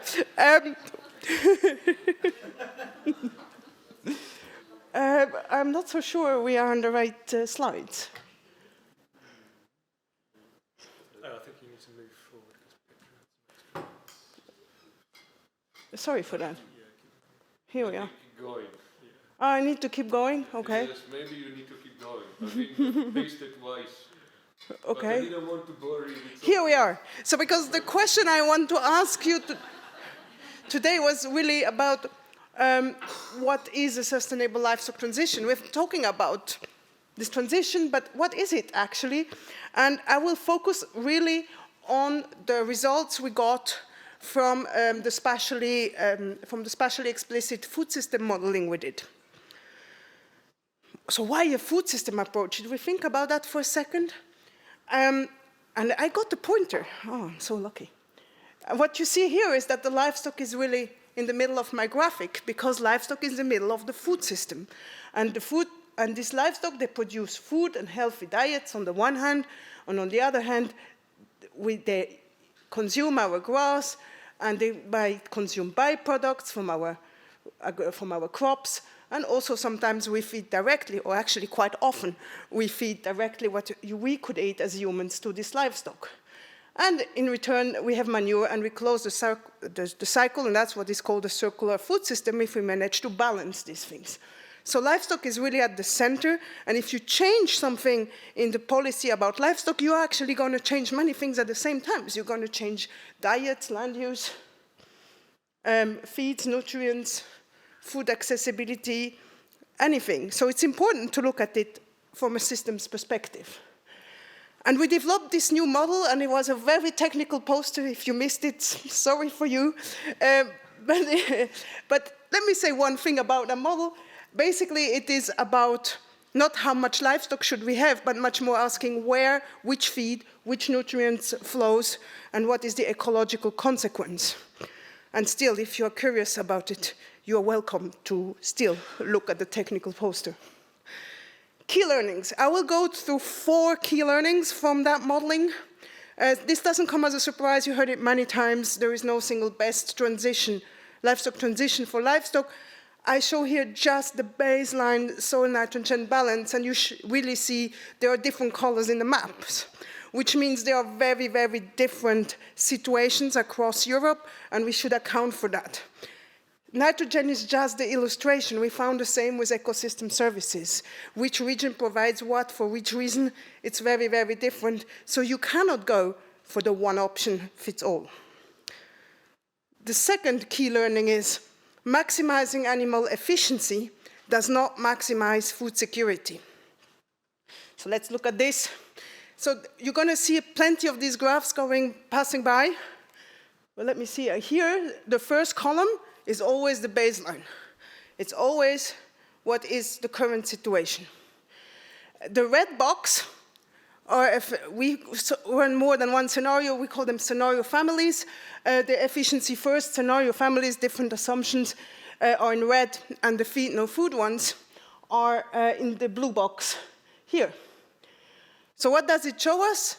We show the amount of protein produced by the food system, and we see that feed no food produces more than an efficiency first. Why is that so?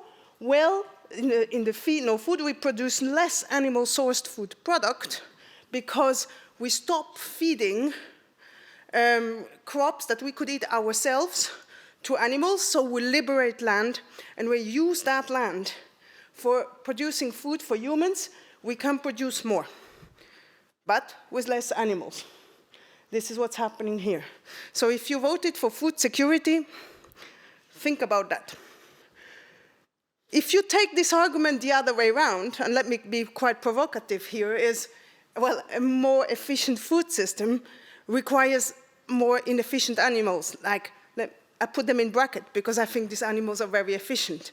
I mean, grass-based ruminants, who often are on grass, they produce less, and often they are perceived as less efficient. Let's look what's happening when we focus on animals only. So on the left-hand side, thanks God I have a pointer, I'm showing here the baseline, and I'm calculating the greenhouse gases from livestock divided by the animal-sourced food. So what's the emission per protein of animal-sourced product? And unsurprisingly, that's the baseline. If you go for efficiency first and you make all the animals more efficient, this is brilliant. You are indeed reducing the greenhouse gas emissions per product. And non-surprisingly, and that's also what Pietro found, if we go for feed no food, we have animals that are smaller, eat more grass, produce more methane. The less efficient ones, they're going to produce indeed more greenhouse gases. That's the feed no food scenarios. This is correct. However, if you change your perspective and you look at the full food system, which we see here, we look at protein produced by the food system divided, the greenhouse gas from the whole food system divided by the food, to make it simple. Here we have the baseline, and we see efficiency first is indeed an improvement. We reduce greenhouse gas emissions, but we decrease them much more in the feed no food scenario. So we learn here that it's really a question of perspective, what is efficient. The third learning is that livestock is not really, or reducing livestock is not really just a protein problem. In our model, we found that, and that's the graphic we show here, again, the baseline, the feed no foods, the proteins are doing quite well, we find less fat, but trust me, there are work package 4 following, it's going to also to explain to you that proteins are not proteins and we're missing micronutrients. So it might be more difficult to provide healthy diets to everyone. Let me see, it's a bit of juggling here. And my fourth learning, and it's the last one, it's about there is no simple win-win-win in livestock transitions. And I tried to put this scenario on this trade-off things here, and we see that you can actually, if you go on a feed, no food, it will be difficult to have better diets. If you go for an efficiency first, it's more difficult to be within ecosystem carrying capacity, and the more you have animals that eat and compete with humans, the less you have food security. So making this choice is very, very difficult. And I felt like, oh, policymakers will not be happy with this conclusion. So I thought about illustrating this a bit more and say, what if we go a middle way? These were extreme scenarios. We said, okay, let's go for middle way. And here's a proposal. Let's feed less food and not no food. So it's at the middle way, but it's still not a free lunch. Because if we start feeding crops to animals back, who will get that food? Well, we could give it to monogastrics and mainly pigs because they are super efficient. And so we can produce more protein. So this food security thinking, they can produce more with a little of the food we could eat ourselves. Well, we can produce more. It's better for food security. But honestly, if we want to be super efficient with these animals, we need to pack them, be efficient, and that will be worse for animal welfare. And we heard just before, happy animals, happy farmers. On the other hand, we could say, no, we want actually happy farmers, happy animals. And it's okay, we give some food back to these animals for which humans could eat directly. Animals would have better lives, but it will be more difficult for food security. Hence my claim, there is no win-win-win. You will need to make a choice. And therefore, a sustainable livestock transition is difficult to say what it is, but it's definitely the one for which we found acceptable trade-offs. And we need to start talking about those. So what does this mean? Everything for policy, if I conclude here, the first thing is we need to make this trade-off explicit and start talking about it. What do we want? And what is socially acceptable for Europe, but not just for Europe, for each territory? Because that's the next point. Policies should fit territories, not sectors. We have seen how diverse Europe is and the diverse needs and claims that livestock has to fulfill. We should reward for food system efficiency and not just look at the animal efficiency, because we might overlook some of the big leverage points in the food system. Feed no food is a good approach, especially for the ruminants, but we shouldn't be it's not a dogma. Let's start talking about what would be a feed less food world. And once we think about the whole food system, we cannot overlook to look at the human diet composition, and it goes beyond just looking at simple proteins. And with that, I'm at the end. Thanks.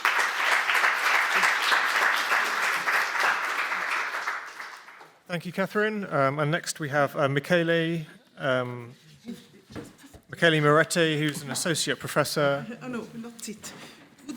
from the University of Pisa in Italy. So what I'm going to talk with you, it's just we shift a little bit the focus. We go a little bit far beyond the farm.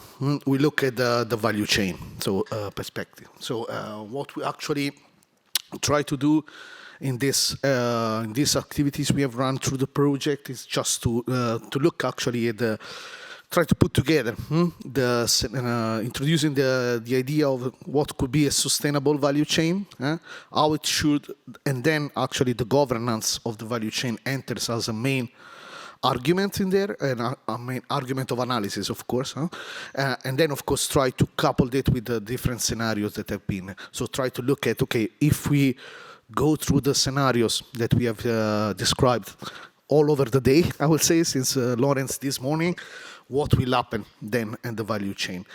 And we try in this way to a little bit call for answer the call that actually was made before by Catherine, to look at the systemic perspective, not only look at animal, let's say, efficiency or what can be efficient and can work at the farm level, but also what can work at the entire value chain level.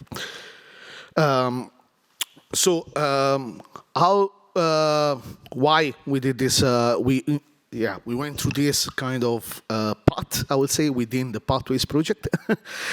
It's basically because, we think that definitely industrial partners and retailer sector, we heard also a little bit this morning, are definitely part of the transition pathways. So basically, we can not only rely on transforming the farming system itself, but we need a bigger change also of how, somebody was mentioning this morning, the food environment and how we eat and how we used to buy the food that we found in the supermarket shelf.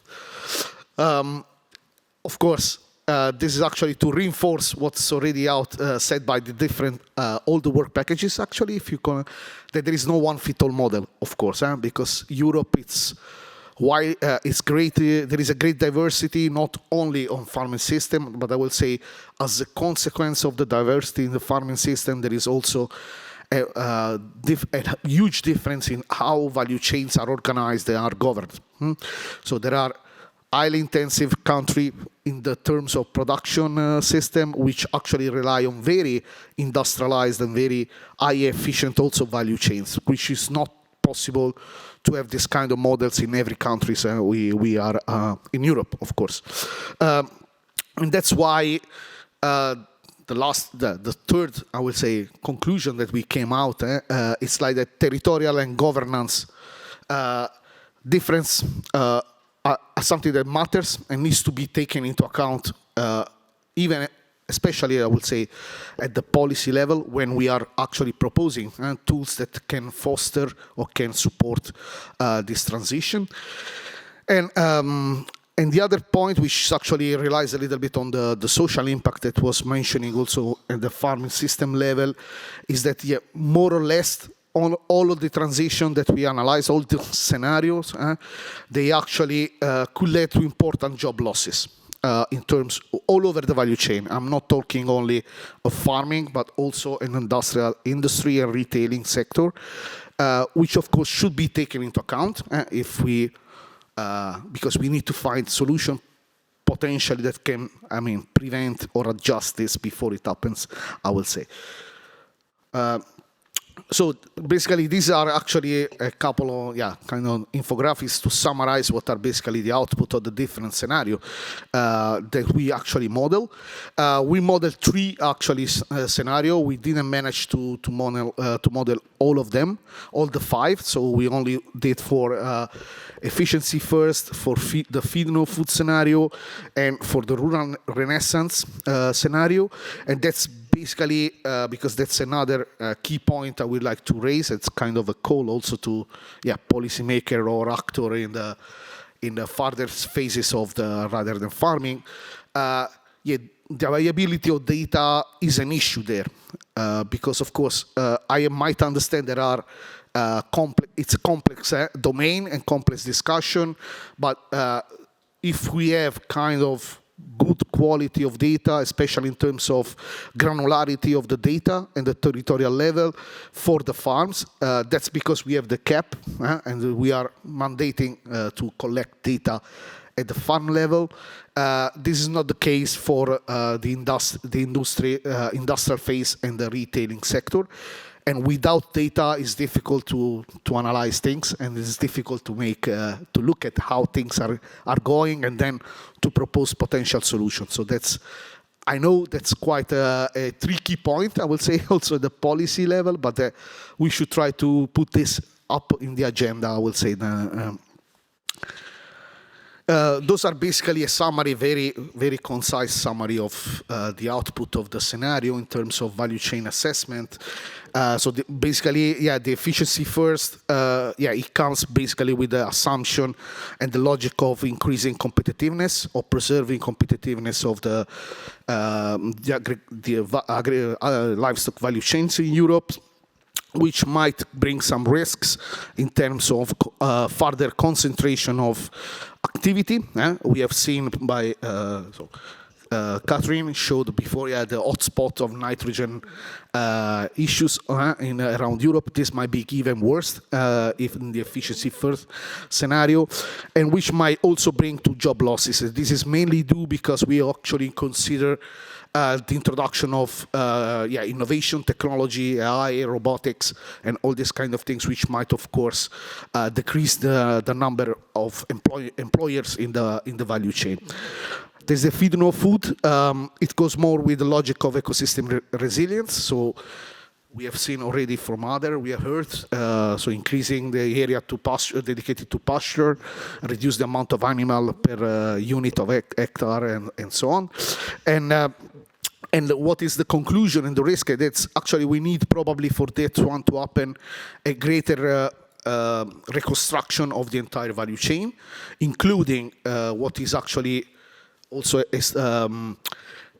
something that, of course, will be one of the main actually risk of the rural renaissance scenario, which is not in there, but of course you can imagine that it could be also mean relocating industries, relocating facilities, relocating infrastructure that are useful for the entire value chain, which is of course not an easy job to enforce, especially. And the last one is the rural renaissance. Therefore, the main logic to revitalize and give values to territory, especially rural territories, which it's kind of aligned with also what is the vision for rural areas in Europe, which is another big strategy and policy that is going on since more than a couple of years, I will say. But of course, it comes with the risk of lowering the competitiveness of agriculture value chain at the global level. And that's actually something that was mentioned before by Pierre-Marie this morning. We should understand how, if we want to go for this path, of course, there are ways, but we should understand what is the best way to protect the competitiveness of our livestock value chain. Definitely, analyzing also the governance I mentioned at the beginning enters into the discussion when you talk about value chain. Definitely, we have heard some of our actually farmers saying, okay, we don't have enough power basically to decide the price of at what price we want to sell our products, basically. And that's a matter of governance, of course. And that's why we thought that governance of value chains actually can be a transformative level. So the way value chain are organized in terms of fluxes of materials, money, power balances, and so on might be actually key to direct actually the transition, I would say. And we think that actually coordination between actors is essential. We said a lot during the previous 2 days of DGA in Pathways that actually we need to sit together, and probably that's one of the main role of the EU in the sense in politics. I will say that's actually to provide the space. They are doing it, I know that, but probably more effort should be put on this side to create the space when actually the different actors of the value chain can sit together and come to, consensus about what can we do with the transition of the lives, which direction to go, and where. And territorial infrastructure matters. That's why I mentioned the where also. And of course, because the capacity to transition to one scenario to another, it's also a matter of context, where we are.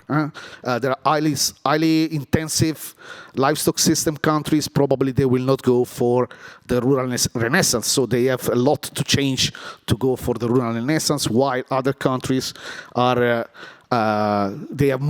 more close to that, are more actually adapt and more inclined to go in the direction of one scenario rather than another one. And final takeaways, just a couple of points. So again, we will never stop recalling that there is no single livestock transition for Europe, but all pathways do require coordination between actors at the value chain scale, territorial adaptation, governance of the value chain, and of course the attention to social consequence, which might be simply job employment, but that's not only the one. That's the one we're able to model to the data limitation. So thank you. So, thank you.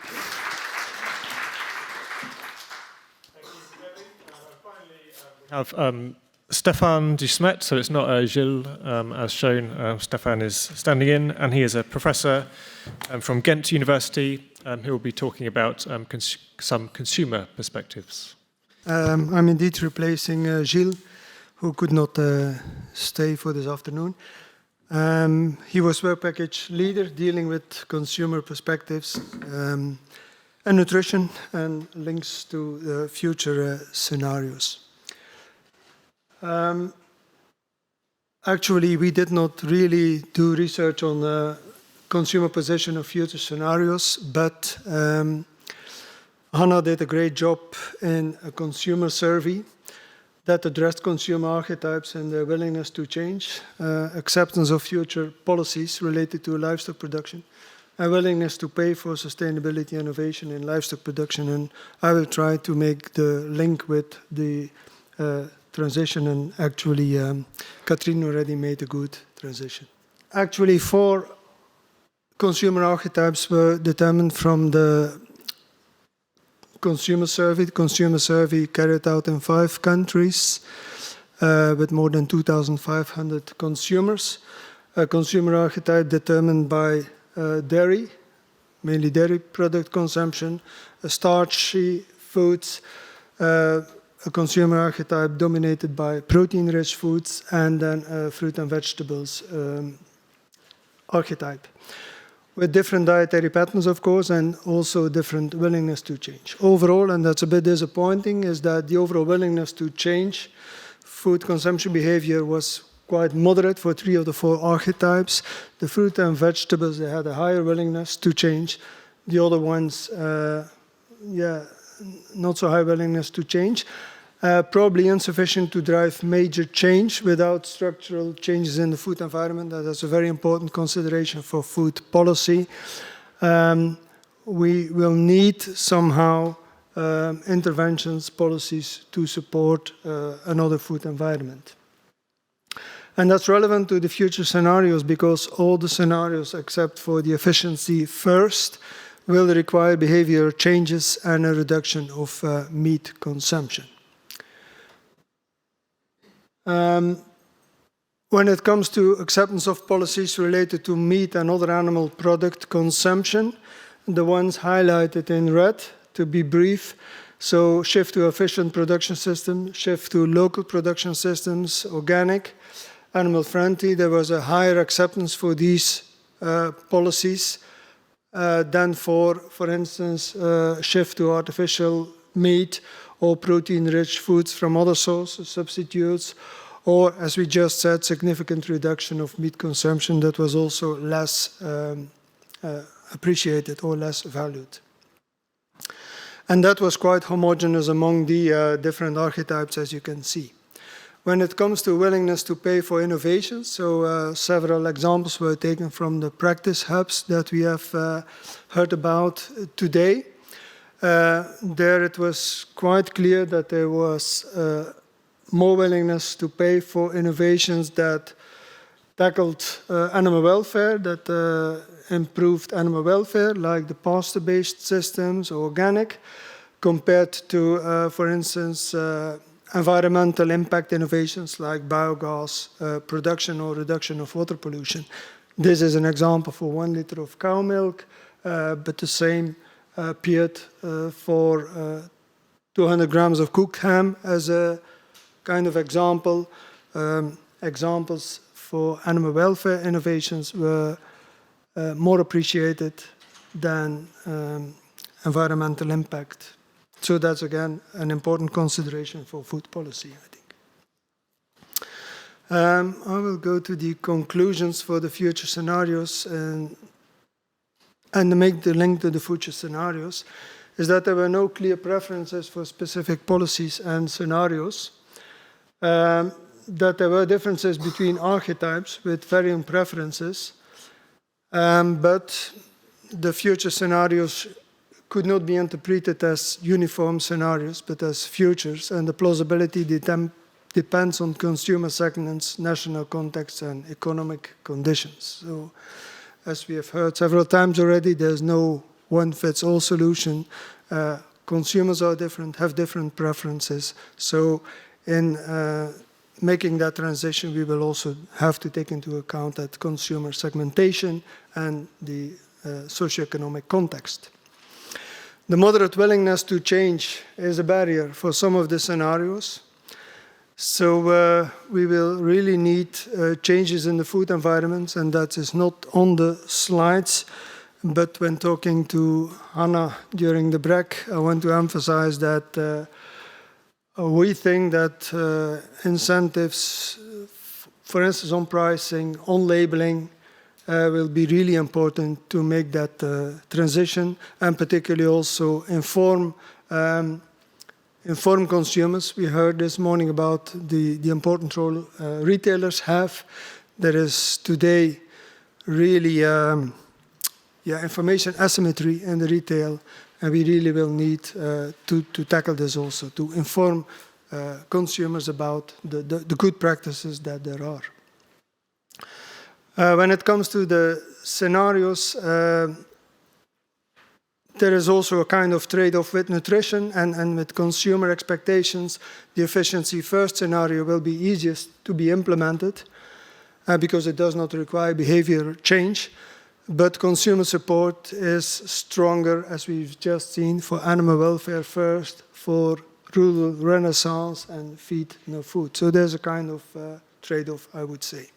Nevertheless, there might also be synergies because the high willingness to pay for animal-friendly, pasture-based systems, there is a co-benefit with the feed no food scenario, with the animal welfare first scenario, and organic, because they are also more or less linked to these systems. I had a couple of slides also on the Food Basket 7 tool, but it was already addressed this morning also. I think it's still important also to look at nutrition, because we all know that animal source foods are high in bioavailable protein, micronutrients. It was just addressed by Catherine. In some of the scenarios, well, actually you should calculate further, but in some of the scenarios, we go for a drastic reduction in meat consumption, animal source foods. Some vulnerable population groups might come at risk. Maybe on average, it will be still okay, but some vulnerable population groups might come at risk for macronutrients. And that is actually the reason why we also developed that tool. It's available online already. It's rather easy to use by consumers, by everybody. You can give in your diet. It calculates nutrient adequacy depending on your profile, your activity level, your age, etc. And at the same time, it gives the environmental impact for 13 environmental indicators. They are not all in. We also heard these last days that livestock production has also a positive impact on biodiversity, or may have a positive impact on biodiversity. It's not in the database, so that's maybe something to add future, but at least it already allows to optimize diets, to maybe even lower the consumption of animal source foods, but still being nutrient adequate. So I think it's a fantastic tool. Thank you.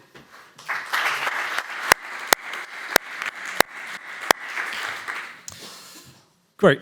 So we're technically out of time, but we did start late. So I suggest, unless anyone heckles me, that we take 10 minutes for questions and discussion. So if there are any questions from the audience, now is a good time to put your hand up. But perhaps I can start off by asking the panel, and this is really an open question for anyone, because I think we've heard several times that there's no single solution, there's no best scenario, there's no win-win. But some of you have touched on how we can start to think about combining these scenarios and look at the strengths of each scenario. So for example, Catherine mentioned feed less food.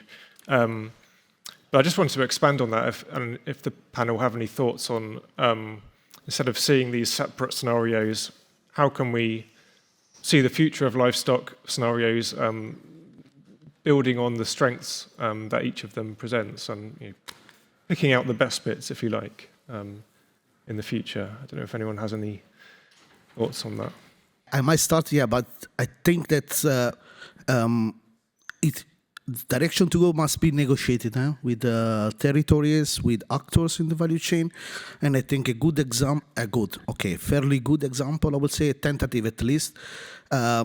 We have actually on the other side of agriculture, of the CAP, that was before, was the rural development. No, there's been a lot of push in there since the vision, actually, on the creation of districts or intermediary institution, formal or informal, which actually are called to support and to actually discuss and negotiate the direction in which a territory wants to go. And then I think that the same could be applied on the agriculture system. It's need the will to do that, I think. Yeah, thanks. Are there any questions from the audience? Not at the moment. Sorry, can I add something? I think from our analysis, a way forward of mixing a little bit the scenario is also reevaluate the value of byproduct, which means also creating integrated systems, creating district where the feed stays within the district, as we conceived at the for the rural renaissance scenario. And this is quite important, but it goes, I think, I'm not an expert on economy nor policy. I want to put my hands forward. It goes also with restructuring the value chain, empowering the local actors to build value chains that are efficient and also they can exchange knowledge and leverage power. Thanks. Thank you. And I was interested by what Stefan was saying about efficiency first being the kind of easiest win, if you like, in terms of consumer demand, or the closest to consumer demand. But I wonder if any of the panelists have any thoughts on, is that a fair conclusion that efficiency first is, in other respects, is that the closest to the current trajectory that we're going in? True. Well, it's the easiest, I think, because it does not require behavioral changes, but maybe it's not the best way to proceed. So I think we really need incentives to facilitate food behavior changes. And that comes back to what was just said. For instance, make fair pricing along the value chain. I remember we have had discussions here in Belgium, because I'm here in the hotspot of, I'm from Belgium, and I'm in the hotspot of one of the feed efficiency systems. There has been discussions a long time on how to make fair prices along the value chain. It's very, very difficult. At the end, nothing changes, but still I think we need to continue having that discussion with different stakeholders and the retailers and etc. have to, at some point, to take their responsibility. In addition to correctly informing consumers, labeling, etc. Because I forgot to mention, but there is among consumers also a strong preference for pull interventions rather than push interventions. And people are interested in sustainability, and there is a willingness to pay. But their motivation is maybe not strong enough to induce food system changes. So somehow incentives are needed. Yeah, I think efficiency first is the one I usually show as the future business as usual, because when you look at currently the metrics that are used to evaluate how the livestock system evolves is exactly the metrics I've shown. They are pushing for the most efficient animal production. Well, can we change that? Well, yes or no. And what you see happening here, there's always this game of the blame game. The farmer needs to change. No, the consumer doesn't want this. Or the retailer doesn't get the margin. Well, it's actually a blame game because we are in a system. And in a system, we need to all move at the same time. Policy, retailers, farmers, consumers, all at the same time. This is easy to say, maybe more difficult to do. And when you look at transition theories, what you see is that there are that new outcomes, they emerge from niches, from people who believe in another world and they start small. And if many people start small to make the changes they can do, at a certain stage, it can be that that we can get into a shift where all start moving at the same time. So I think it's really, really important to say that stop playing the blame game here. Let everybody do that step they can do. Let retailer do their step towards maybe also promoting more plants. Let the farmers who go the alternative way, go the alternative way. Don't punish them because they produce more methane because they use grass. And don't blame the consumer that who in the end at 7 o'clock, 5 minutes before the shop closes, makes the wrong choice. Well, after this argument that I partially agree, I think there is one aspect, going back to your question, that I think it's good to reflect. Our efficiency first is a technological driven and also capital intensive direction. And I don't think that all our currently intensive farmers across Europe have the money and the financial capability to move forward. So we need also aware of this. Now, what is going to be the landscape? I think Catherine has already described abundantly, but for sure it's still different than what it could happen, in this direction. Yeah, thanks. So final chance for questions from the audience. Oh, we've got one from John. Co-founder of Pasture for Life. I'm absolutely delighted to be here, and I want to thank you, everybody. Absolutely stunning event for me to hear all of this information coming together, and look forward to seeing how we can share it with the world. But I just want to ask Catherine,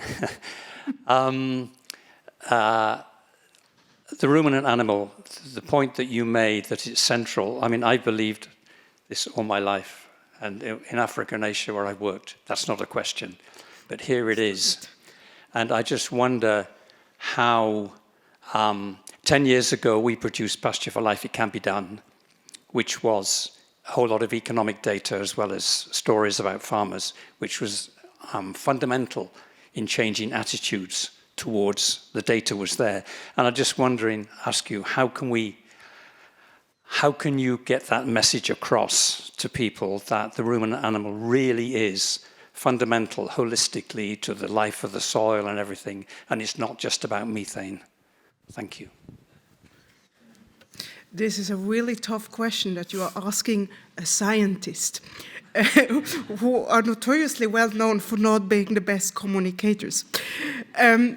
Well, I think we need to bring the message out, and I think scientists play their role in trying to show other alternative metrics, in trying to get this message over. I count all on you to push it further. And again, it's a system that changes in small steps and narratives that shape. And if each of us helps us to shape that new narrative, then we can actually make small steps. But I see that somebody has a better answer than me. Please give her the voice. No. No? No, thank you. No, Catherine, I just want to compliment you because you said this thing, stop the blaming game. I think that's really, because we never get anywhere if we just get stuck in that rut. I also want to make sure that everybody understands that this thing we've heard all day, there is no single optimal transition strategy. Doesn't mean that we haven't found one that will work. It means that we have to combine. That's the bottom line here. We have to take the best ones and combine them and make them work. And you said yourself, Catherine, if we could apply new technology, if we can work with the economy of the feed no food, if we can do feed less food, love it. Exactly. We can't be so polarized as saying that if it's not no grain, then it's not worth doing. Let's feed the animals less grain and ourselves more. So please understand that this is a combination of these fantastic strategies that we have worked on, except, of course, no livestock in Europe, which was just a thought experiment. Thank you. Please, I need to answer to this one. And yes, we need to combine the scenario to learn, but they will not sort the trade-offs. Yeah, we will not. Never. It's not by combining them that we will resolve those trade-offs. They will remain, and this is why we need to negotiate them, and we need to negotiate them in territories because these territories are so diverse. I just want to respond on the question of ruminant and grassland. I think a better interaction between the crop grassland science and livestock science would benefit in assessing the benefits of ruminant for the full ecosystems. And this is key. Not only the science, also the stakeholders. Yeah, thank you, Pietro. We should leave it there, so sorry for anyone who wants to ask something else, but thank you to the panelists, thanks to you. Very short then, go on. Yes, I had a question for Michael here, Michel. Yeah, sorry about the pronunciation. On one of your slides, you talked about the effect on the people, on the rural, people working. And you were clear it was not only on the farms, of course, but I would say on the farm level, I would say the lack of people in almost any country in Europe drives the efficiency line already. Because, of course, a lot of investment is done because of lack of people. So that's, I would say it works more the opposite way. In the industry, of course, I can understand it, but on the other hand, if you produce the same amount of food, the jobs will still be there, but probably maybe somewhere else, but it will still be there. But farm-wise, I would say it's drive the development the other way because of lack of people. And I know people in about 15, 20 countries in Europe, and it's almost on the highest point on the agenda in almost every country is the lack of people working on the farms. Just quickly answer. Yeah, of course, we looked at the value chain system, so beyond the farm, but definitely the issue of labor and employment at the farm level, it's up there. Every discussion we had in the developing on the farming system, of course, and I will say, the difficulty I think there, and it's like the last message I want to try to send to policy in general, is that, of course, then you enter in another sphere of policy domain, because it's not anymore agriculture, but it's kind of migration policy and things like that, because there is a lot, at least in Italy, coming from other countries, but it's still difficult to let them come in and make a work in agriculture where we have lack of workers, for example. That's the point also on policy. So we need at the policy level, as we were saying, negotiation and dialogue between different actors in the value chain. We also need dialogue between the policies.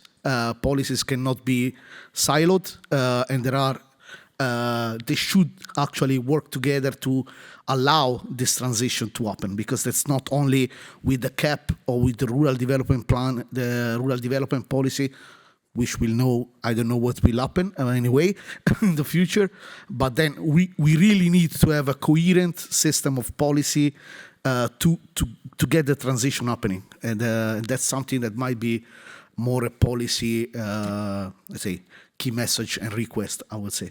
Yep. Thank you. Thank you. Thanks. We'll leave it there. Thanks. Okay, well, because all good things do sadly have to come to an end, it's now fallen to me to start the wrap-up process and share a few of my reflections, and we have a couple more speakers to wrap up this day, which is not a very easy feat, actually, because this topic is such a big topic that touches every facet and angle of the agri-food system, environmental, economic, but of course, as we've been increasingly turning to in conversations, social and rural and well-being is actually a very emotive topic as well. So I am struck by the sensitivity that the project has handled this with, the thoroughness, clearly an immense amount of work that has gone into this Pathways project. So that is the main thing that comes across. And I know that impact assessments are not necessarily in vogue over here in the EU at the moment in terms of all the changes in policy making, but I do think this complex, nuanced and deep understanding is what can move us forward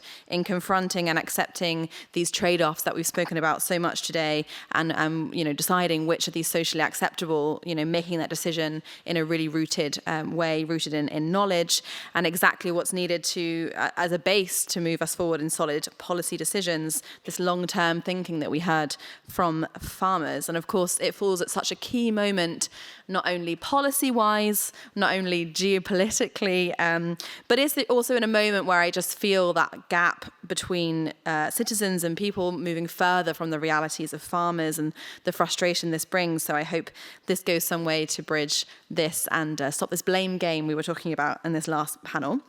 And for me, going away, I'd say something that I had maybe not given so much consideration to was the linkage between the human welfare and the animal welfare.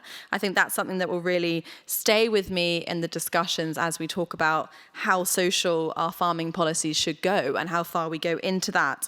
And also the fact that we had so many flavors of farmers bringing their perspectives, a whole panel of farmers here. That is actually not that common, I would say, in Brussels. So I really appreciated them all being here, sharing their experiences and insights. It's absolutely crucial. And then on a personal level, I have promised to go away and try the Food Basket 7 this evening. So I'll let you know how that goes. And I'm also going to make my housemates do it as well. So those are some of my kind of personal and professional reflections there. But there's more to say. And so I'd like to pass the word back to Lawrence for your thoughts and feelings after today's event. Yeah, thank you very much. And I need to update that photo on LinkedIn. So,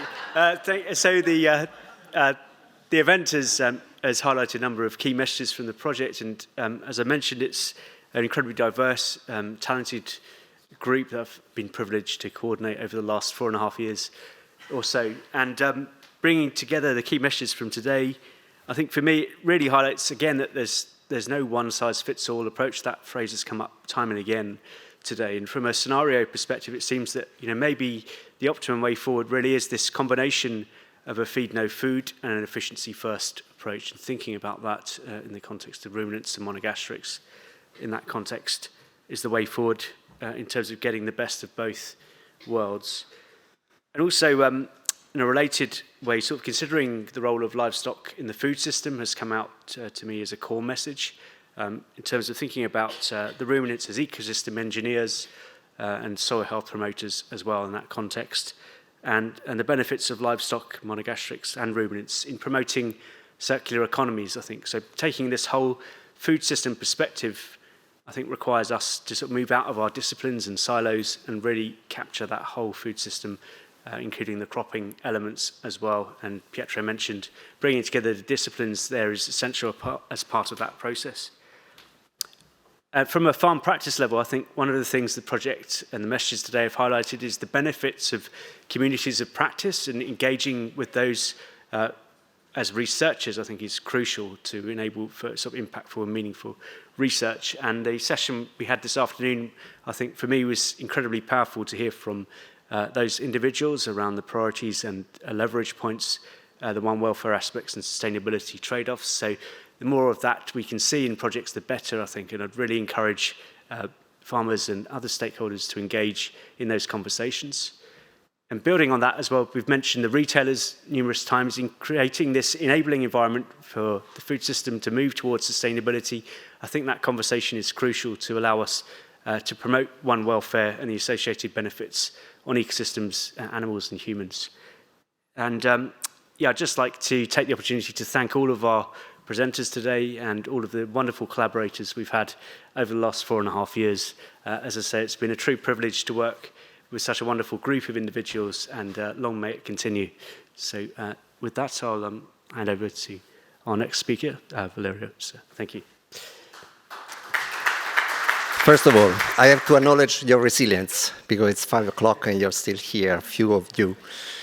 The second, I will be very brief. I mean, I learned a lot today, really. Thank you very much. I was impressed by all the outcome and what the achievement you had so far. So this is also important for us to take inspiration. And third, also, well, a happy cow make a happy farmer, make also a happy policymakers dealing with the sector. Very briefly, well, we heard in the morning about this livestock strategy, so, and you know this, I think, better than me. But just to recap a bit, I mean, the livestock should provide, let's say, action recommendation also for member states to design their national plan. And we are currently working not really on the strategy at the moment, but on a staff working document together with several DG from the Commission. And the idea, I mean, we are working on mapping the different challenges that you know better than me on different aspects, try to identify which are the strength and weakness of the sector, and also to how we can improve the performance of the livestock sector, with a particular emphasis on targeted, tailored solution that could be applied in different production systems, in different regions, etc. You have heard that the strategy will be probably published in the first week of July. So, I mean, stay tuned. The other aspect that also was mentioned during the meeting of today was about research and innovation. So in our unit, we are dealing with the research policy. One thing that I want to highlight is that we are currently working on the new strategy on research innovation for the agri-food sector, which includes also livestock. The idea of this strategy, because we had the last strategy on research innovation in agriculture 10 years ago, so it's time to update it. We would like to target investment in research more efficiently, let's say. And this strategic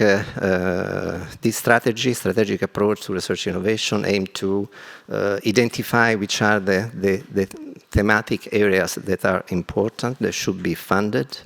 We would like to favor, let's say, bring, let's say, the research results and technology to the farmer more quickly and more efficiently. We want to support also the small medium enterprise, startup, scale up, etc. And we want to increase also the linkage, you are familiar, between research, innovation, and the CAP, which already exists, but we want to improve them. We had a survey a few months ago, an open consultation. We received more than 700 replies, so we are working on assessing this. But what is important, I think, for you is that we are going to start, because now we are at a macro area, but now, well, since September, we are going to start more on defining, let's say, the thematic areas and the topics that are important for the future in research and innovation, taking into account all the development in science, all the needs that we have heard also today, etc. So I invite you to, we have this conference at the end of September, 24 and 25 of September, where it's open, obviously. The idea is to get feedback and input for all types of stakeholders on research and innovation. And then, from September, we will start working internally on the future priorities for the next framework program. So it's quite important, I think. We will continue consulting several stakeholders, like for the livestock strategy. The same applied to the strategy for research innovation. We are consulting a lot of people, of stakeholders involved in agriculture, in the agri-food system, in the agri-food chain. So please make your voice, provide your input whenever you want. And the third one, the third aspect, because again, I'm dealing with research, so I should, and I have also been asked to give you some idea of what is on the pipeline, apart from the strategy on livestock, apart from the strategy on research innovation.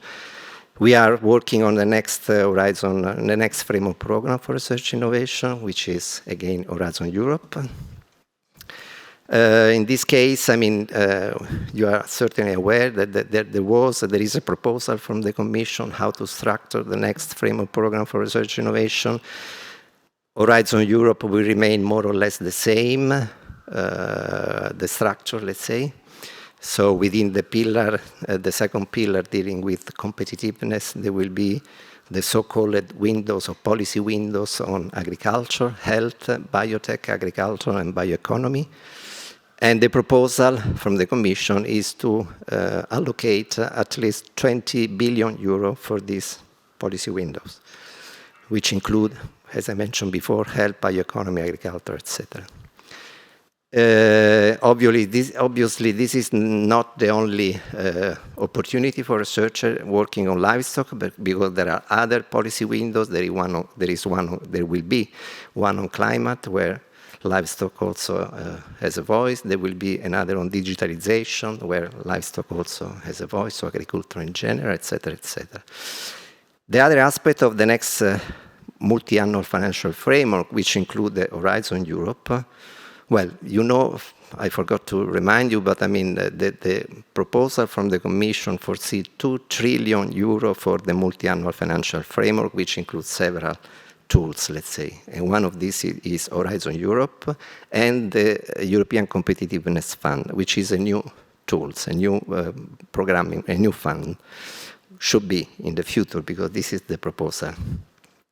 So apart from Horizon Europe, with the 20 billion euro in these policy windows, in the ECF, in the European Competitiveness Fund, there will be the same amount of money. I mean, the proposal foresees the same amount of money, 20 billion euro, for the same policy window. So for agriculture, health, bioeconomy, and biotech, which means that at the end, there will be 40 billion euro for these sectors.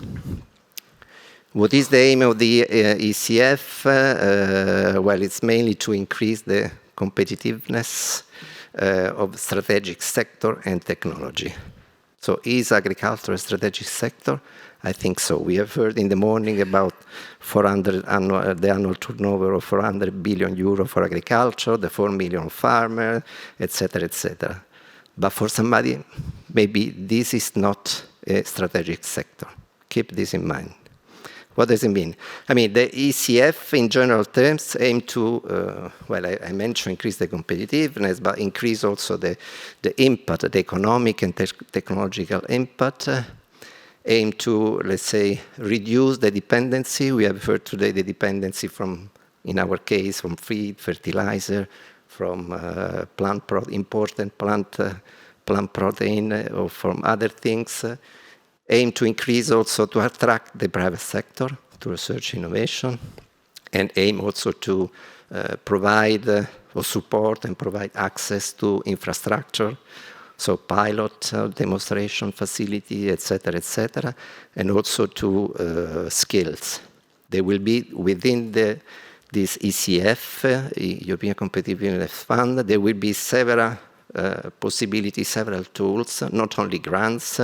There will be procurement, there will be loan, equity, debts, blending finance, etc., to cover the entire chain of the entire value chain of the research. So from basic research, fundamental research, up to pre-market research, which means, for those who are familiar, from TRL1, technology readiness level 1, up to 9.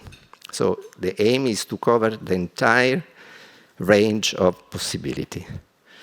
But in addition to that, there will be fund for providing advisor.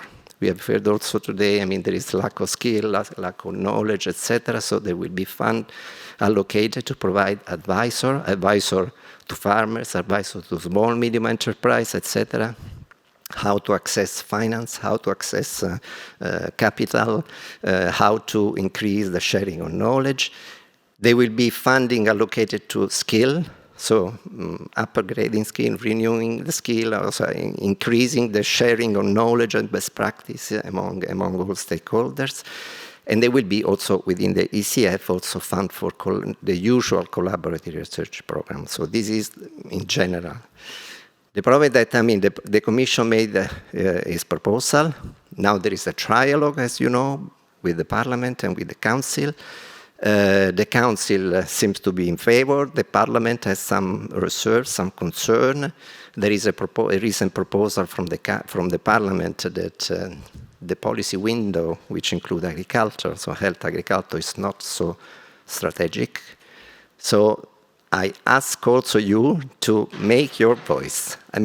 If you want, apart from Horizon Europe, if you support agriculture, if you think the Fund for Research and Innovation in Agriculture is important, try to have a dialogue with your member states, with your national authorities, to try to support, make some changes, because this is obviously possible, but to support the agriculture, because otherwise the budget will be reduced at least in the European Competitiveness Fund. So this is a general call for movement, let's say. And for the rest, I think time doesn't allow, but I'm open in the future for any exchange, and good luck for the project. I hope you will achieve to have the amendment and have other months to work all together, but thank you very much for everything again. Thank you.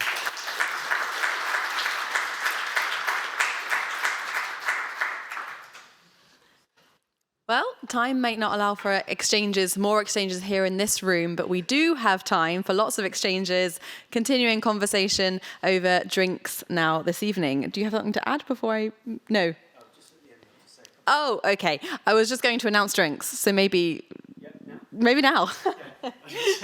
Yeah, I just wanted to say before we go for drinks that the team at Revolve have worked tirelessly over the last weeks to prepare for today, and there are two people in the room who've done all of the hard work behind the scenes in organising everything today. So I'd just like to say a massive thank you to Christina and Daniel. If you would mind standing up, just so we can say a word of thanks to you, and thank you to you, Natasha, as well.